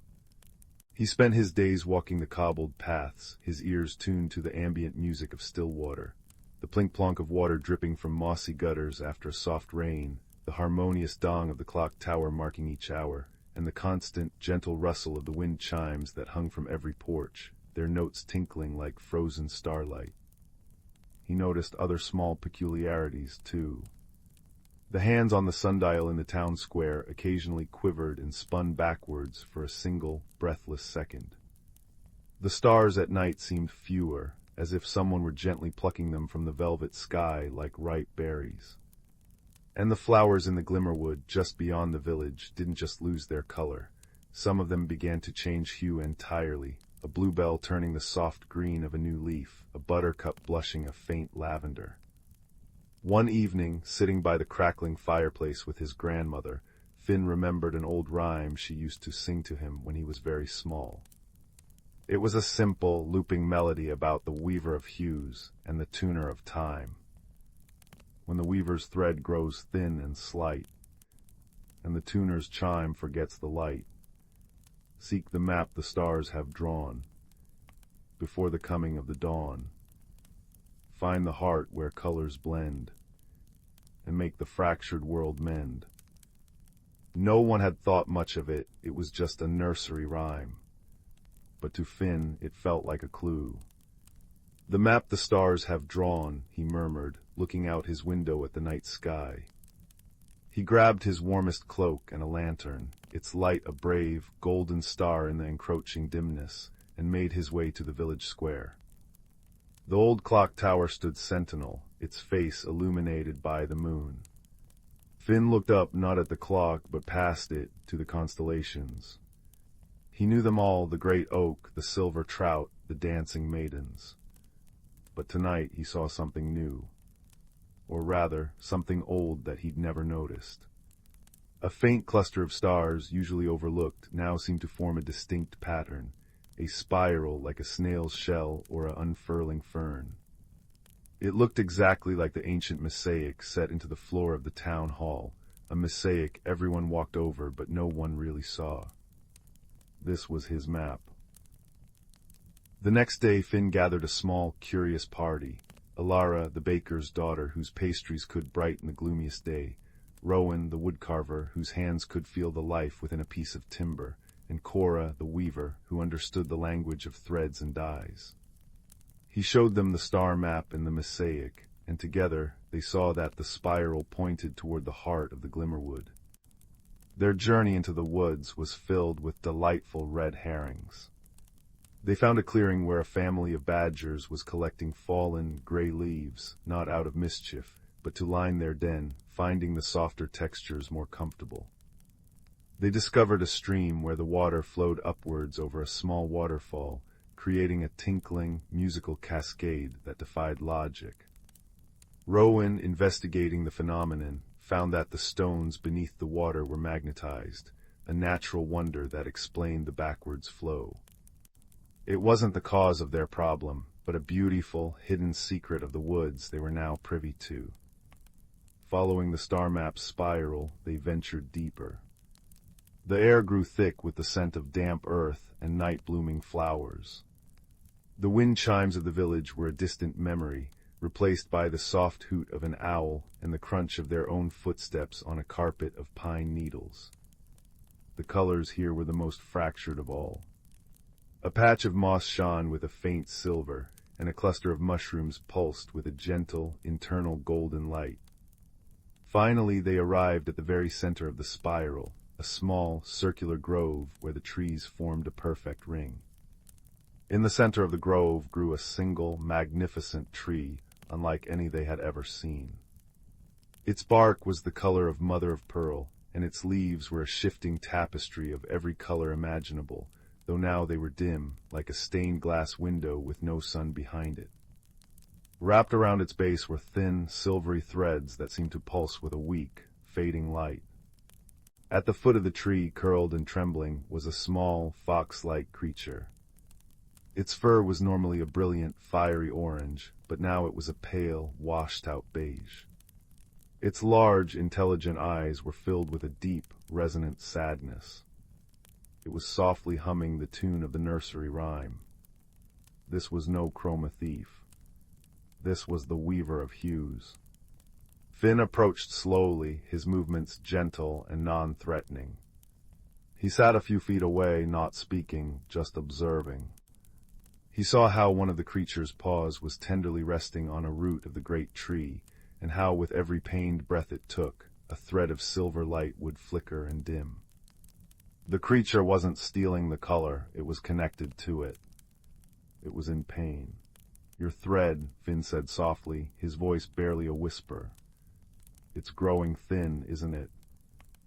The creature looked at him, surprised. It gave a slow, sad nod. It gestured with its nose towards its paw, and Finn, with empathy guiding his eyes, saw the problem. A sharp, dark thorn from a bramble was deeply embedded in its pad, and a faint, shadowy discoloration was spreading from the wound. The thorn of sorrow, Finn thought, another fragment from the old rhymes. The creature's suffering was directly causing the magic of the world to fade. Rowan, with his carver's steady hands, carefully approached. "May I?" he asked the creature. It looked at Finn, then back at Rowan, and hesitantly offered its injured paw. With a delicate touch born of a lifetime of working with fragile things, Rowan extracted the thorn. The moment it was free, the creature let out a soft, shuddering sigh of relief. But the color did not immediately return. The shadowy infection remained. Cora, the weaver, understood. "The thread is still frayed," she said. "It needs to be mended." She reached into her pouch and brought out a small, luminous spindle she always carried, a tool passed down through her family. She didn't know its true purpose until this very moment. She held it out, and a strand of the silvery, fading light from the tree drifted towards it. With practiced, soothing motions, she began to respin the thread, her movements as rhythmic and calming as the ticking of the clock tower. Ilara, meanwhile, had brought a basket. From it she took one of her famous honey and sunseed cakes, still warm from her oven. She broke off a small piece and offered it to the weary creature. As it ate, a tiny spark of its natural, fiery orange returned to the tip of its tail. The mending was a communal effort. Finn held the light steady, Rowan supported the creature, Cora respun the threads, and Ilara provided comfort and sustenance. As the silver thread grew stronger and brighter, the magic began to flow back into the world. It started in the grove. The mother-of-pearl bark of the great tree of hues began to gleam, and its leaves ignited with 1,000 brilliant colors, casting dancing, prismatic light across their faces. The color washed out from the center of the grove in a gentle, visible wave. The silver moss turned a deep, vibrant green. The golden mushrooms shone like little lanterns. The wave continued through the glimmerwood, restoring the bluebells and buttercups to their proper glory, and then swept into Stillwater itself. Back in the village, people gasped with delight as the crimson returned to their quilts, the gold to their thatch, and the deep blue to the evening sky, now dotted with a full complement of twinkling stars. The clock tower chimed a perfect, clear note that seemed to resonate with the newly restored harmony of the world. The weaver of hues, now restored to its brilliant, beautiful self, nuzzled each of their hands in gratitude. It was the guardian of the world's palette, a gentle spirit who blended the light of the stars with the pigments of the earth, and it had been suffering in silence. Finn and his friends returned to Stillwater as the sun was setting, not with a tale of vanquishing a monster, but with a story of healing a friend. The mystery was solved not through fear or force, but through observation, empathy, and the simple, powerful act of helping someone in need. That night, the entire village gathered in the square. The air was filled with the scent of Alara's pastries, the sound of laughter, and the gentle, constant music of the wind chimes. The community was closer than it had ever been, bound by the shared wonder of the mystery and the joy of its resolution. They looked at their world with new eyes, appreciating every hue, every chime, every ticking second. And as they all looked up at the now complete tapestry of stars, they saw the constellation of the Weaver, shining brighter than ever before, a permanent map in the sky reminding them that the most powerful magic of all is the kindness woven between friends. The fire crackled, the night was warm, and in the peaceful, colorful silence of Stillwater, everyone drifted into dreams painted in the most vibrant and comforting of hues. Deep within the heart of the world, cradled between the shoulders of sleeping mountains, lay the ancient forest of Elmshadow. It was a place where time moved not in hours, but in breaths, where the very air tasted of damp earth, pine resin, and secrets older than the first stars. The moonlight that filtered through the canopy was not merely light. It was a liquid silver that pooled in the hollows, dripped from the needles of the fir trees, and painted the world in shades of mystery and dreams. It was in this forest that a young squirrel, his coat the color of twilight ash, found himself awake long past his usual bedtime. His name was Pip, and a restless curiosity, like a tiny tapping acorn against his heart, had driven him from his warm nest of leaves and moss. The day world was familiar, all bustling activity and bright sunbeams. But the night was a different story entirely, a whispered promise he felt compelled to understand. He ventured cautiously, his small paws making no sound on the carpet of fallen leaves, softened by centuries of decay. The forest was alive with a symphony of gentle sounds. A soft, steady pitter-patter began as a light rain found its way through the dense canopy, each drop landing on a broad leaf with a soft plink before rolling off to join the chorus below. The wind, a patient and ancient musician, played the pine needles like 1,000 tiny harps, a whispering, sighing melody that spoke of far-off places and long-forgotten lullabies. Pip's journey led him to a babbling brook, its water so clear it seemed to be made of melted moonlight. He crouched by its edge, watching as it chuckled and gurgled over smooth, moss-covered stones. He had always thought the stream merely made noise, but as he listened, truly listened, he began to hear the words within the water. "Flow with grace, little one," it seemed to murmur as it swirled around a rock. "The obstacles are not to stop you, but to shape your path. Be patient, be persistent."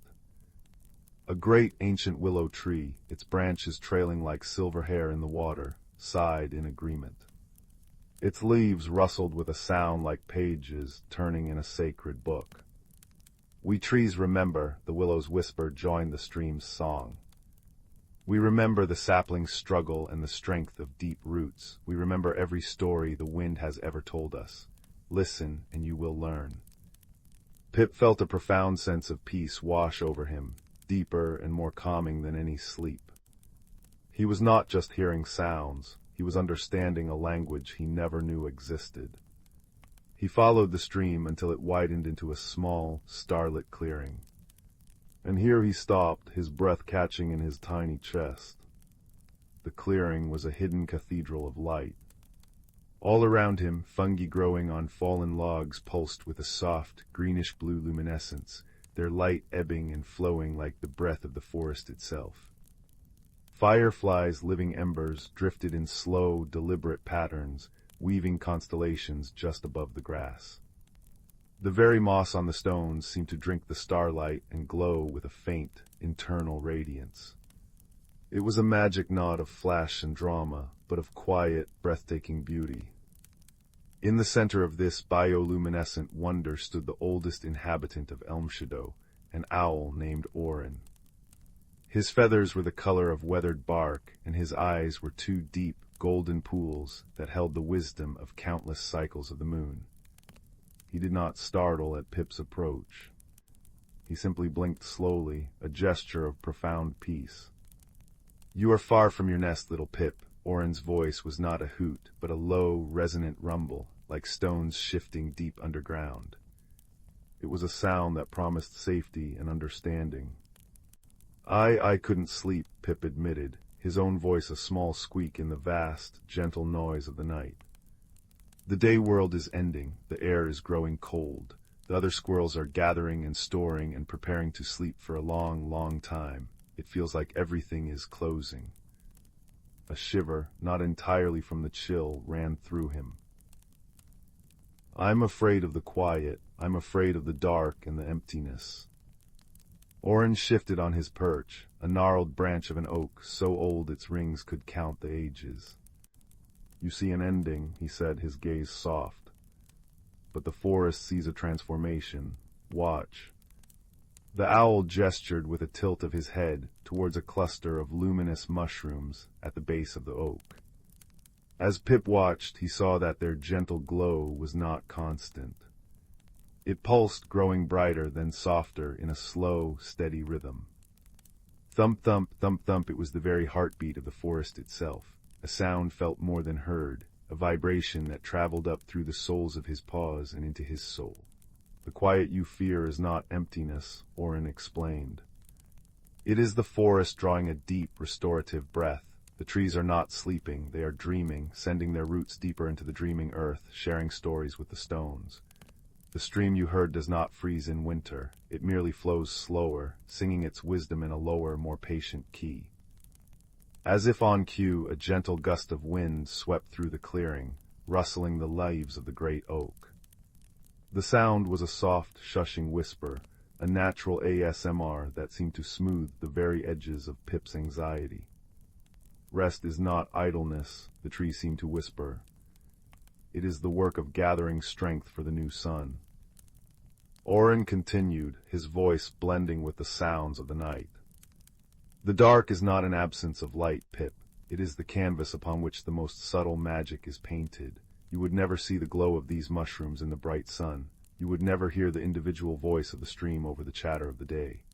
The season of cold is not a punishment. It is a necessary blanket of quiet, allowing the seeds beneath the soil to gather their courage to sprout, allowing the earth to remember its own strength." He then told Pip a story, not as a lecture, but as a gift.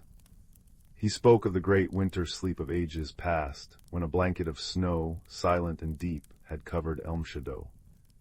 The forest had seemed dead to any who did not understand its language. But beneath the snow, the mycelium threads, the hidden, connecting network of the forest, had glowed with a secret blue light, sharing nourishment and comfort between the sleeping trees. The stones had hummed a low, warm song to keep the roots from freezing. It was a time of profound community and shared rest, a secret renewal that made the explosion of spring all the more magnificent. Pip listened, and as he did, his fear began to melt away, replaced by a dawning wonder. He looked around the clearing with new eyes.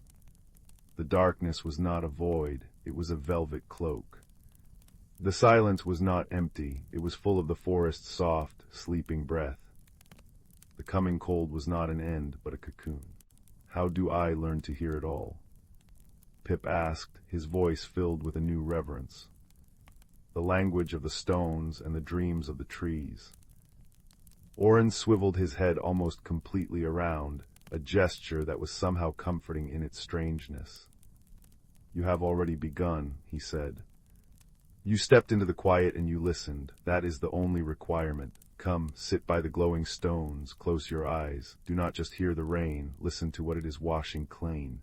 Do not just feel the wind, listen to the story it carries from the high peaks. Pip did as he was told. He found a flat stone, warmed by the day's sun, and now cradling that warmth like a secret, and sat upon it. He closed his eyes. He let the symphony of the night wash over him. The drip, drip, drip of rain from a maple leaf onto a pool of water created tiny, concentric rings of sound. The crinkle rustle of a leaf tumbling across the clearing was a tiny dance of farewell. The distant hush of the wind through the pines was a constant, soothing exhale. And then he heard it. Not with his ears, but with his heart. A deep, resonant hum came from the very stone he sat upon. It was a wordless song of stability, of ages endured and wisdom earned. Be still, it hummed. Be still and know. He felt the gentle, dreaming pulse of the oak tree's roots beneath the soil, a slow, steady energy waiting for its moment. He understood that the bioluminescent fungi were not just glowing. They were communicating, their pulsing light, a silent, beautiful conversation across the forest floor. He had been afraid of the season of rest, but now he saw it for what it was, a sacred, magical time. It was the forest's way of turning inward, of gathering its magic and its strength for the great, joyful outburst of spring. His own need for sleep was not a weakness, but his small, personal part in this great, cosmic cycle. When Pip finally opened his eyes, the first hint of dawn was a soft, pearly gray line on the horizon. The bioluminescent fungi had dimmed their glow, and the fireflies had settled into the grass. Orin was still there, a silent, benevolent guardian. "Thank you," Pip whispered, his heart full to bursting with a new, quiet joy. Orin simply blinked his golden eyes once more. "The wisdom is always here, little one, in the whispers and the glow and the quiet. You need only be brave enough to listen." Pip made his way back to his nest, but he was a different squirrel. The path was no longer strange and frightening. Every rustle was a friend speaking, every stone was a wise elder, every drop of dew was a jewel holding a tiny piece of the moon. He curled up in his nest of moss and leaves, the gentle sound of the waking birds now joining the fading whispers of the night. He was not afraid of the coming quiet. He welcomed it, for he knew now that the forest never truly sleeps. It only dreams, and in its dreams it grows even more alive. And as the first true rays of the sun touched the highest branches of the ancient forest of Elmshadow, Pip drifted into a deep, peaceful sleep, lulled by the memory of glowing stones and whispering streams, knowing he was cradled in the endless, gentle, and renewing magic of the world.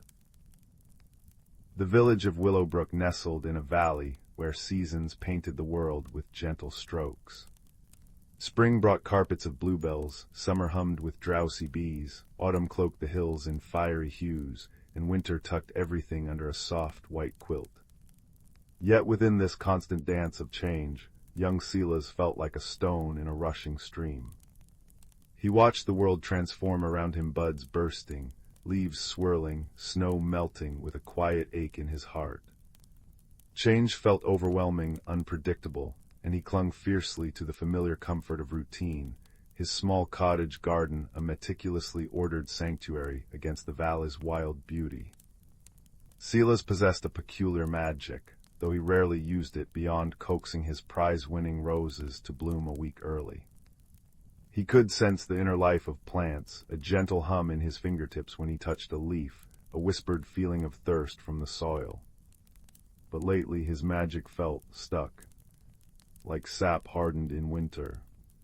It mirrored his own stillness, his resistance to the shifts within himself as he grew older.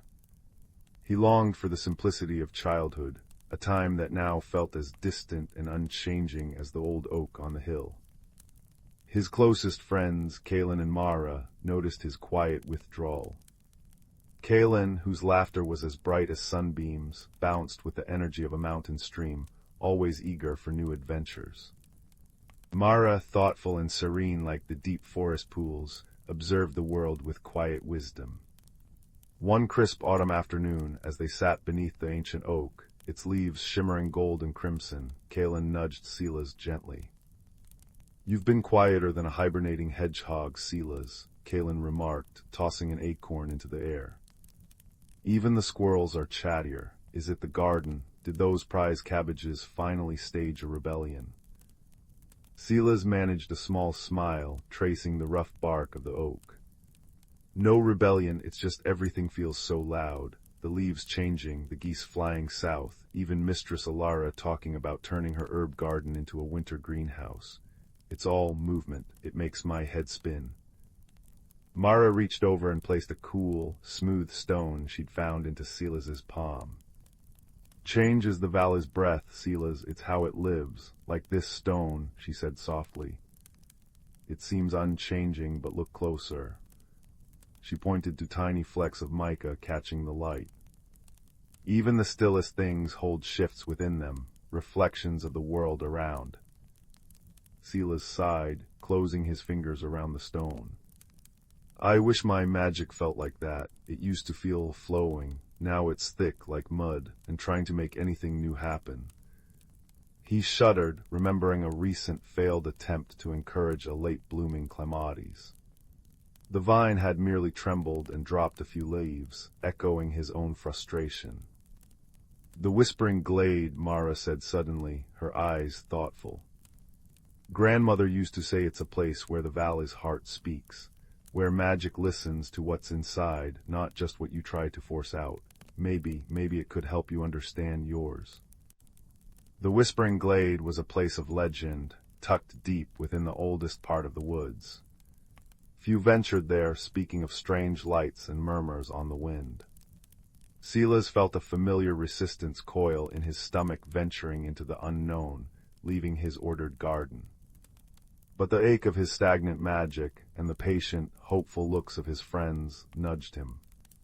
He nodded, a small, hesitant movement. Their journey took them beyond the tended orchards and into the embrace of the ancient forest. The air grew cooler, smelling of damp earth and decaying leaves. Sunlight filtered through the canopy in dappled patterns, painting the moss-covered ground in gold and green. Silas felt his breath catch with every unfamiliar rustle, every gnarled root he hadn't memorized. Kaelin bounded ahead, pointing out interesting fungi and chattering about bird calls, his energy a counterpoint to Silas's creeping anxiety. Mara walked beside Silas, her presence a steady anchor.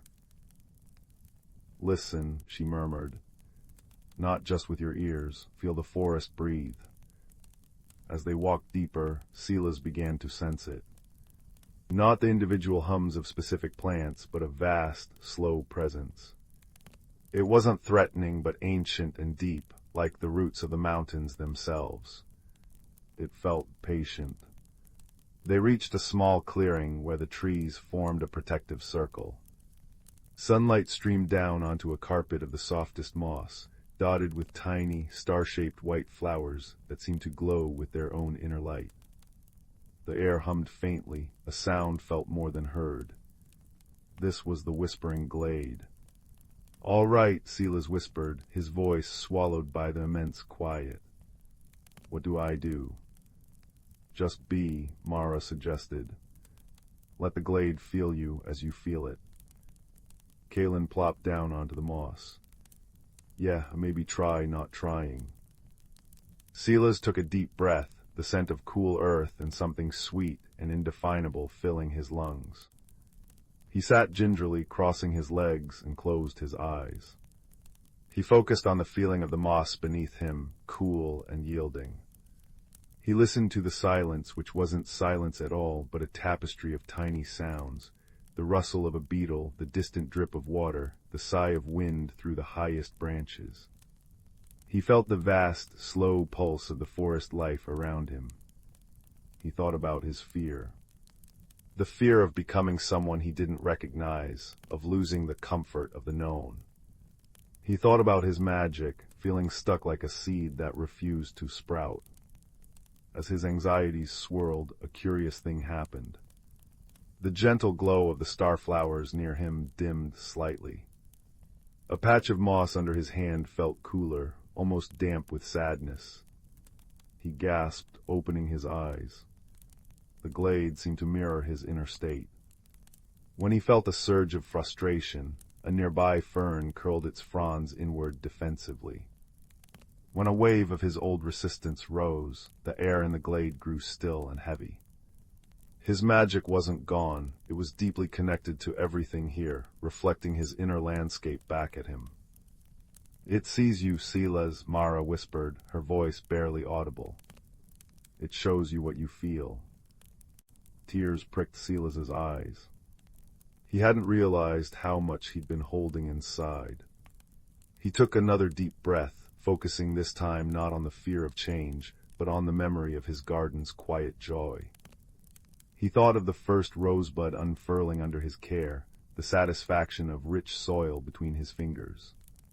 He thought of Kalen's infectious laugh, Mara's quiet wisdom, the unwavering support of his friends walking beside him into the unknown. As warmth spread through him, a feeling of gratitude replacing the icy knot of fear, the glade responded. The starflowers near him brightened, their glow pulsing softly like gentle fireflies. The moss warmed beneath him, feeling welcoming and alive. A tendril of ivy from a nearby oak stretched out slowly, almost shyly, and brushed against his arm. It wasn't demanding, just connecting. He understood.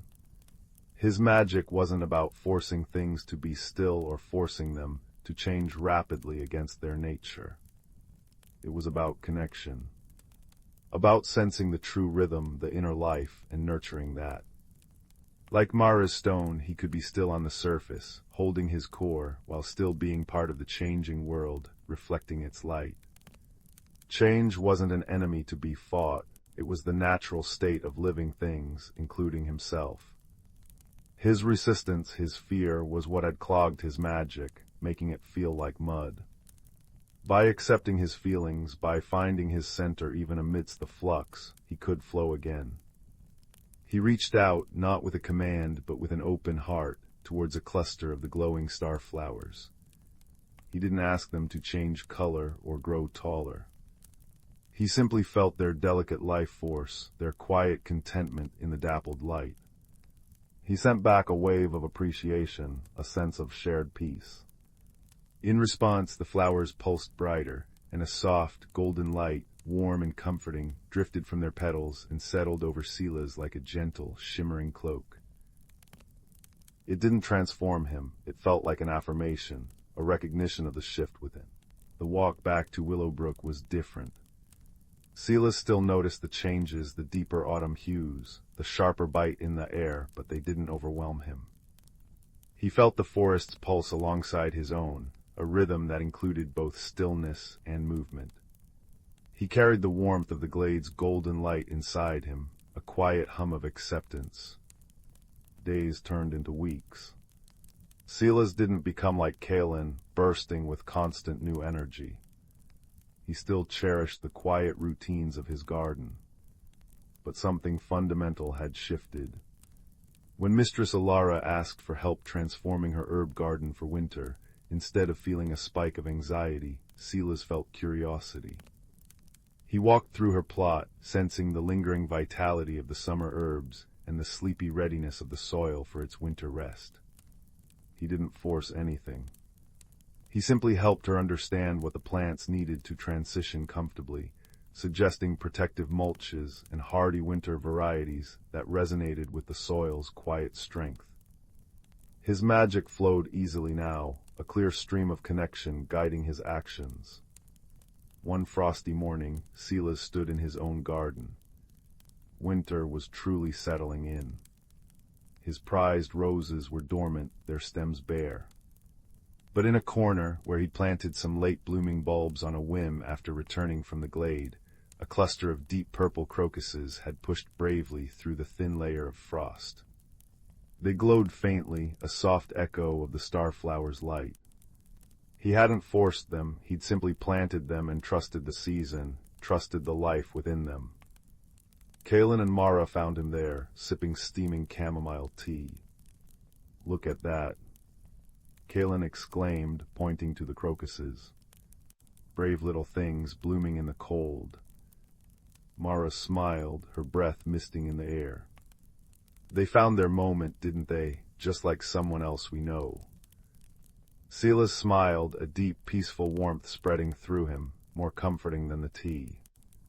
He looked at the crocuses, then at the dormant roses, then at the snow-dusted hills beyond. He felt the slow, sure pulse of the sleeping earth and the quiet hum of his own magic, no longer stuck, but flowing in harmony with the world's beautiful, inevitable rhythm. He didn't need to be a rushing stream or an unmoving stone. He could be Silas, rooted yet flexible, finding his own unique way to grow and glow within the ever-changing, ever-beautiful dance of life. The frost sparkled, the crocuses glowed, and the quiet peace of acceptance settled over the garden like the softest blanket, promising that even in stillness, transformation was always possible, always beautiful, and never truly alone. Silas tended his moon-petal garden with trembling fingers. Each morning he checked the exact height of the silvery blooms, the precise angle of their glowing faces towards the east, the moisture level of the deep violet soil. Change was Silas's quiet dread. It whispered in the shifting wind and lurked in unexpected clouds. He preferred the gentle predictability of his walled garden, where everything stayed exactly as he nurtured it to be. Beyond the weathered stone walls, the whispering woods pulsed with wild magic and untamed growth, a thought that tightened Silas's chest. One crisp autumn morning, Silas found his prized moon petals drooping. Their usual radiant silver glow had dimmed to a dull pewter, and the soft chime they made at dawn was silent. Panic fluttered in his throat like a trapped moth. He checked the soil, the sunlight, the alignment of the protective crystals. Everything was exactly as it should be. Yet the plants were fading, their magic waning. The fear of losing them, the fear of this unwanted change, felt like a cold stone in his stomach. His friend Bryn, whose cottage nestled at the very edge of the whispering woods, found him staring helplessly at the wilting flowers. Bryn's hair was perpetually tangled with leaves, and her eyes held the deep green wisdom of the forest. "They feel your fear, Silas," she said softly, her voice like rustling parchment. "Moon petals thrive on gentle acceptance, not rigid control. They sense the storm inside you." "But I haven't changed anything," Silas protested, his voice tight. "Everything is perfect." Bryn knelt, brushing a fingertip against a drooping petal. It shivered faintly. "Perhaps perfect isn't what they need anymore. Perhaps they need to change, and you need to let them. The woods might hold an answer. The Heartstone Glade is stirring." The Heartstone Glade. Silas had heard whispers of it, a place deep within the whispering woods, where the oldest magic pooled, reflecting the inner state of those who entered. Legend said it could show your true self in its crystalline waters. The thought of venturing so deep into the unknown, where paths shifted and shadows danced, filled him with icy dread. Yet the sight of his beloved moon petals, their light flickering like a dying candle, pushed him. He couldn't lose them. With a deep, shuddering breath, he agreed. Bryn led the way, her steps sure and silent on the mossy path. Silas followed, his heart pounding against his ribs like a trapped bird. The air in the woods smelled rich and ancient damp earth, decaying leaves, and the sweet tang of unseen berries. Sunlight dappled through the canopy in shifting patterns, illuminating vibrant emerald ferns and clusters of luminous blue mushrooms. Every rustle, every creak of a branch felt amplified. Silas flinched when a squirrel chattered overhead, scattering acorns. "Breathe, Silas," Bryn murmured, pausing by a stream where water chuckled over smooth, gray stones. The woods sense tension, they respond to openness. She dipped her hand into the cool water, and tiny, phosphorescent fish darted around her fingers, leaving trails of soft light. "See, no harm, only curiosity." As they walked deeper, the path became less defined. Silas stumbled over a hidden root, catching himself on the rough bark of an ancient oak. He felt a gentle thrum beneath his palm, a slow, steady pulse that echoed the beat of his own heart, calming him slightly. He looked up. High in the branches, a figure made of woven twigs and autumn leaves watched him with eyes like polished amber. Kalen, the forest guardian, rarely seen but always present.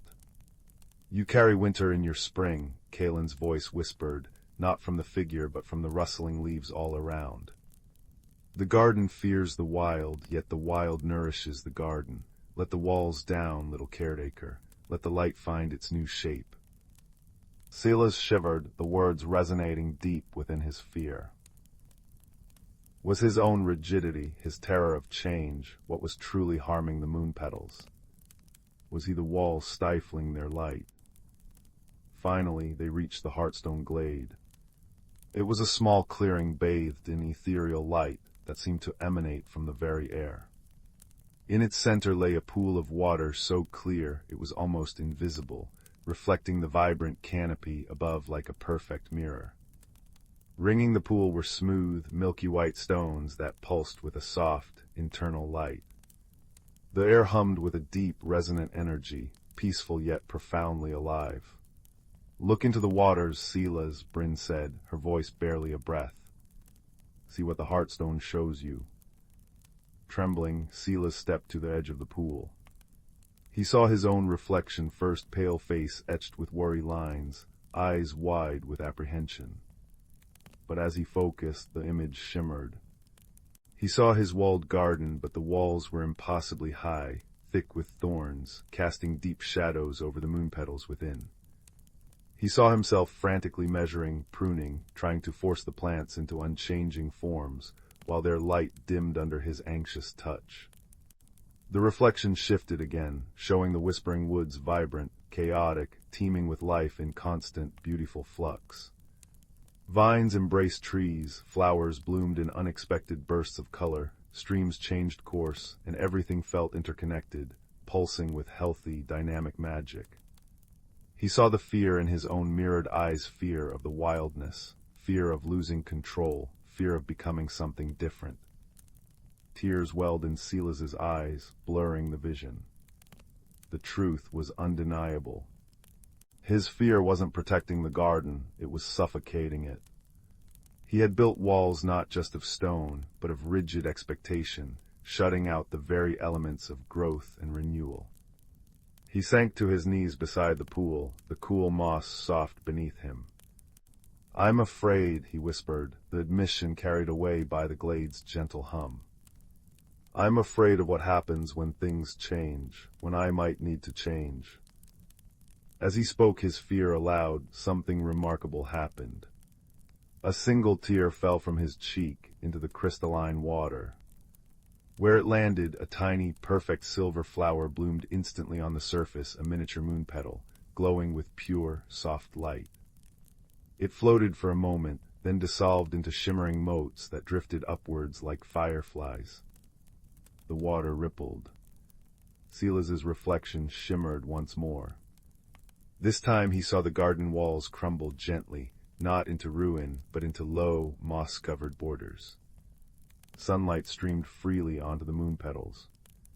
He saw himself not rigidly measuring, but sitting peacefully among the plants, observing them with wonder as they stretched towards the light, their shapes slightly different, uniquely beautiful. He saw vines from the whispering woods curling over the low walls, bearing unfamiliar, star-shaped blossoms that complemented the moon petals' silver glow. He saw himself smiling, a quiet joy replacing the anxious lines on his face. He saw Bryn and Kalen nearby, their presence a steady, supportive warmth. The reflection radiated peace and acceptance. A profound sense of calm washed over Silas, deeper than any he had ever known. It wasn't the absence of fear, but the understanding that change wasn't an enemy. It was the rhythm of life itself, the very force that allowed growth and beauty. He felt the rigid knot inside his chest loosen and dissolve, replaced by a gentle warmth, like the first rays of dawn after a long night. He looked up at Bryn, his eyes clear. "They need to grow," he said, his voice steady now, filled with a quiet wonder. "And so do I." Bryn smiled, a sunrise spreading across her face. "Then let's go home." The journey back felt different. The shifting shadows no longer seemed threatening, but playful. The rustling leaves sounded like welcoming whispers. Silas noticed details he'd missed before: the intricate pattern of frost on a spiderweb, the vibrant red flash of a cardinal's wing, the sweet scent of decaying wood nurturing new fungi. He felt connected, part of the vast, changing tapestry, not separate from it. Kalen's twig and leaf figure watched them pass from a high branch, its amber eyes gleaming with quiet approval. When they reached the walled garden, Silas didn't rush to the moon petals. He stood before the heavy wooden gate, placing his palm flat against the weathered wood. He closed his eyes, remembering the vision in the heartstone glade. He thought not of control but of trust, not of rigidity but of flow, not of fear but of possibility. He pushed the gate open. The change was immediate, magical. As Silas stepped inside, a gentle wave of silver light pulsed from the center of the garden, washing over the drooping moon petals. They shuddered, then slowly, gracefully, lifted their faces. Their glow intensified, not back to its old state, but into a richer, deeper silver, shimmering with hints of blue and violet. New buds swelled on stems that had seemed barren, unfurling into larger, more intricate blooms that chimed softly, a melody more complex and beautiful than before. The air hummed with their renewed magic, smelling like cool moonlight and fresh rain. Silas didn't measure. He walked slowly among them, feeling the cool, velvety petals brush his fingertips, listening to their gentle song. He saw that some stems leaned slightly, others curved uniquely, each bloom a distinct expression of moon-petal beauty. He noticed tendrils of Bryn's wild honeysuckle, which she'd planted long ago outside the wall, now finding tiny cracks in the stone and curling inward, their golden flowers adding warm counterpoints to the silver light.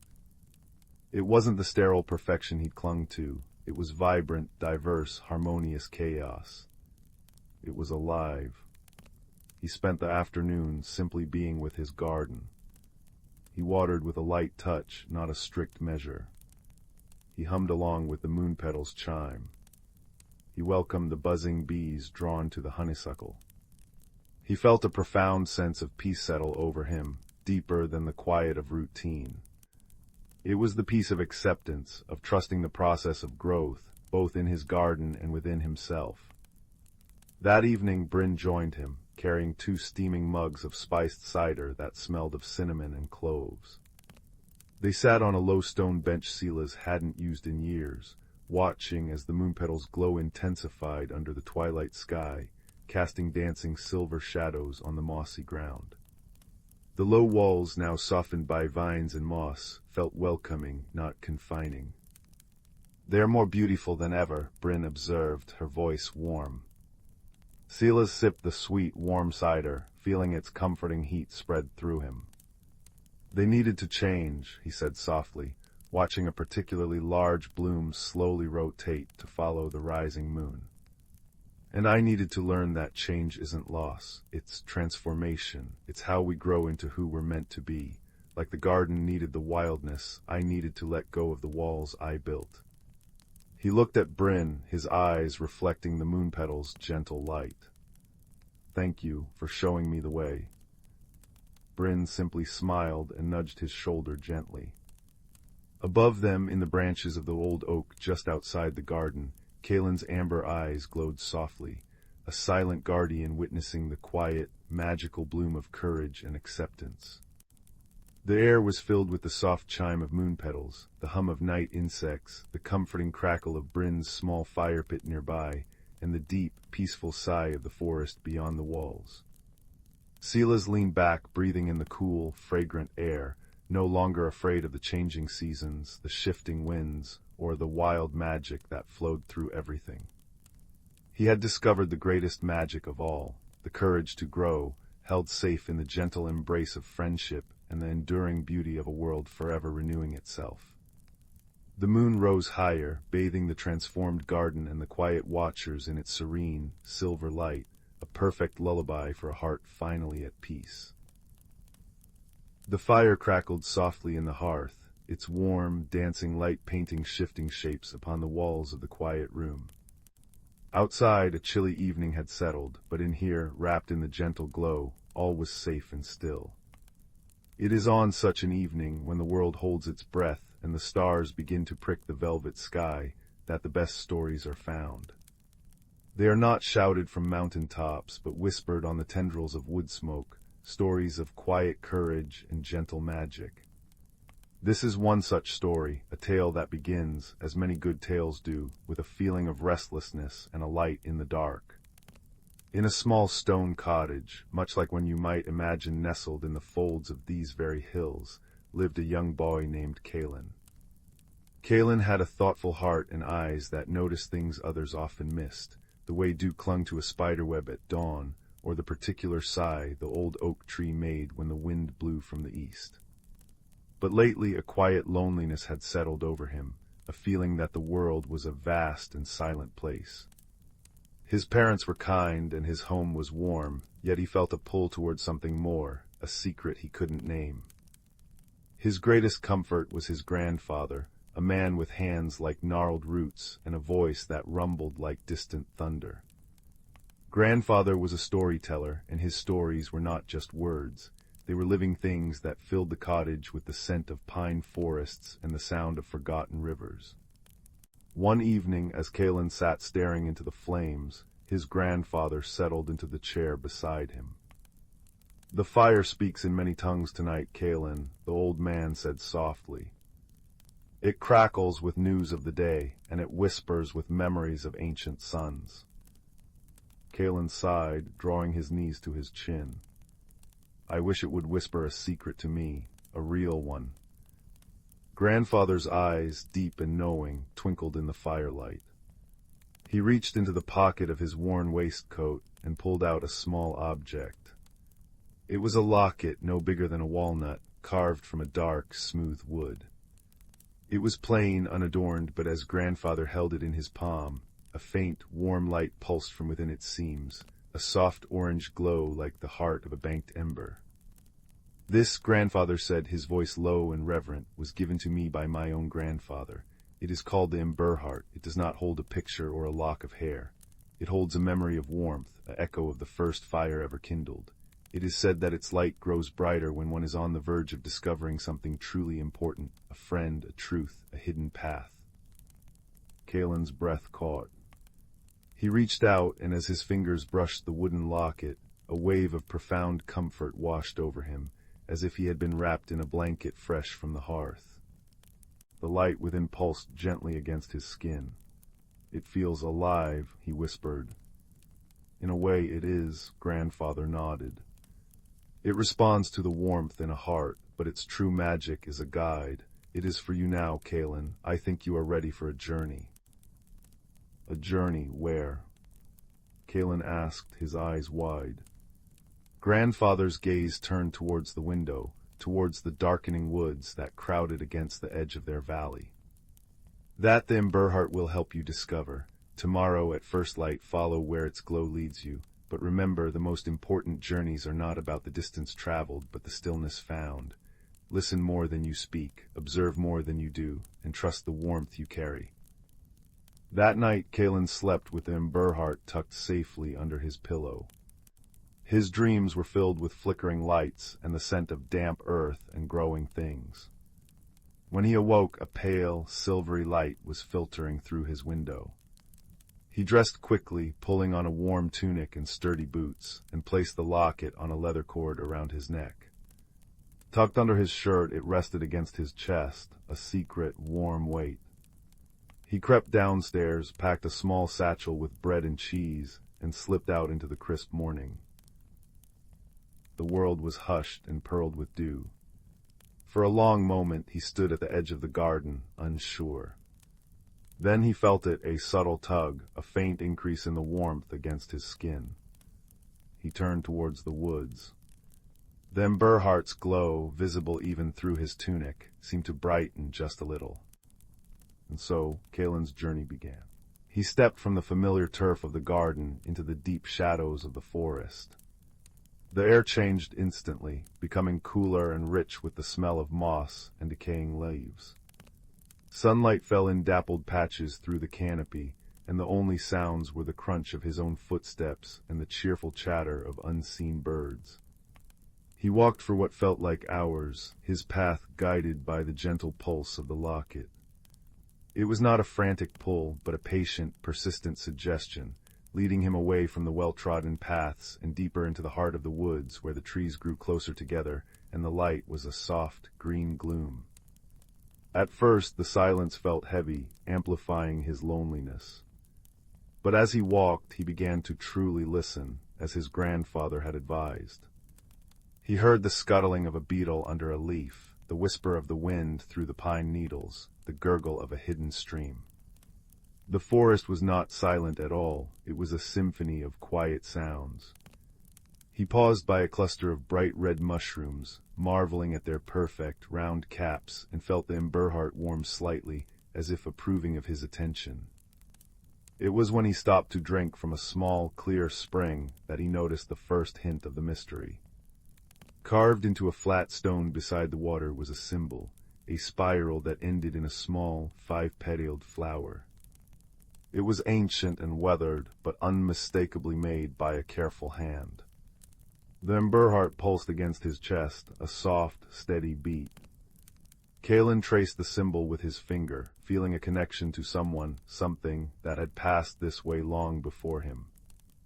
He continued on now with a new purpose, his eyes scanning the trees and rocks for more clues. He found another symbol minutes later, this one on the smooth bark of a silver birch, the same spiral, but this time ending in a leaf. The path the ember-heart was leading him on was not a random one, it was a trail of whispers left in stone and wood. The day wore on and the forest deepened. The gentle slopes gave way to steeper, rocky inclines. Just as a flicker of doubt began to stir in Kalen's mind, what if he was lost? What if this was all just a silly game? He came to a place where the trees formed a near-impenetrable wall of tangled branches and thorny bushes. The ember-heart's glow, however, did not dim. It grew warmer, its light a steady beacon pointing directly at the thicket. There seemed to be no way through. Kalen's shoulders slumped. This was the end of the path. But as he stood there, feeling the first chill of the approaching evening, he noticed something. A large, ancient yew tree grew at the center of the thicket, its trunk twisted and massive.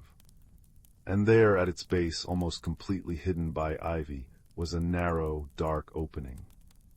It wasn't a cave, but a passage, so well concealed it was invisible unless you were standing right before it. The ember-heart was now glowing so brightly that its light spilled out from the neck of his tunic, casting a warm, orange circle on the ground. Taking a deep breath, Kalen pushed aside the curtain of ivy and stepped into the darkness. The air inside was cool and smelled of stone and old, dry earth. The passage was narrow, forcing him to walk sideways for a few paces, but it soon opened up. He wasn't in a cave, but in a tunnel, the walls smooth, as if worn by water or countless gentle hands over countless years. And the most remarkable thing was the light. It was not the bright, cheerful light of day, but a soft, phosphorescent glow that came from patches of moss clinging to the ceiling and walls. They pulsed with a gentle blue-green light, illuminating the way forward. He walked on, the only sound the soft scuff of his boots on the stone floor. The tunnel sloped gently downward, twisting and turning, and Kalen had the strange sensation that he was leaving the ordinary world far behind. The ember-heart at his chest glowed in harmony with the moss light, its warm orange a comforting contrast to the cool blue. After a time that felt both like an instant and an eternity, he saw a light ahead that was different. the golden, dappled light of late afternoon. He quickened his pace, and the tunnel ended, opening out into a sight that made him gasp and stop dead in his tracks. He stood at the edge of a hidden valley, a secret world nestled within the embrace of the towering hills. It was a wide, circular basin, filled with a forest of trees whose leaves were not green, but shades of silver, gold, and soft copper. A meandering stream, sparkling like liquid crystal, wound its way through the center. The air was warmer here, filled with the sweet, honeyed scent of unknown flowers. Butterflies with wings like stained glass flitted through the air, and the gentle chirping of crickets provided a soft, rhythmic music. This was a place out of time, a sanctuary of peace.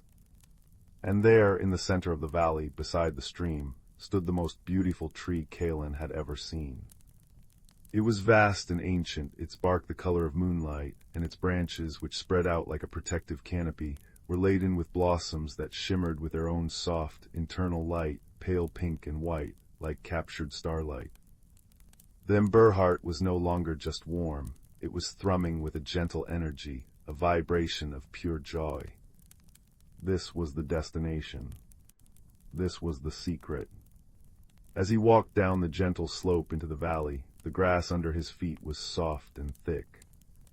He felt a profound sense of peace settle over him, the loneliness that had clung to him for weeks melting away like mist in the sun.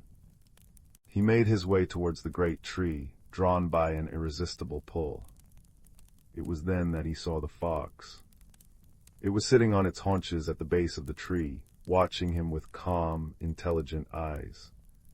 It was not like any fox he had ever seen. Its fur was a remarkable shade of russet red, but tipped with silver, as if dusted with frost. Its eyes were not the sharp, cunning eyes of a wild creature, but held a deep, ancient wisdom. Kalen stopped a few paces away, unsure. The fox did not run.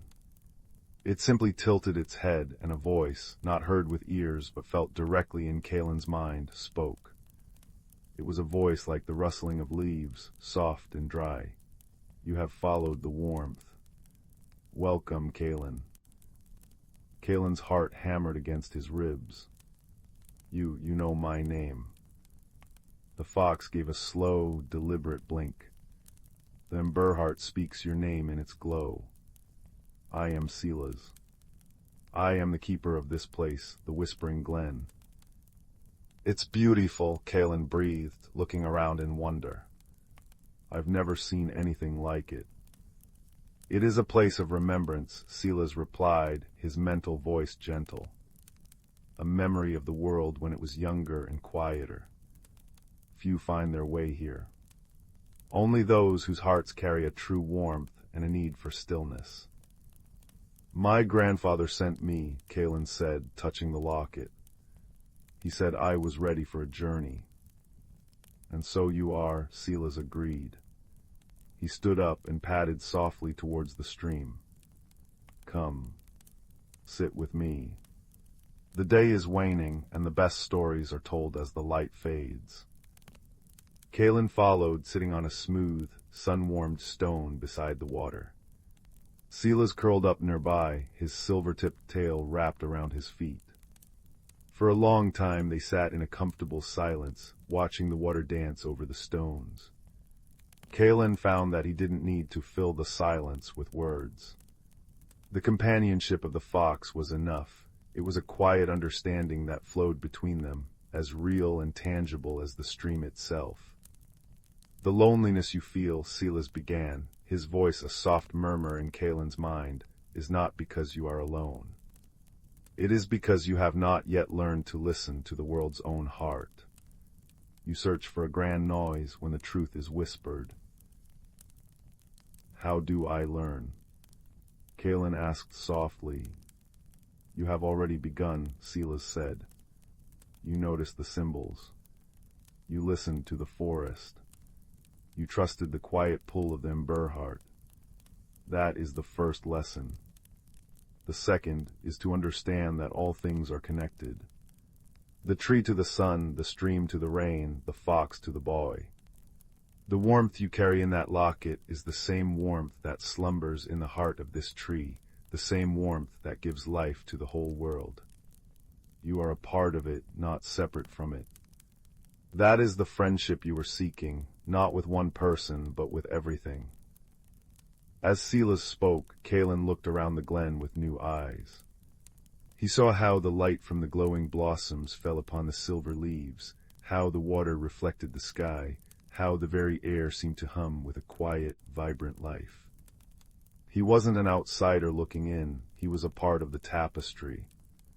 The loneliness lifted completely, replaced by a feeling of deep, belonging peace. As twilight began to paint the sky in shades of lavender and rose, the blossoms on the great tree brightened, casting a soft, radiant light over the glen. It was then that Kalen noticed the carvings on the tree's trunk. They were the same symbols he had seen on the trail, the spiral ending in a flower, the spiral ending in a leaf, and many others. A spiral ending in a star, a wave, a flame.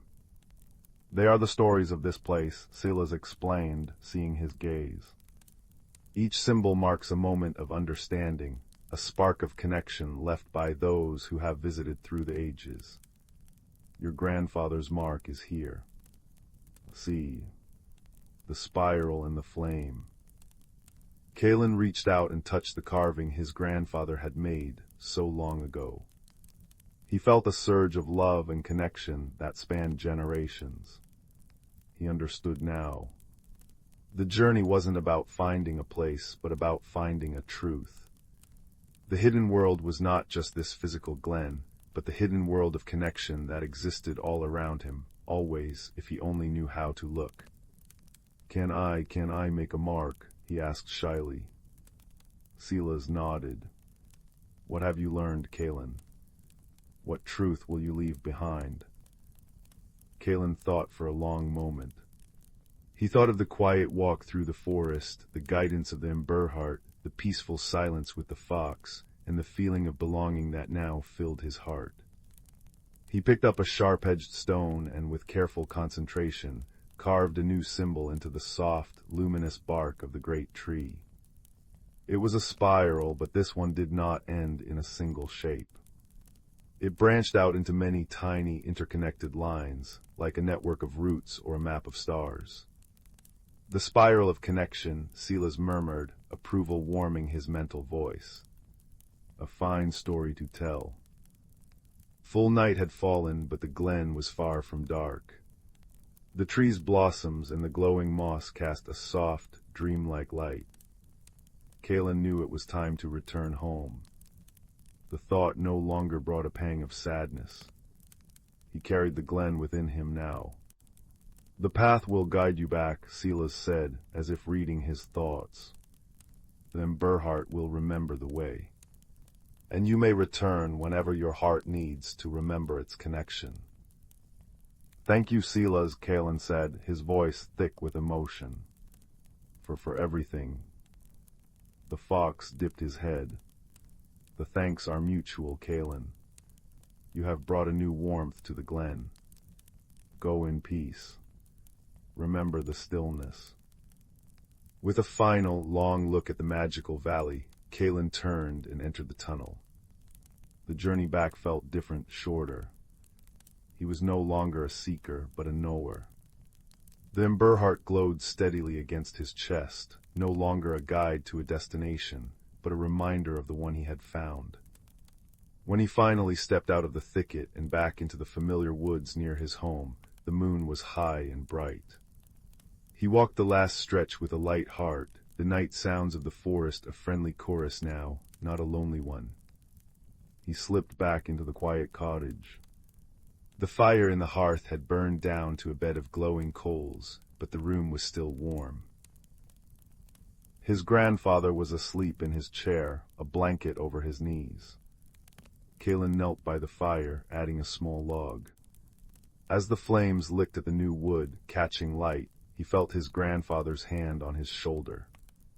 You found it, the old man said, his voice soft with sleep and certainty. Kalen looked up and smiled, a true, peaceful smile that reached his eyes. I did, grandfather, and I found so much more. he didn't need to explain. The change in him was plain to see, the quiet confidence, the absence of the restless loneliness. The ember heart, now cool and dark against his chest, had done its work. He sat on the rug by the fire, and his grandfather began to tell a story, not of great battles or far-off lands, but of a boy who learned to listen to the world's heartbeat. As Kalen listened, the crackle of the fire and the rumble of his grandfather's voice wove together, and the line between the story and the memory blurred into a single, warm, comforting truth. Outside, the stars shone down on the quiet hills. Inside, by the fireside, a boy who had journeyed far and found his way home closed his eyes.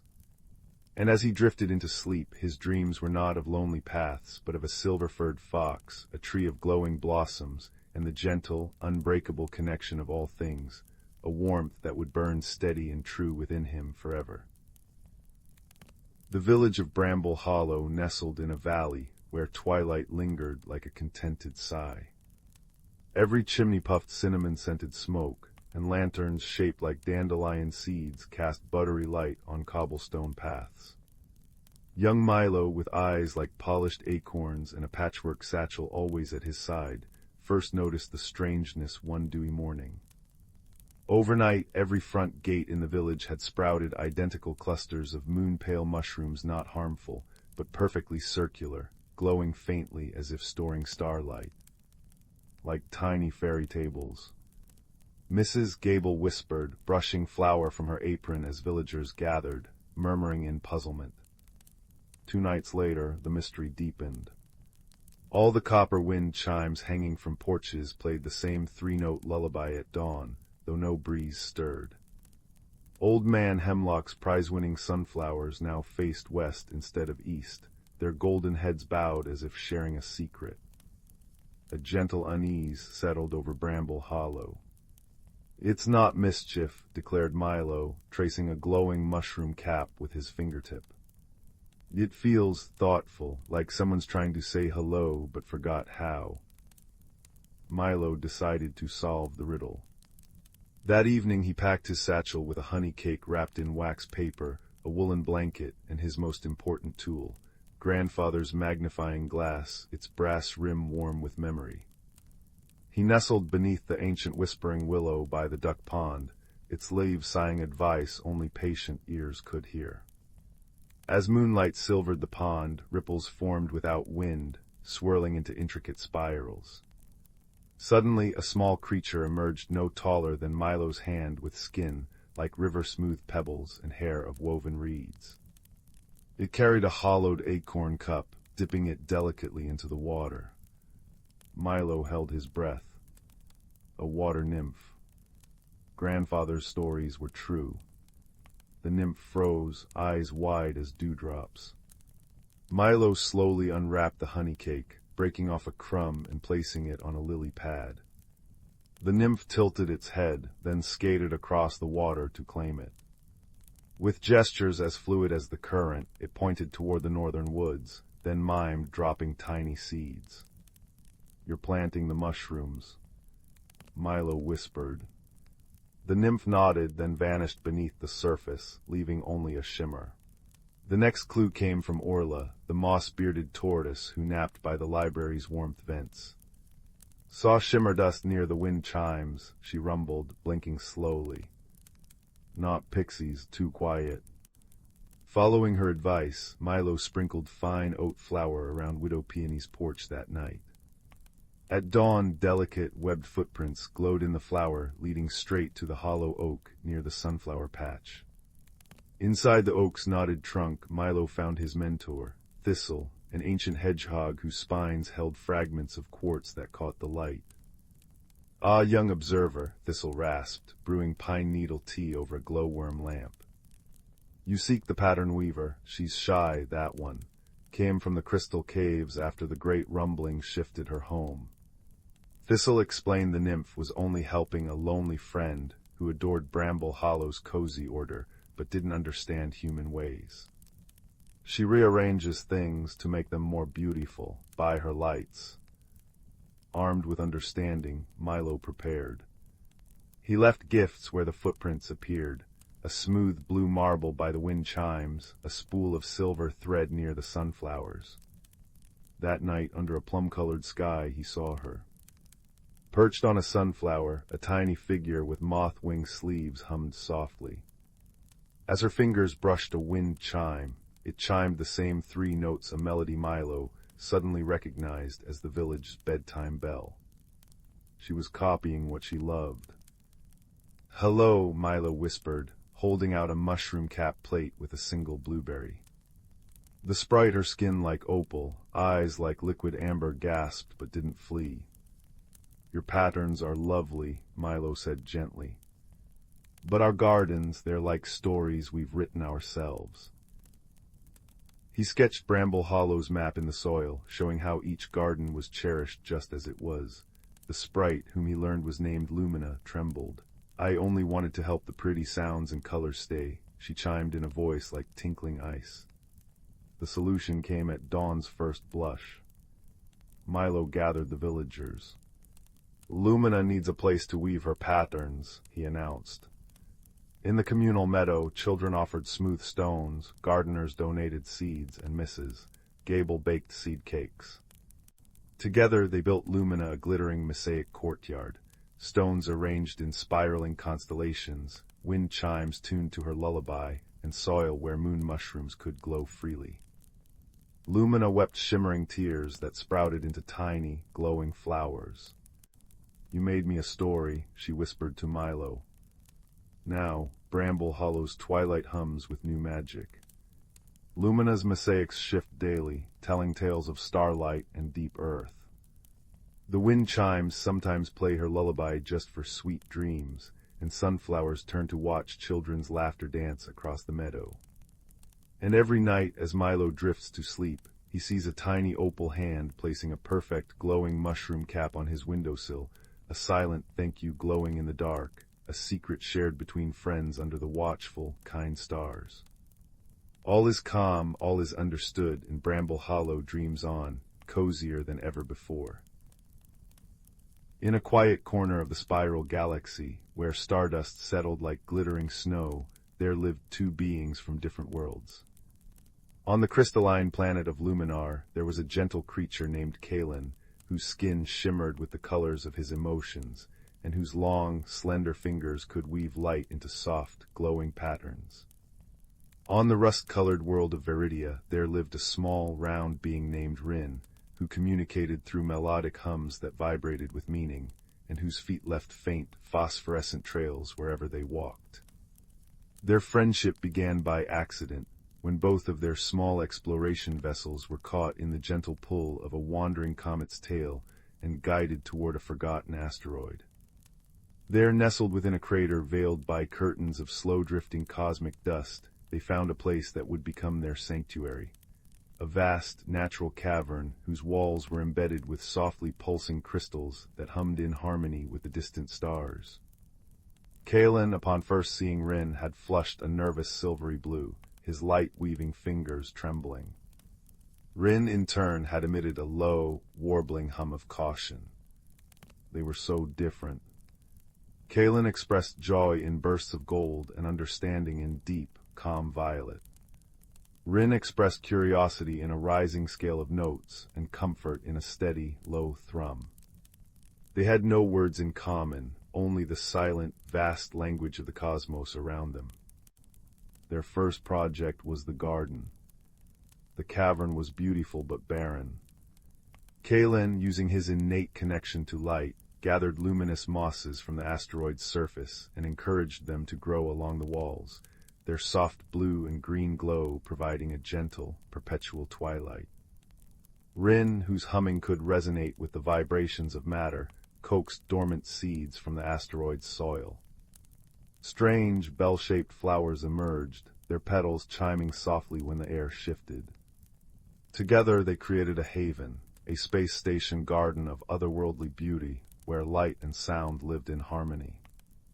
Of course, there were misunderstandings. One afternoon, Kalen, feeling particularly fond, wove a complex tapestry of warm, orange light and floated it toward Rin as a gift. In Kalen's culture, this was the highest form of affection. But Rin, seeing the advancing orb of light, interpreted it as an aggressive gesture. On Veridia, sudden bright lights were warnings of predators. Rin let out a sharp, discordant shriek and retreated into a corner, their body trembling. Kalen immediately dimmed to a soft, confused gray. He had caused distress and his heart ached. He slowly sat down, a respectable distance away, and began to pulse a very slow, very gentle rhythm of pale lavender light, the color of apology and patience on luminar. For a long time, Rin just watched. Then tentatively a single, clear note emerged, a question. Kalen responded by shaping the lavender light into a simple, open circle. Rin understood. This was not an attack, it was an attempt to connect. A low, warm hum of forgiveness filled the cavern, and Rin slowly approached. They spent the rest of that cycle sitting side by side, Kalen occasionally pulsing a soft gold, Rin answering with a contented drone. They had learned their first true lesson about each other. Their favorite pastime was to climb to the highest point of their crystalline cave, where a natural opening framed a breathtaking view of the nebula outside. They would sit for hours, watching the great swirls of magenta and cerulean gas, the distant suns being born in silent, brilliant explosions, and the slow, graceful dance of planets around their stars. During one such quiet moment, as a particularly vibrant shower of meteors painted streaks of silver across the void, Kalen noticed Rin was unusually still. A faint, sad, grayish-pink hue was emanating from Rin's normally vibrant trail. Kalen understood loneliness when he saw it. He didn't weave a grand light or make a sound. Instead, he simply reached out one shimmering hand and placed it gently on the cool, smooth surface of the crystal beside Rin. Rin looked at the hand, then at Kalen's face, which was glowing with a steady, compassionate amber. In response, Rin began to hum a new melody, one Kalen had never heard. It was a song of longing for the red deserts and singing sands of home, a melody of missing one's own kind. Kalen listened, his colors shifting in empathy, and when the song was finished, he pointed a finger toward a particularly bright, steady star in the distance, the star that was Veridia's sun. Then he pointed to another, a twinkling blue one, for Luminar. Finally, he drew a slow, encompassing circle of soft white light around both of them, there in their shared cave. The message was clear: we are both far from home, but we are home for each other here. Rin's hum shifted into a tone of profound gratitude, and they leaned ever so slightly against Kalen's side. In that moment there were no barriers of biology, no gaps in vocabulary. There was only the shared silence, the magnificent tapestry of the cosmos above, and the warm, unshakable certainty of friendship. They had built more than a garden or a shelter, they had built a bridge. A bridge made not of metal or code, but of patience, of laughter learned from missteps, of quiet companionship under alien stars. They had discovered that the most advanced technology in the universe was not a hyperdrive or a teleporter, but the simple, universal language of a kind heart. A language that needs no translation, that can be seen in a color, heard in a hum, and felt in the peaceful silence between two friends, forever connected across the starlit void. The village of Wicker Hollow was the sort of place where cobblestones held the warmth of the afternoon sun long into the evening, and the scent of baking bread and wood smoke wove through the air like invisible ribbons. In a small cottage tucked beneath a willow tree's sighing branches lived a quiet boy named Silas. Silas noticed things others missed, the precise pattern of frost on a window pane, the different songs of the wind through the oak versus the pine, and the way misses. Thimble's cat, Marmalade, always blinked twice before pouncing. But mostly, Silas noticed the forgotten things: the chipped teacup at the back of the cupboard, the single button gleaming in the dust beneath the dresser, the worn-out boot left by the garden gate. One misty Tuesday, while searching for a lost marble near the old stone bridge, Silas noticed something truly forgotten. Half buried in the mossy bank, nestled amongst smooth river stones, lay a book. It wasn't grand or leather-bound. It was small, its cover faded to a soft, indeterminate gray, the edges worn smooth as sea glass. There was no title, no author. When Silas picked it up, it felt unexpectedly warm, like a stone left in the sun, and it hummed faintly against his palms, a vibration more felt than heard. Intrigued, Silas brushed off the damp moss and carried it home. That evening, curled in his favorite armchair beside the crackling hearth, the orange firelight dancing on the worn pages, he opened it. The first page was blank. So was the second. Disappointment prickled, but then, as he turned the third page, something shimmered. Not ink, but light. Delicate, silvery lines began to weave across the paper, forming not words, but pictures. They were fleeting, like reflections on water, a glimpse of a soaring bird, the curve of a winding path through tall grass, the wink of a distant star. As Silas watched, mesmerized, the images shifted, responding to his quiet thoughts. When he thought of the river, the page showed minnows darting over pebbles. When he thought of the willow tree, its long leaves swayed in an unfelt breeze across the paper. The book, he realized with a gasp, didn't contain stories, it showed them. It reflected the world, but only the parts unseen, the hidden wonders, the secret heart of things.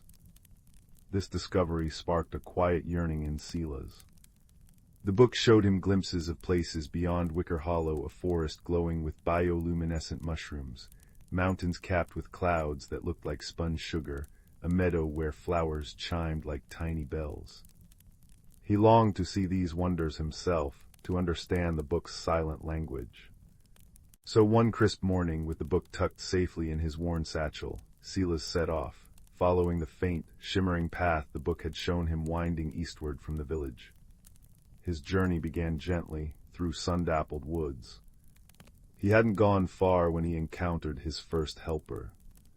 A large, rather drowsy badger named Barnaby was attempting to dig up a particularly stubborn truffle near the path. Barnaby had spectacles perched precariously on his snout and spoke in a slow, rumbling voice. Trouble with the subterranean aromatics, he grumbled, blinking at Silas. The scent is strong, but the earth, she clings. Can't quite triangulate the epicenter, you see. Silas, remembering the book, gently opened it. The page shimmered, showing not the truffle, but the intricate network of roots around it, and a single, bright earthworm wriggling near its location. Silas pointed. Barnaby adjusted his spectacles, squinted, then dug with renewed vigor. Ah, foundational disturbance, excellent cartography, young fellow. Barnaby, grateful for the help and intrigued by the shimmering book, decided Silas's quest sounded far more interesting than truffles. He became Silas's guide through the deeper woods, his knowledge of hidden trails and edible roots invaluable. Deeper into the ancient forest, where the trees grew tall and silent, they met Thistle. Thistle was a hedgehog, but unlike any Silas had seen. Her spines weren't just brown, they shimmered with tiny flecks of iridescent green and gold, like moss catching the light. She moved with surprising swiftness, darting between ferns. Thistle was incredibly observant, but terribly forgetful. "Oh, hello, lovely morning for the thing with the leaves," she'd chirp, then zoom off, only to circle back moments later. "Barnaby, Silas, have you seen the shiny pebble? No, oh well." She remembered every hidden spring, every patch of rare moon mint, and the exact location of the singing stones, which hummed when the wind blew just right, but couldn't recall what she'd had for breakfast. The book helped Silas understand her fragmented thoughts. It would show fleeting images of the things she'd forgotten: a blue pebble near the oak stump, a patch of clover she'd admired. Silas, with gentle patience, would help her find them, and Thistle, delighted, shared her knowledge of the forest's secret paths and moods in return. The trio traveled for days. The book showed them wonders: a waterfall where the water fell upwards into a cloud, a grove where trees whispered ancient secrets in rustling tongues only the book seemed to translate into shimmering images of long-gone travelers, and a lake so still it reflected not the sky, but a sky from another time, dotted with unfamiliar constellations. Silas felt himself changing. He grew braver navigating unknown paths, quieter in his observations, and kinder in understanding his companions' quirks. The world felt larger, yet more intimately connected, every rustle and scent holding potential magic revealed by his humble book. Their journey led them to the Whispering Peaks, jagged mountains veiled in perpetual mist. The book showed a path winding steeply upwards, towards a hidden valley where the most wondrous sight shimmered faintly. A tree made entirely of light, its branches holding tiny, pulsing stars. But the mist wasn't just mist. It was thick, swirling, and alive with confusion. It was the gray murk. As they entered its embrace, disorientation struck like a physical blow. Paths seemed to shift underfoot. Sounds became distorted echoes. Barnaby's usually precise directions faltered. East, or was it southwest, the olfactory markers are, scrambled. Thistle darted in frantic circles. My pebble, I mean the path, it was here, or was it there? Even the book flickered uncertainly, its images blurring and fading, reflecting only the swirling gray confusion surrounding them. Panic threatened to rise in Silas's chest. Force was useless against the formless murk. Shouting only made the echoes louder and more confusing. Pushing forward blindly led them in exhausting circles. Silas sat down on a cold rock, pulling the book close. He closed his eyes, ignoring the disorienting swirl. He thought not of the destination, but of his journey. He remembered the warm hum of the book in his hands that first day. He pictured Barnaby's earnest face as he studied his truffle maps, Thistle's spines shimmering like captured sunlight. He thought of the willow tree sighing outside his window, the scent of misses, thimbles baking, the comforting crackle of his hearth. He focused on the feelings, warmth, kindness, quiet wonder, friendship. He poured these feelings into his thoughts, holding them steady like a candle flame in the disorienting gray. He opened the book. Instead of showing the confusing mist or the distant light tree, the pages began to glow with a soft, steady, golden light. It wasn't a bright beam, but a gentle, unwavering radiance that emanated warmth and calm. The light didn't push the mist away, it simply held its space. Barnaby stopped his frantic sniffing. Thistle stopped her dizzy circling. They both looked at the book, then at Silas, whose face was calm, reflecting the golden glow. The disorienting whispers of the mist seemed to soften, the swirling slowed. The golden light from the book acted like a beacon of clarity, not by fighting the confusion, but by offering a calm center. Follow the warmth, Silas said softly, his voice steady amidst the muffled echoes. He didn't shout directions, he simply held the book aloft, its gentle light a focal point. Barnaby, taking a deep, calming breath, focused on the light. Thistle, her forgetfulness momentarily stilled by the calm, darted not randomly, but towards the warmest patches of light reflecting on the damp rocks. Step by deliberate step, focusing only on the calm, golden light and the feeling of quiet connection it represented, they moved through the murk. The path didn't magically appear. They found it by ignoring the confusion and moving towards the warmth and steadiness Silas held within him and projected through the book. The swirling gray thinned, the disorientation faded, and finally they stepped out of the murk onto a sunlit ledge. Below them lay the hidden vale. It was bathed in soft, pearlescent light. Flowers like spun glass chimed softly in the breeze. And in the center, its roots deep in starlight, stood the tree of Lumina.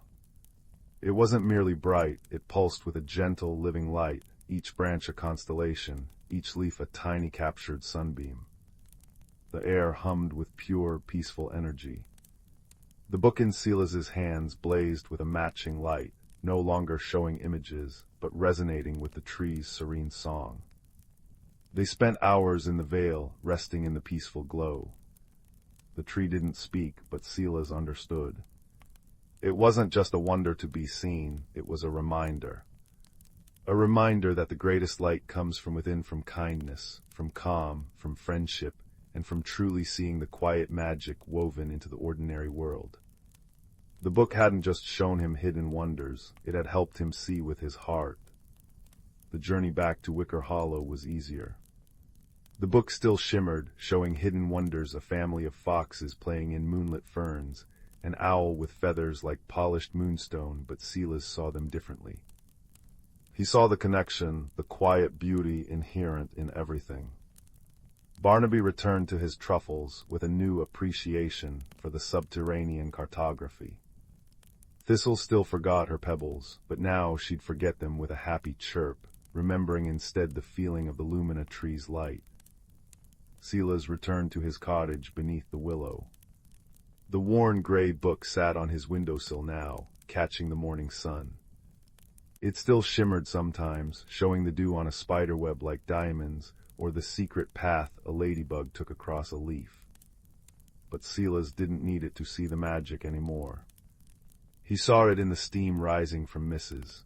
Thimble's teacup, in the way marmalade blinked twice before purring, in the familiar creak of the floorboards. The world hadn't changed, he had. He'd learned that the most extraordinary secrets aren't found in distant, hidden valleys, but in the quiet noticing, in the warmth of friendship, and in the gentle light of kindness that can guide you through any fog. And sometimes he'd open the book for a child visiting Mrs. Thimble, and together they'd watch the shimmering story of a dandelion seed sailing on the breeze, or the secret dance of fireflies in the twilight, a reminder that wonder is always just a heartbeat away, waiting to be seen with a quiet and kind heart. The gentle hum of the book blended with the crackle of the hearth, a soft lullaby of hidden wonders and peaceful hearts, perfect for drifting into dreams. In a quaint village nestled at the foot of the Mistywood Mountains, where the air was sweet with the scent of blooming lilacs, and the gentle murmur of the river lullaby could be heard on quiet evenings, there lived a young woman named Isla. Isla was known far and wide for her kindness and gentle demeanor, yet she found herself struggling with the winds of change that seemed to swirl ever more insistently around her. Isla cherished her life in the village, where each day was a familiar pattern of tending to her flourishing garden and assisting the villagers with her herbal remedies. But as the seasons turned, she felt a stirring within her, a restlessness she couldn't quite name.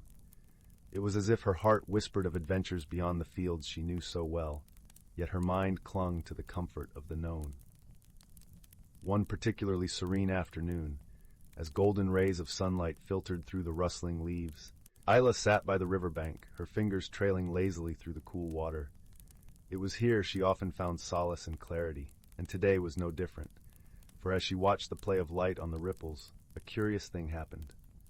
The water began to shimmer with an ethereal glow, and from its depths emerged a small, luminescent creature, a water sprite, no taller than a foot, with wings that glinted like moonlit dew.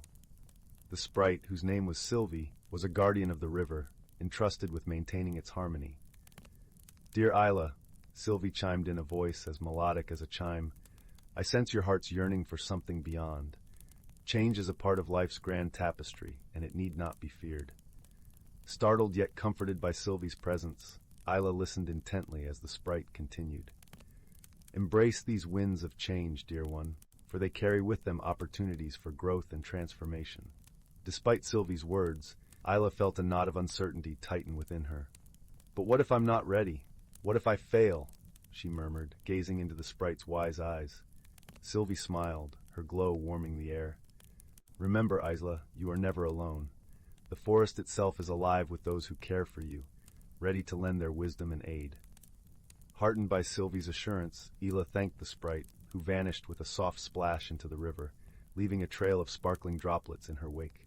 With a newfound resolve, Isla rose and made her way back to the village, determination blossoming alongside the lilacs. The following morning, Isla awoke with the sun's first light, a gentle breeze carrying the scent of pine and promises of new beginnings. She decided to seek counsel from Elder Rowan, the village's wise sage, whose wisdom was as deep as the roots of the ancient trees. The path to Elder Rowan's cottage wound through lush meadows and under arching boughs, where birds sang of dawn's beauty. As Ela approached, she noticed the warm glow of a fire crackling within, its smoke curling up like a dragon's breath into the morning sky. Elder Rowan greeted her with a kind smile, his eyes twinkling like stars in the twilight. "Ah, Isla, I've been expecting you," he said, gesturing for her to sit beside the hearth. "The winds of change have whispered of your coming." Isla poured out her heart, speaking of her fears and the sprite's counsel. Elder Rowan listened with the patience of a timeless oak, nodding thoughtfully. "My dear, change is indeed daunting, but it is also a great teacher," he mused, his voice a soothing balm. "Consider the caterpillar, who must surrender its form to become a butterfly.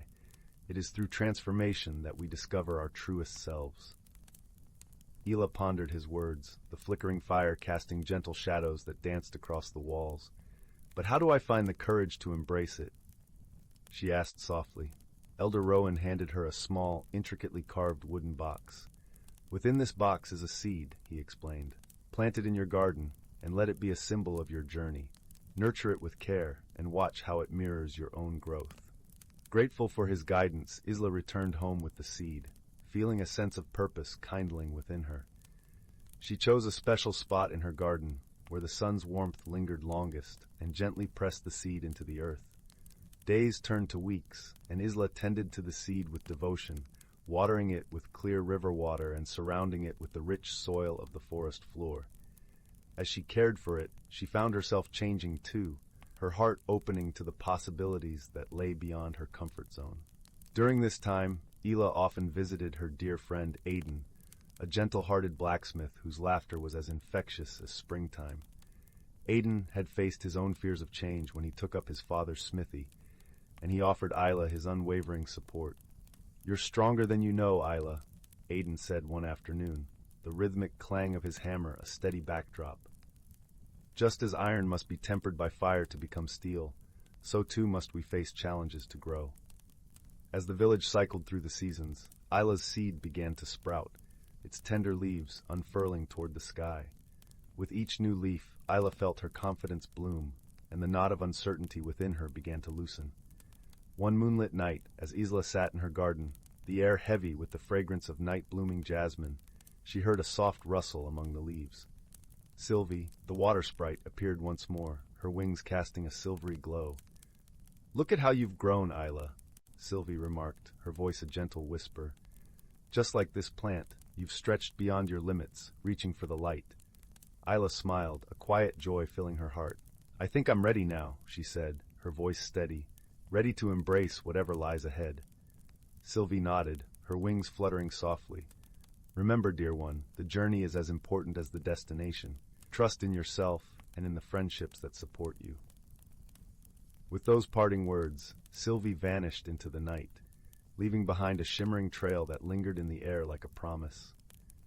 As dawn broke the next day, Ela awoke with a sense of peace and clarity. She knew she could face the unknown, for she had grown stronger and wiser through her journey.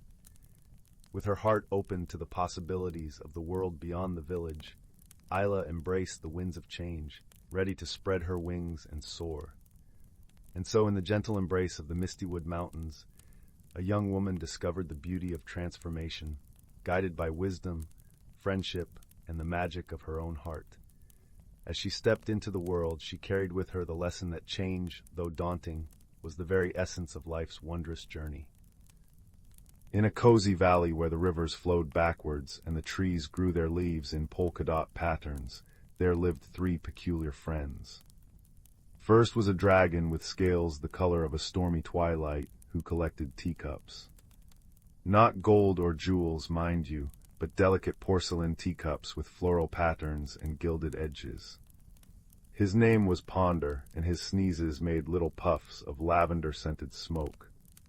His best friend was a cloud shepherd named Nimbus, who wore a sweater knitted from actual sunset colors and carried a crook that hummed when it rained. Nimbus tended a flock of fluffy, docile clouds that drifted over the valley, occasionally dripping gentle rain that tasted faintly of lemonade. The third friend was a dream painter called Lumina, who carried a palette of soft, glowing colors and painted dreams onto children's windowsills at night. Her brushes were made of dandelion fluff and spider silk, and she always had a pocket full of stardust for particularly vivid nightmares that needed extra softening. One afternoon, the three friends gathered at the upside-down tea shop, where the tables hung from the ceiling and the chairs clung to the floor, and the teapots poured upwards.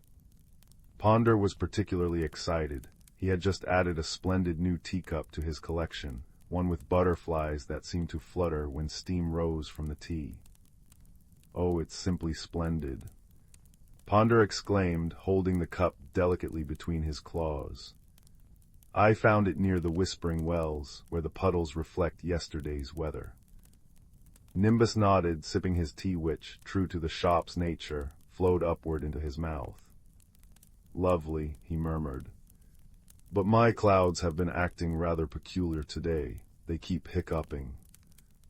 As if on cue, one of Nimbus's clouds drifted too close to the tea shop and let out a soft hic-hic whoosh, releasing a shower of tiny, shimmering raindrops that tinkled like wind chimes as they fell. Lumina smiled, stirring her tea with a brush. "Perhaps they've caught a case of the giggles," she suggested. "It's going around. I had to paint extra laughter into little Milo's dream last night." But just then, Ponder felt a tickle in his snout. "Oh dear," he said, his nostrils twitching. "I think I'm about to achoo." Now, a dragon's sneeze is no small thing. This one came with a puff of lavender smoke and a sound like a confused trumpet, honk-shoom, and it sent Ponder's new teacup flying from his claws. The cup soared through the air, spinning gracefully, before landing right side up on a floating saucer that had been drifting lazily near the ceiling. For a moment, everything was still. Then the butterflies on the cup began to flutter in earnest, and the teacup lifted gently into the air, floating like a tiny porcelain hot air balloon. "Oh my," said Ponder, his eyes wide. "I didn't know it could do that." Nimbus chuckled. "It seems your sneeze enchanted it." But their amusement turned to concern when the teacup drifted out the open window, bobbing merrily on the breeze. The three friends rushed outside, which, in the upside-down tea shop, meant climbing down from the ceiling and up from the floor, and watched as the cup floated toward the inside-out forest, where the bark grew on the inside of the trees and the leaves rustled on the inside of the branches. "We must retrieve it," said Ponder anxiously. "It's one of my favorites." So off they went, following the floating teacup on its whimsical journey. Nimbus whistled, and one of his clouds, a particularly fluffy one named Cumulo, drifted down to carry them. They climbed aboard, and Cumulo set off with a soft whoosh, floating after the enchanted cup. As they sailed over the backwards river, which flowed from the sea to the mountains, much to the confusion of the fish, they noticed something odd. The teacup seemed to be leaving a trail of sparkling, steam-like mist behind it. Where the mist touched the water, the river burbled happily and began flowing sideways for a moment before remembering itself and continuing backwards. "It's causing quite the stir," Lumina observed, her dream painter's eyes noticing the way the mist made the world just a little dreamier. Soon they reached the inside-out forest. The trees were indeed inside out, with the smooth, pale wood on the outside and the rough bark hidden within. The leaves rustled softly from inside the trunks, creating a sound like far-away whispers. The teacup floated gently between the trees, occasionally pausing as if admiring the view. But then, disaster. Well, a very gentle, silly disaster. The cup drifted too close to a sneezy, snapping tulip, a flower that, when approached, would let out a pollen sneeze that sounded like a tiny achoo-boing. The tulip sneezed, and the burst of pollen sent the teacup spinning off course, right into a thicket of giggle grass. Now giggle grass is exactly what it sounds like, grass that giggles when touched. As the cup landed among the blades, the whole patch erupted into soft, tinkling laughter. Tee-hee-hee-hick. The grass giggled so hard that it tangled around the teacup, holding it fast. "Oh dear," said Ponder as they landed cumulo nearby. "However will we get it out?" Nimbus tried using his crook to gently untangle the grass, but the grass just giggled harder and wrapped itself tighter. Lumina attempted to paint a calming dream onto the grass, but the giggles were too contagious, and soon she was chuckling too. Ponder had an idea. "Perhaps if I sneeze again," he suggested. "The first sneeze made it float, maybe another will reverse it." So he concentrated, thinking of ticklish feathers and fuzzy caterpillars, until he felt a sneeze building. Chew. This sneeze was even more powerful than the last. It came with a burst of peppermint-scented smoke and a sound like a kazoo being sat on, FOOMP honk. The force of it blew the giggle grass flat, and the teacup, freed from its tangled prison, shot straight up into the air. But now it had too much energy. Instead of floating gently, it zipped around like a confused bumblebee, buzzing past their heads and leaving loops of sparkly mist in its wake. "It's gone hyper," cried Nimbus, ducking as the cup whizzed by his ear. Lumina watched the cup's chaotic path, her head tilted. "You know," she said thoughtfully, "I think it's not the sneeze that's the problem. It's their excitement. The cup is overstimulated." Ponder blinked. "Overstimulated? How do we calm down a teacup?" "With tea, of course," Lumina replied, as if it were the most obvious thing in the world. So they hurried back to the upside-down tea shop, with a hyperactive teacup zipping and zooming behind them. Once there, Ponder quickly prepared a pot of his most soothing tea, sleep-a-time lavender with a hint of honeyed moonbeam. As the tea steamed upwards from the pot, Lumina gently guided the frantic cup with her brush, herding it toward the soft, rising steam. The cup hesitated, then dipped slightly, as if sniffing the aroma. Slowly it descended until it was hovering right above the teapot, basking in the warm, calming vapors.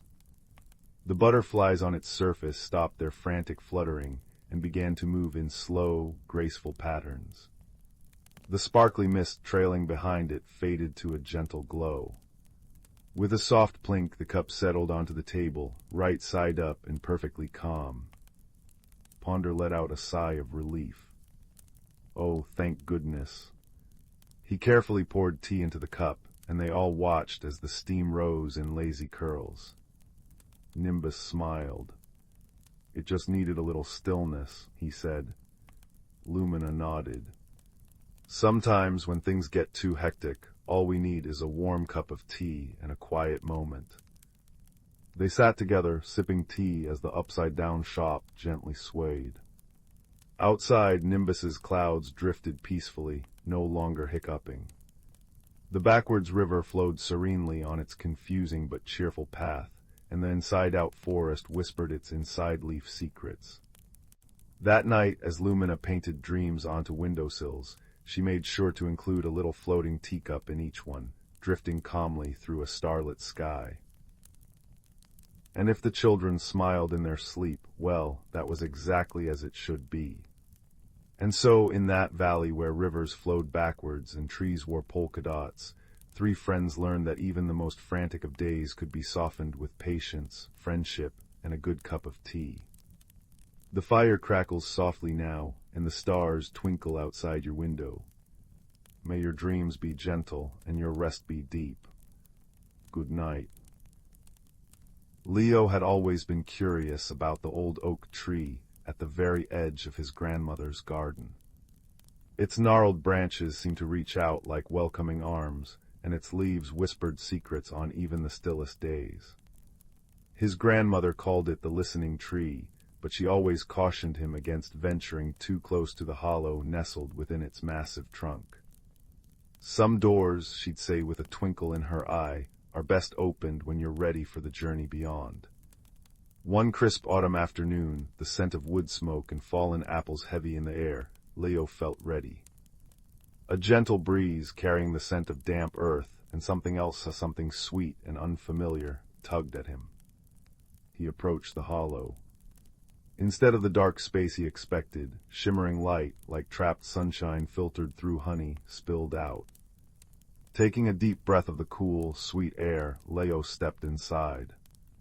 The light enveloped him, warm and soft as spun gold against his skin. When it cleared, he found himself not in darkness, but standing on a path of smooth, moon-pale stones, winding through a forest unlike any he'd ever seen. This was the Whisperwood. The trees weren't merely tall, they soared like cathedral pillars, their bark a mosaic of silver and deep violet. Their leaves weren't green, but shimmering shades of sapphire and emerald, casting dappled light that danced on the path like living jewels.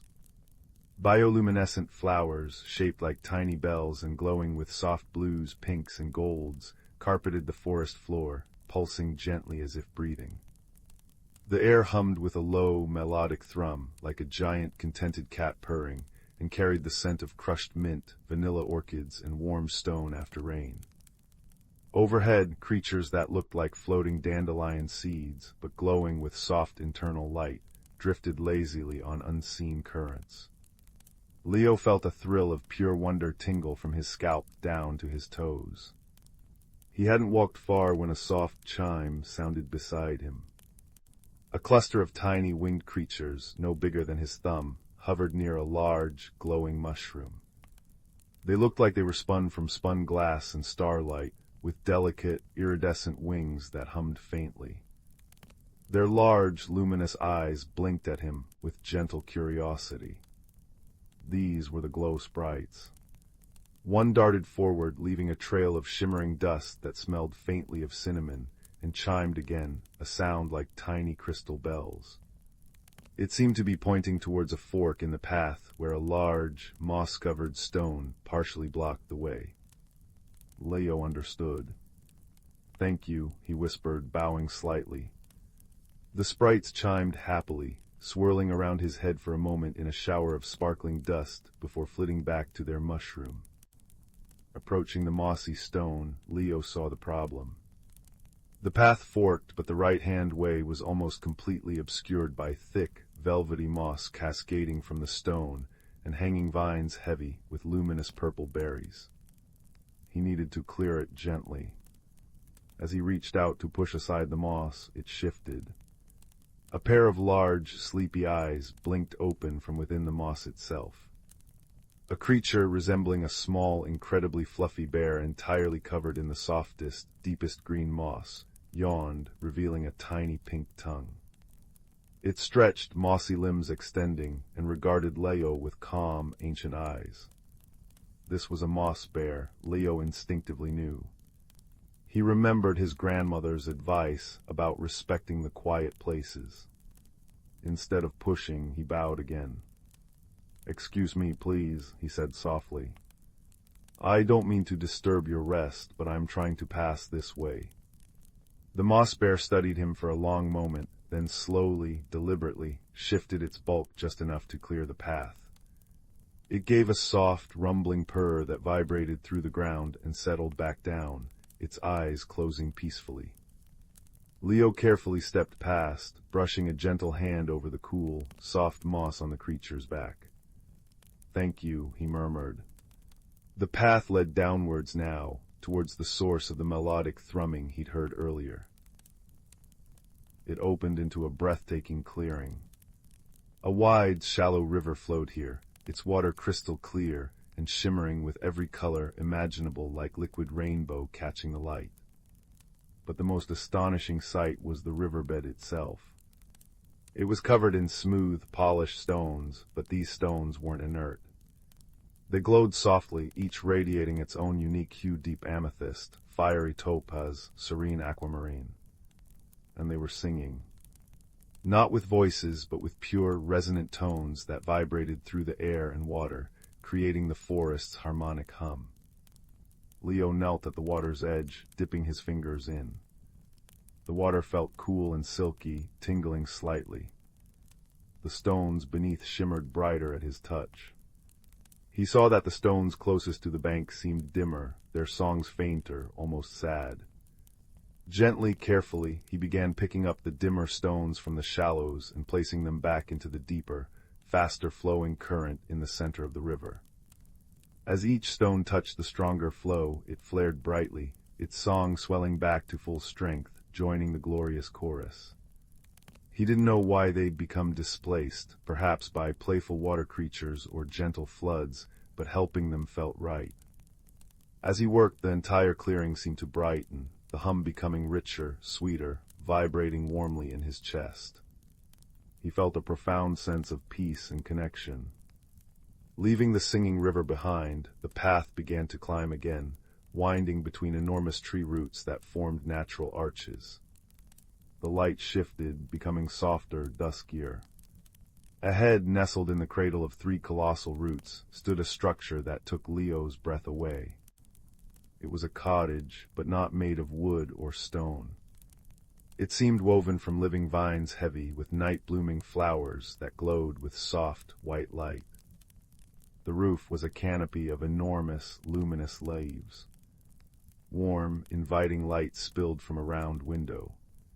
As Leo approached, the door, made of intertwined willow branches, creaked open silently. Inside, the air was warm and fragrant with the scent of baking bread and lavender. An old woman sat by a hearth where a fire of cool, blue and green flames crackled merrily, casting dancing shadows. Her hair was like spun moonlight, and her eyes held the depth and kindness of the forest itself. She wore a robe that seemed woven from shifting shadows and starlight. "Welcome, Leo," she said, her voice like wind through leaves and chimes on a breeze. "The whisperwood speaks of your gentle heart." She gestured to a plump cushion woven from glowing reeds. "Rest your feet, the listening tree sent word you might find your way here today." Over cups of steaming, sweet-smelling tea that tasted of wild honey and summer berries, the weaver, for that was her name, she who tended the stories of the whisperwood, listened as Leo shared his journey, the glow sprites, the moss bear, the singing stones. She smiled, the wrinkles around her eyes deepening like the rings of an ancient tree. "You listened," she said softly. "To the sprite's chime, to the moss bear's quiet, to the stone's fading song. You met the unknown not with fear, but with respect and kindness. That is true courage, young explorer. It is not the absence of fear, but the choice to act gently despite it." Leo felt a warmth spread through him that had nothing to do with the tea. He hadn't thought of himself as brave, he'd just been curious and careful. The weaver nodded as if hearing his thoughts. "Curiosity guided you, kindness was your compass, and quiet courage cleared your path. Remember this feeling." She handed him a small, smooth stone from a bowl on her table. It was warm to the touch and pulsed with a soft, golden light, humming a single, pure note. "A stone from the river, singing its thanks. Keep it close. It will remind you that even the smallest light can brighten the dark, and even the quietest step can lead to wonders." As the weaver's hearth fire burned low, casting long, comforting shadows, Leo felt a gentle tug, a sense of completion. He thanked the weaver, who simply smiled and gestured towards the door. The path home is always open to those who walk it with a light heart. Stepping outside, he saw the moon-pale path glowing softly before him, leading back the way he came. The whisperwood seemed to sigh contentedly around him. The moss bear was still peacefully asleep, a soft green mound by the path. The glow sprites chimed a gentle farewell as he passed. The singing river's chorus swelled in a harmonious wave as he crossed a natural arch of glowing roots above it. Soon he stood before the shimmering light spilling from the listening tree's hollow. He stepped through the warm honey-gold radiance and found himself back in his grandmother's garden, the familiar scent of wood smoke and autumn apples washing over him. The sun was just dipping below the horizon, painting the sky in streaks of orange and purple. He looked down at his hand.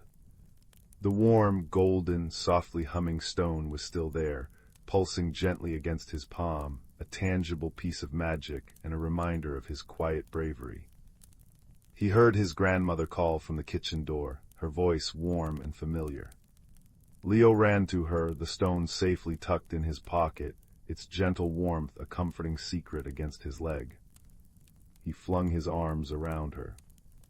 Grandmother, he whispered, his heart full of the whisperwood's song, I found a door, and I walked through it. She hugged him back tightly, her own eyes twinkling with understanding deeper than words. She smoothed his hair, breathing in the lingering scent of mint, vanilla, and starlight that clung to him. Ah, my little explorer, she murmured, her voice thick with love.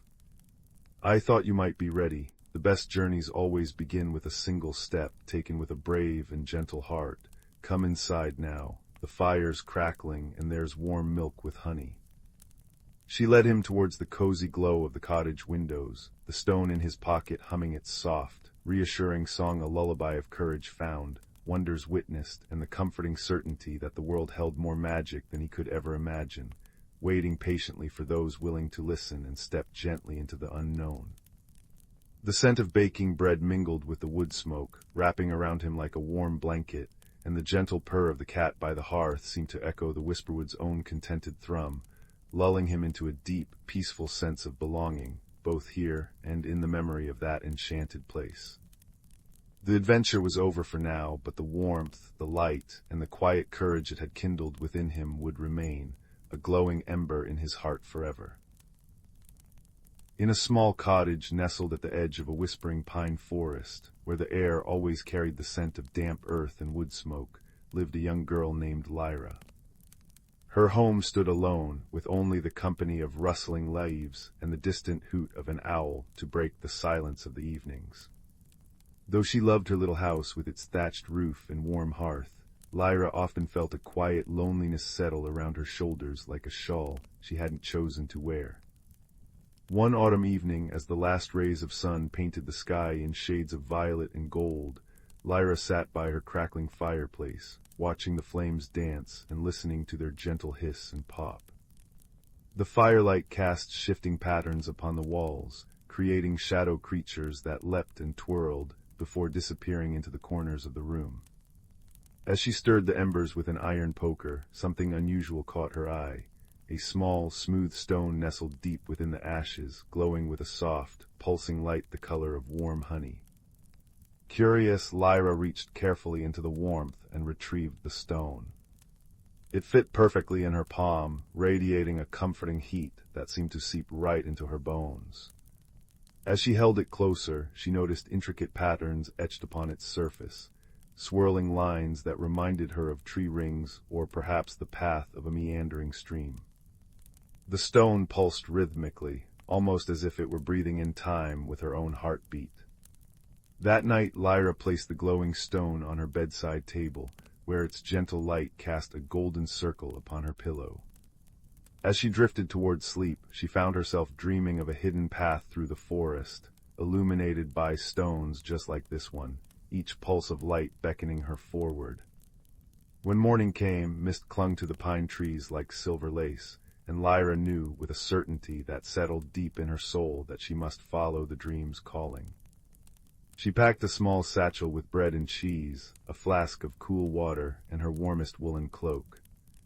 Most importantly, she tucked the glowing stone into a small pouch that hung around her neck, its warmth a constant companion against her chest.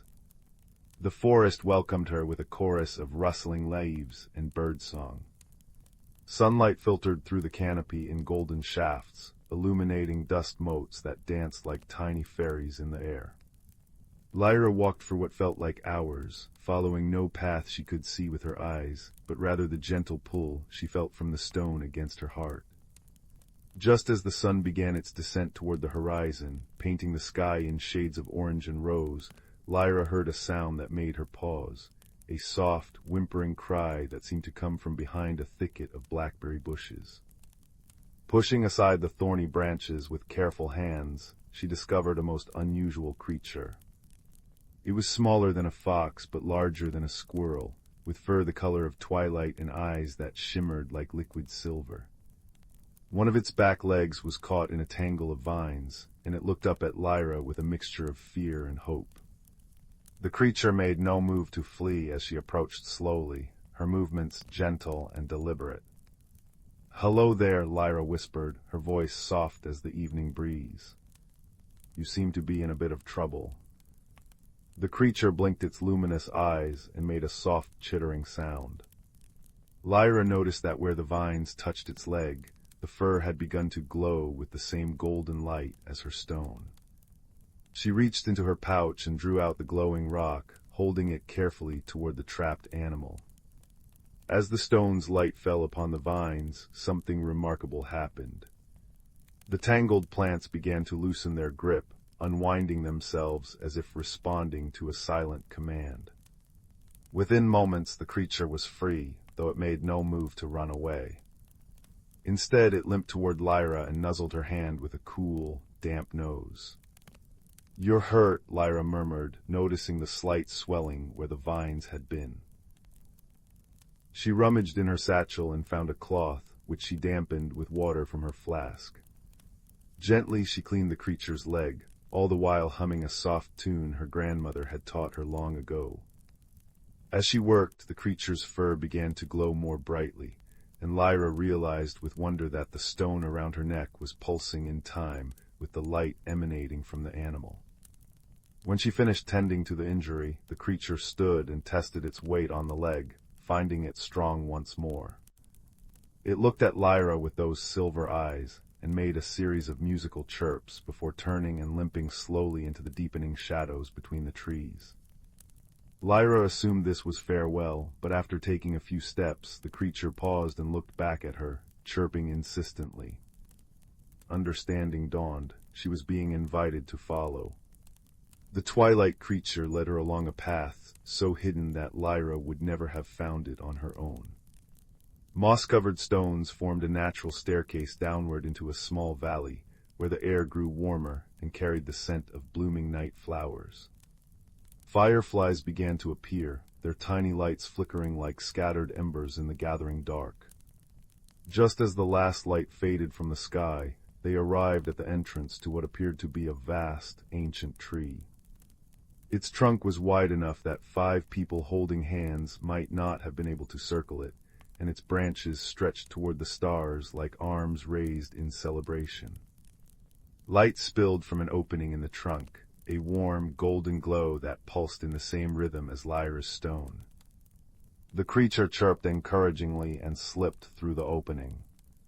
Taking a deep breath, Lyra followed. Inside, she found herself in a space that seemed far larger than the tree should have been able to contain. The walls curved upward into a dome, and the entire chamber glowed with the same golden light that came from her stone. Dozens of creatures similar to the one she had rescued moved about the space, their twilight-colored fur glowing softly as they went about their tasks. Some tended to crystalline plants that grew from the walls, while others gathered around what appeared to be a central hearth, though no fire burned there. Only a large, gently pulsing stone similar to Lyra's, but as large as her head. An older creature with silver streaks in its fur and eyes that held the wisdom of countless seasons approached Lyra. It chirped a greeting, and though Lyra couldn't understand the words, she felt the meaning in her heart: welcome, gratitude, and curiosity. The creature she had rescued came forward and nuzzled her hand again before turning to the elder and chirping what sounded like an explanation. The elder listened intently, then looked at Lyra with newfound respect in its shimmering eyes. It gestured for her to follow toward the central hearth. As they approached the large glowing stone, Lyra felt the stone around her neck grow warmer, pulsing faster as if in recognition. The elder creature placed a paw upon the large stone and looked expectantly at Lyra. Understanding, she removed her own stone from its pouch and held it toward the larger one. As the 2 stones drew near each other, a beautiful thing happened. Beams of light connected them, weaving patterns in the air like golden thread. Images began to form within the light, Lyra finding the stone in her fireplace, her journey through the forest, her helping the injured creature. The elder creature chirped softly, and Lyra suddenly understood that these stones were connected to the heart of the forest itself. They were given only to those with kind hearts, those who could help maintain the balance between the human world and this hidden realm. The creature she had rescued had been a guardian sent to find her, to test her worthiness. Lyra spent what felt like days in that magical tree, though time seemed to move differently there. The twilight creatures taught her their ways, how to listen to the whispers of the trees, how to understand the language of the wind, how to use the glowing stones to heal small injuries in the forest. She learned that the stones drew their power from acts of kindness and connection, growing brighter with each good deed. She discovered that her loneliness had faded, replaced by a sense of belonging she had never known before. The creatures became her friends, their musical chirps and soft nuzzles speaking more clearly than words ever could. They showed her secret clearings where mushrooms glowed with soft blue light, and hidden streams where the water sparkled with starlight even during the day. But as all journeys must, this one eventually reached its turning point. Lyra knew she couldn't stay forever in this hidden world, much as she might wish to. The elder creature approached her one evening as she sat watching the fireflies' dance patterns in the air outside the great tree. It chirped softly, and Lyra understood that it was time for her to return home. Her stone had absorbed enough of the forest's wisdom to continue glowing, and she now carried within her the knowledge of this hidden world. The elder pressed its forehead to hers, and in that moment, Lyra felt a wave of gratitude and love that brought tears to her eyes. The creature she had first rescued, whose name in their language translated roughly to evening song, would accompany her back to the edge of the forest. As they prepared to leave, the elder brought Lyra a small sapling with leaves that shimmered with the same golden light as the stones. This, she understood, was to be planted near her home, a connection between her world and theirs. The journey back seemed shorter, perhaps because Lyra now knew the way, or perhaps because her heart felt lighter than it ever had before. Evening Song walked beside her, occasionally chirping a melody that sounded like the forest itself breathing. When they reached the edge of the woods, where Lyra's cottage stood waiting with warm light in its windows, the creature nuzzled her hand one last time, before turning and disappearing back into the shadows between the trees. Lyra stood for a moment, breathing in the familiar air of home, before moving to plant the shimmering sapling near her front door.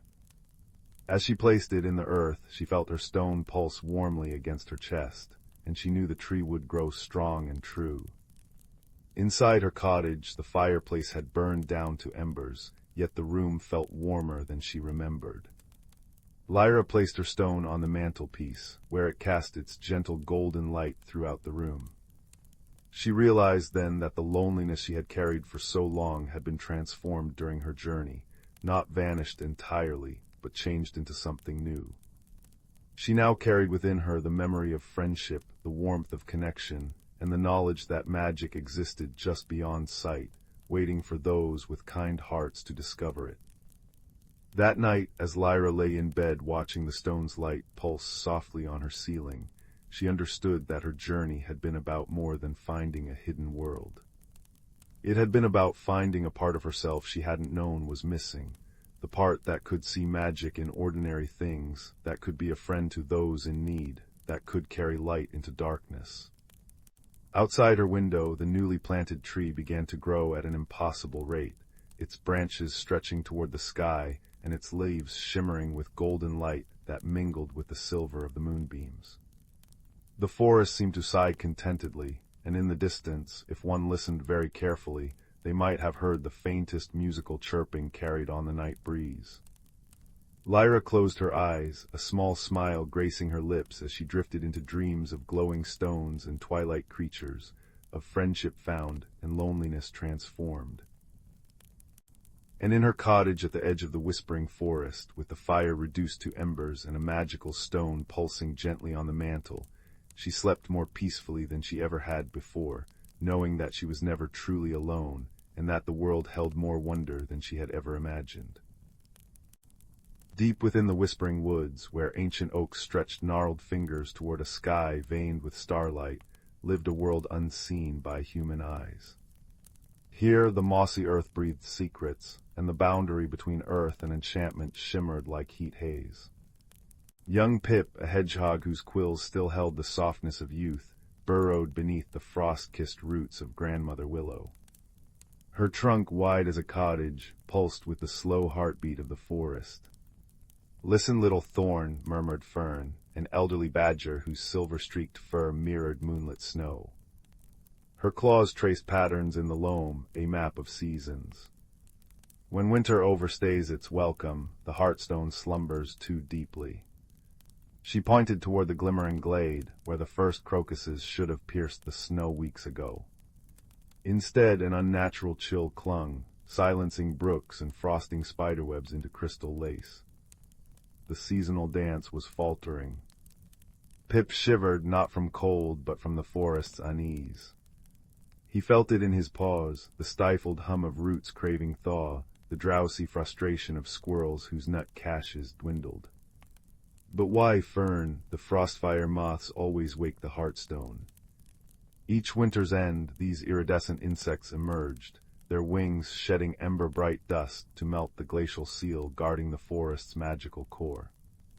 This year their cocoons remained frozen in ice-locked birches. Fern's nose twitched, catching the metallic tang of lingering frost. The balance is askew, old tales whisper of this. When snow drowns spring's song, courage must thaw what magic cannot. She nudged a withered acorn toward Pip. "Seek Thistle the hare, her ears hear the wind's oldest stories." Thus began Pip's pilgrimage beneath a sky bruised purple with unseasonable cold. Crunching through snow like shattered quartz, he passed ice-encased ferns that tinkled like wind chimes. He inhaled the crisp scent of pine sap bleeding from frozen bark and touched hoarfrost that melted into dew on his paw pads. Near Mistfall Creek, now a ribbon of black ice, he found Thistle, her fur puffed against the chill. "The north wind gossips," she whispered, ears pivoting toward distant mountains. A rock slide buried the sunstone caves. No dawn warmth reaches the frostfire cocoons. Her eyes, liquid amber in the gloom, held generations of weather wisdom. Only warmth born within the woods can rouse them now. Pip's heart sank. How could tiny creatures stir such cold? Yet Thistle nudged him onward. Find Bramble the bear, his den holds the emberblooms. In a honeycomb cave veiled by icicles, Bramble snored amidst dried herbs. Pip hesitated before the mountain of fur, then sneezed from the dust of crushed petals, embersant smelling of cinnamon and sunlight. Bramble's rumble shook the earth. Emberblooms. He yawned, revealing teeth like ancient standing stones. Aye, they store summer's fire, but their glow fades without. He lumbered to a clay pot brimming with luminous orange petals. Song the frostfires hatch to cricket choruses, silence starves them. Threefold wisdom now braided in Pip's mind. Thaw the cocoons with inner warmth, revive them with song, guide them with emberbloom light. But who could sing in this frozen hush? Pip remembered the fireflies, minstrels of the midsummer nights, dormant in their root-cellar haven. Digging through snowdrifts with Bramble's help, Pip reached the firefly grotto. Inside, 1,000 tiny bodies glittered like captive stars. "Wake," Pip pleaded, placing emberblooms among them. The petals pulsed, casting coppery light on translucent wings. One firefly, Zelda, flickered awake. "The long dark," she buzzed weakly. Pip explained, his breath fogging the air. "Sing spring back, for the crickets sleep too deeply." Zelda rallied her kin. Soon the cavern shimmered with bioluminescent music, a chorus of clicks and hums that vibrated through stone, up roots into the frozen birches. Pip led them out, carrying emberbloom bouquets in Bramble's woven grass satchel. Their combined light painted the snow in molten gold. At the cocoon grove, Pip pressed his small body against the ice-clad trunks. He thought of fern stories, sun-dappled ferns, the kiss of rain on petals. Warmth bloomed in his chest, radiating through his quills. Ice wept. Cocoons split like ripe fruit. Frostfire moths struggled free, wings crumpled and damp. Zelda's choir swelled. The moths trembled, antennae lifting to the sound. Pip scattered ember-bloom dust over them. It fused with their wings, igniting veins of liquid topaz. With a collective sigh, they took flight, a constellation ascending toward the Heartstone glade. Pip followed their comet trails.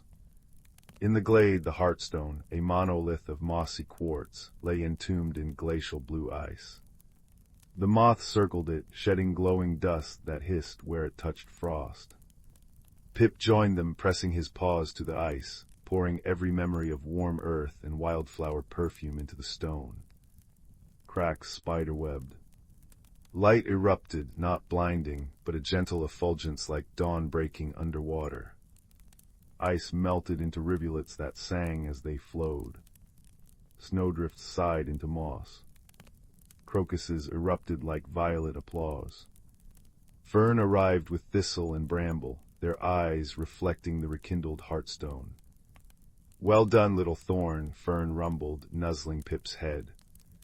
"You wove many threads into one tapestry." As spring unfurled, crickets chirping, brooks babbling, leaves unfurling like shy green hands, the creatures gathered beneath Grandmother Willow. Pip nestled against Fern's flank, watching fireflies paint the dusk. "Balance isn't stillness," Fern murmured to all, "but the courage to mend what's broken. Remember, the forest's song needs every voice, the moth's glow, the firefly's tune, the hedgehog's warmth, even an old badger's tales." Stars blossomed overhead, their light filtered through newborn leaves. Pip closed his eyes, lulled by the symphony of peepers and rustling ferns. The Heartstone pulsed softly, its rhythm syncing with his breaths, a promise that in the whispering woods harmony would always find its way home, season after season, as long as kindness kept watch beneath the ancient trees. And in that certainty, deeper than roots, sweeter than wild honey, every creature drifted into dreams woven with the quiet magic of renewal. In the heart of the whispering woods, nestled in a gentle valley where the moonlight pooled like liquid silver, lay the village of Stillwater. It was a place where cobblestone streets wound like sleepy serpents between cottages with thatched roofs, where gardens grew in spirals, and where the air always carried the scent of damp earth and blooming night-blooming jasmine.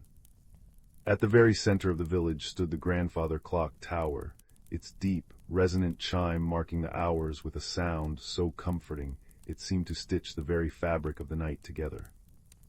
Wind chimes, crafted from sea glass and polished river stones, sang a soft, random melody from every porch, and a gentle, mist-like rain often fell, not with a drumming insistence, but with a hushed patter, as if the clouds were sharing secrets with the leaves.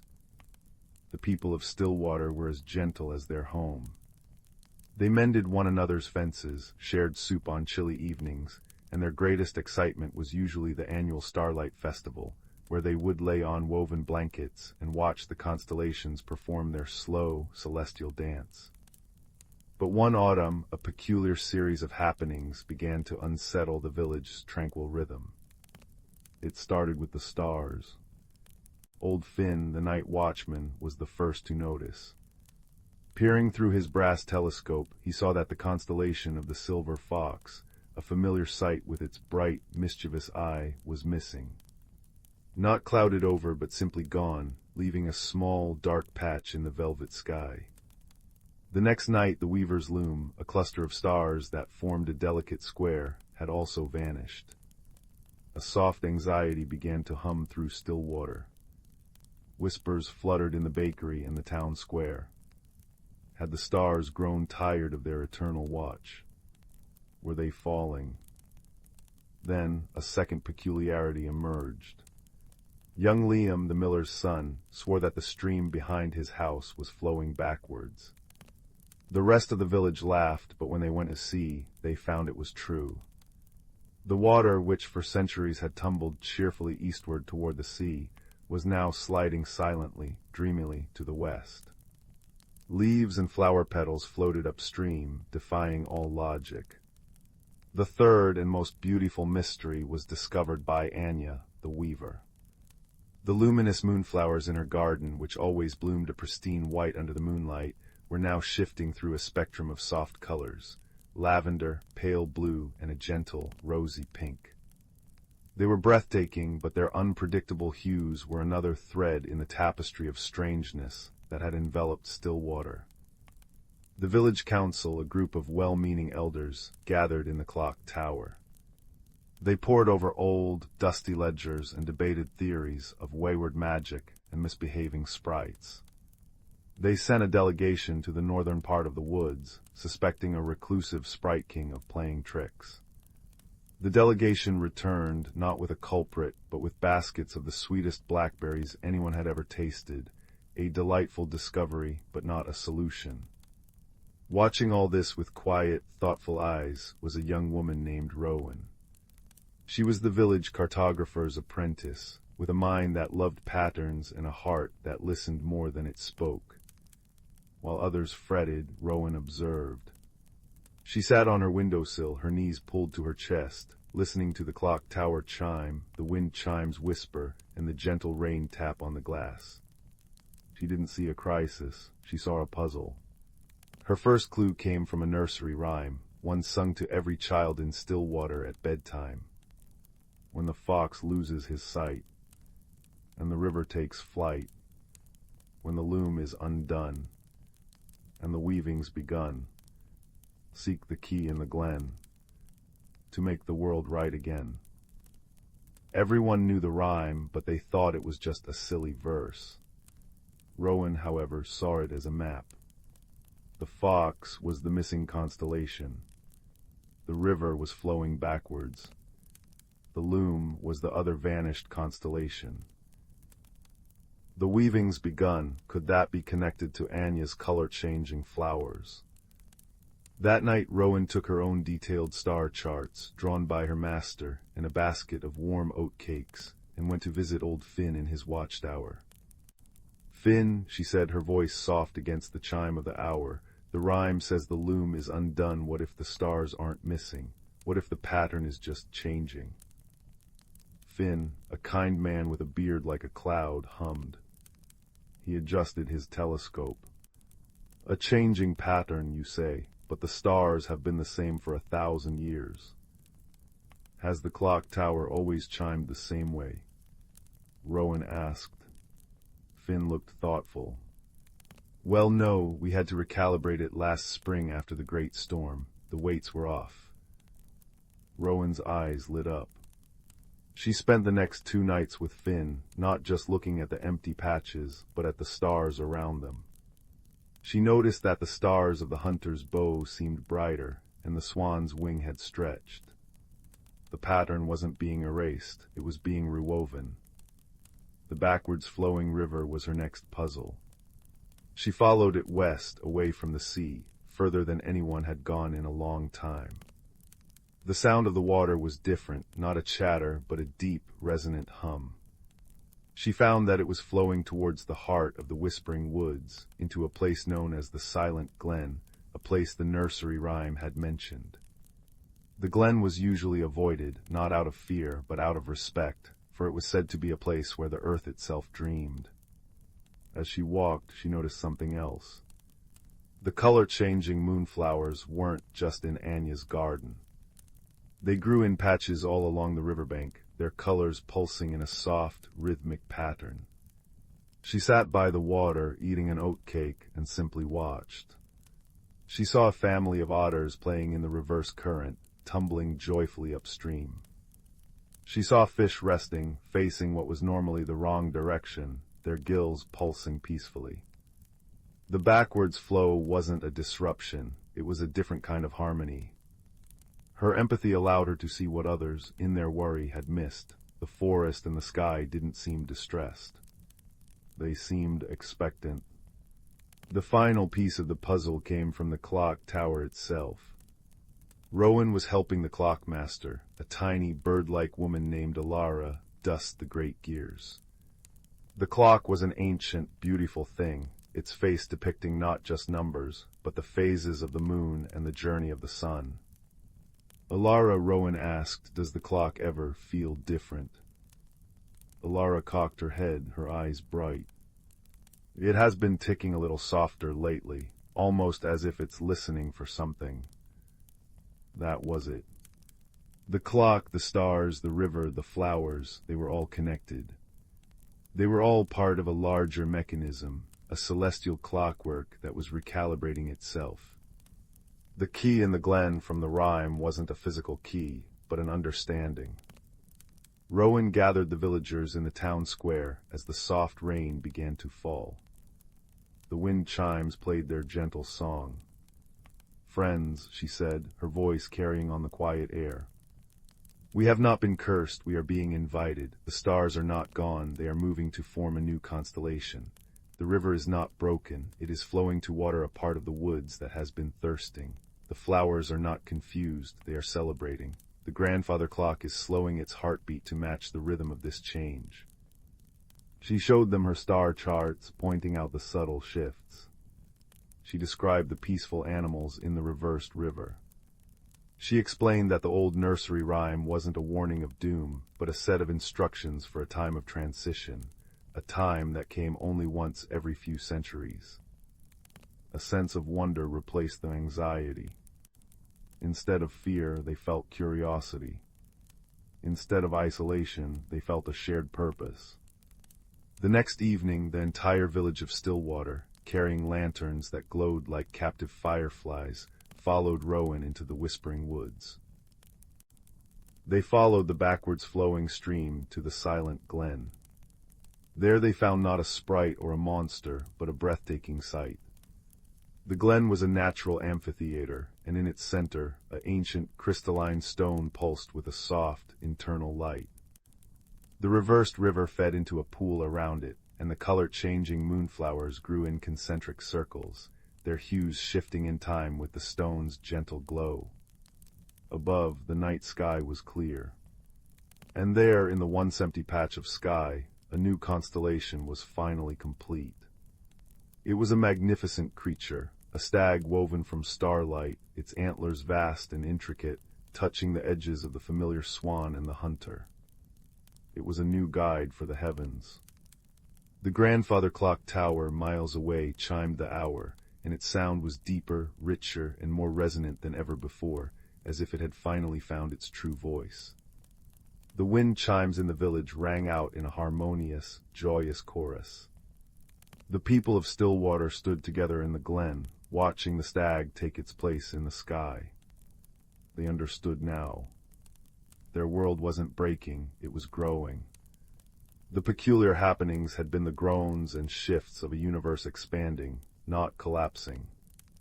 They returned to their village not just as neighbors, but as guardians of a beautiful secret. The mysteries had drawn them closer, and Rowan's quiet observation and deep empathy had shown them the way. That night, as the gentle rain returned to wash the world clean, every person in Stillwater slept a little more peacefully, their dreams filled with shimmering starlight, backwards flowing streams, and the profound comfort that even the greatest changes are just part of a larger, kinder pattern. And in their dreams they heard the soft, constant chime of the clock tower, a steadfast heartbeat in the quiet, magical night. The fire crackled softly in the hearth, its golden light dancing across the room like 1,000 tiny fireflies.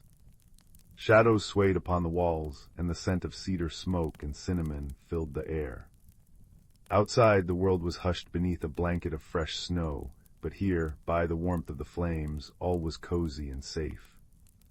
In a small village nestled between ancient hills and whispering pines, there lived a quiet child named Kaelin. While other children raced through the meadows or climbed the gnarled oak trees, Kaelin preferred the company of old books and the gentle hum of the spinning wheel in grandmother's cottage. Often they felt a little out of place, like a single star trying to shine in a sky already crowded with constellations. One evening, as the first frost painted delicate patterns upon the window panes, Kaelin's grandmother beckoned them closer to the fire. Her voice was like the rustle of autumn leaves, soft and full of secrets. "Come, child," she said, her eyes twinkling in the firelight.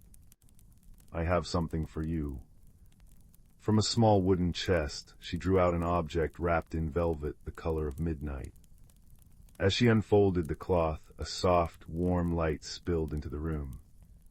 It was a lantern, not of metal or glass, but carved from what looked like petrified honeycomb, and within it glowed something that pulsed like a sleeping heart. This, grandmother said, her voice barely above a whisper, is an ember lantern. It does not hold fire, but memory, the memory of light from places few have ever seen. It has been in our family for generations, waiting for the right keeper. Kalen reached out, their fingers trembling slightly as they took the lantern. It was warm to the touch, and the light within swirled like molten gold. "What does it do?" they asked, their voice full of wonder. "It guides," grandmother replied. "Not along roads you can see with your eyes, but paths you feel in your heart. When the time is right, it will show you the way." That night, Kalen fell asleep with the ember lantern on their bedside table, its gentle glow casting soft shapes upon the ceiling. And in their dreams they heard a melody, a distant, humming tune that seemed to call from deep within the woods. The next morning a thick mist had settled over the village, softening the edges of cottages and fences, muffling the sounds of waking life. Kalen dressed quietly and almost without thinking, took the ember lantern from its place. As they stepped outside, the lantern's light brightened, pulsing in time with that strange, dreamlike melody. Curiosity tugged at Kalen's heart. They followed the light, leaving the village behind and venturing into the forest where the trees stood tall and silent, their branches heavy with snow. The world was so still that Kalen could hear their own heartbeat, and the soft crunch of their boots in the snow seemed to echo in the vast, white silence. For hours they walked, the ember lantern glowing ever brighter, its light cutting through the mist like a beacon. Just as the sun began to dip below the tree line, casting long blue shadows across the snow, Kalen came upon a sight that made them catch their breath. There, half hidden behind a curtain of frozen ivy, was a door set into the side of an enormous, ancient oak. It was carved with intricate patterns of leaves and stars, and from beneath it spilled a warmth that smelled of earth and honey. The ember lantern pulsed joyfully, as if greeting an old friend. Hesitantly, Kalen reached out and pushed the door. It swung open without a sound, revealing not a hollow tree, but a passageway that sloped gently downward, lined with roots that glowed with a soft, bioluminescent light. The air grew warmer, and the humming melody grew louder, now accompanied by the gentle sound of trickling water. Kalen stepped inside, and the door closed behind them. But instead of fear, they felt a strange sense of homecoming. The passage opened into a vast, underground cavern, where the ceiling was studded with glowing crystals like a starry sky, and a slow, clear river wound its way between banks of soft moss and luminous flowers. This was a hidden world, a place of gentle light and deeper quiet. And there, sitting by the river with a fishing rod made of willow, was a creature unlike any Kalen had ever seen. It was small and stout, with fur the color of mossy stones, and eyes that held the wisdom of centuries. It turned as Kalen approached, and its face broke into a warm smile. "Ah," it said in a voice like stones smoothing in a stream. "You've come at last. I am Thistle." Kalen stood frozen for a moment, then remembered their manners. "I'm Kalen," they said softly. "And this lantern brought me here." Thistle nodded, setting aside the fishing rod. "The ember lantern knows its own. It remembers the light of this place, you see. It was made here long ago, from the crystal that grows only in these caves." The creature gestured around them. "Welcome to the Glimmered Elf." Over the next few hours, Thistle showed Kalen the wonders of the Glimmered Elf. They walked along the riverbank where flowers chimed softly when touched, and through meadows of glowing grass that swayed in a breeze that seemed to come from nowhere. Thistle explained that this was a place of balance, where light and shadow, sound and silence lived in harmony. "But something is changing," Thistle said, their voice growing somber. "The heart crystal, the source of all light in the Glimmered Elf, has begun to dim. The flowers chime less brightly, the river flows more slowly, and even the air feels heavier. I have tried everything I know, but I fear the balance is shifting." Kalen looked at the ember lantern in their hand. Its light, too, seemed softer than before. "Can I help?" they asked. Thistle's eyes softened. Perhaps the heart crystal does not respond to force or haste. It responds to memory, to stories, to kindness, to the quiet moments that often go unnoticed. You carry an ember lantern, which holds a piece of its light. You may be able to remind it how to shine. Together they journeyed deeper into the cavern, following the river to its source, a vast crystalline chamber where a massive crystal, twice as tall as Thistle, stood pulsating with a faint, weary light. This was the heart crystal, and Kalen could feel its sadness like a weight in the air. Thistle placed a paw on the crystal's surface. "It has grown lonely," they murmured. "For centuries, keepers like me tended to it, sharing stories and songs. But I am the last of my kind, and my voice alone is not enough." Kalen stepped forward, holding up the ember lantern. As its light touched the heart crystal, a soft shimmer ran through the chamber. Then, without quite knowing why, Kalen began to speak. They spoke of grandmother's cottage, of the smell of baking bread, and the sound of the spinning wheel. They described the way frost painted the windows, and how firelight made stories dance upon the walls. They talked about feeling out of place, and yet how the lantern had made them feel chosen. As Kalen spoke, the ember lantern glowed brighter, and the heart crystal began to hum in response, a deep, resonant sound that vibrated through the stone beneath their feet. Encouraged, Kalen shared more, small, tender memories they hadn't realized they cherished. The time they helped a fallen bird back to its nest. The first snowflake they ever caught on their tongue. The way their grandmother's laughter sounded like bells. With each memory the crystal brightened, its light growing warmer, stronger. Thistle joined in, adding their own stories, of underground rivers that sang, of glowing mushrooms that bloomed only once a century, of generations of keepers who had loved this place. And then something miraculous happened. The heart crystal began to project their memories into the air around them, soft, glowing images that danced and swirled like living paintings. Kalen saw Thistle as a young keeper, learning to fish in the glowing river. Thistle saw Kalen reading by firelight, safe and content. They saw each other's joys and sorrows, hopes and fears, and in that sharing they understood they were not so different after all. The chamber filled with light, brighter and more beautiful than before. The flowers on the riverbank chimed in celebration, and the air itself seemed to sparkle with joy. The heart crystal was restored not by magic or force, but by friendship and shared memory.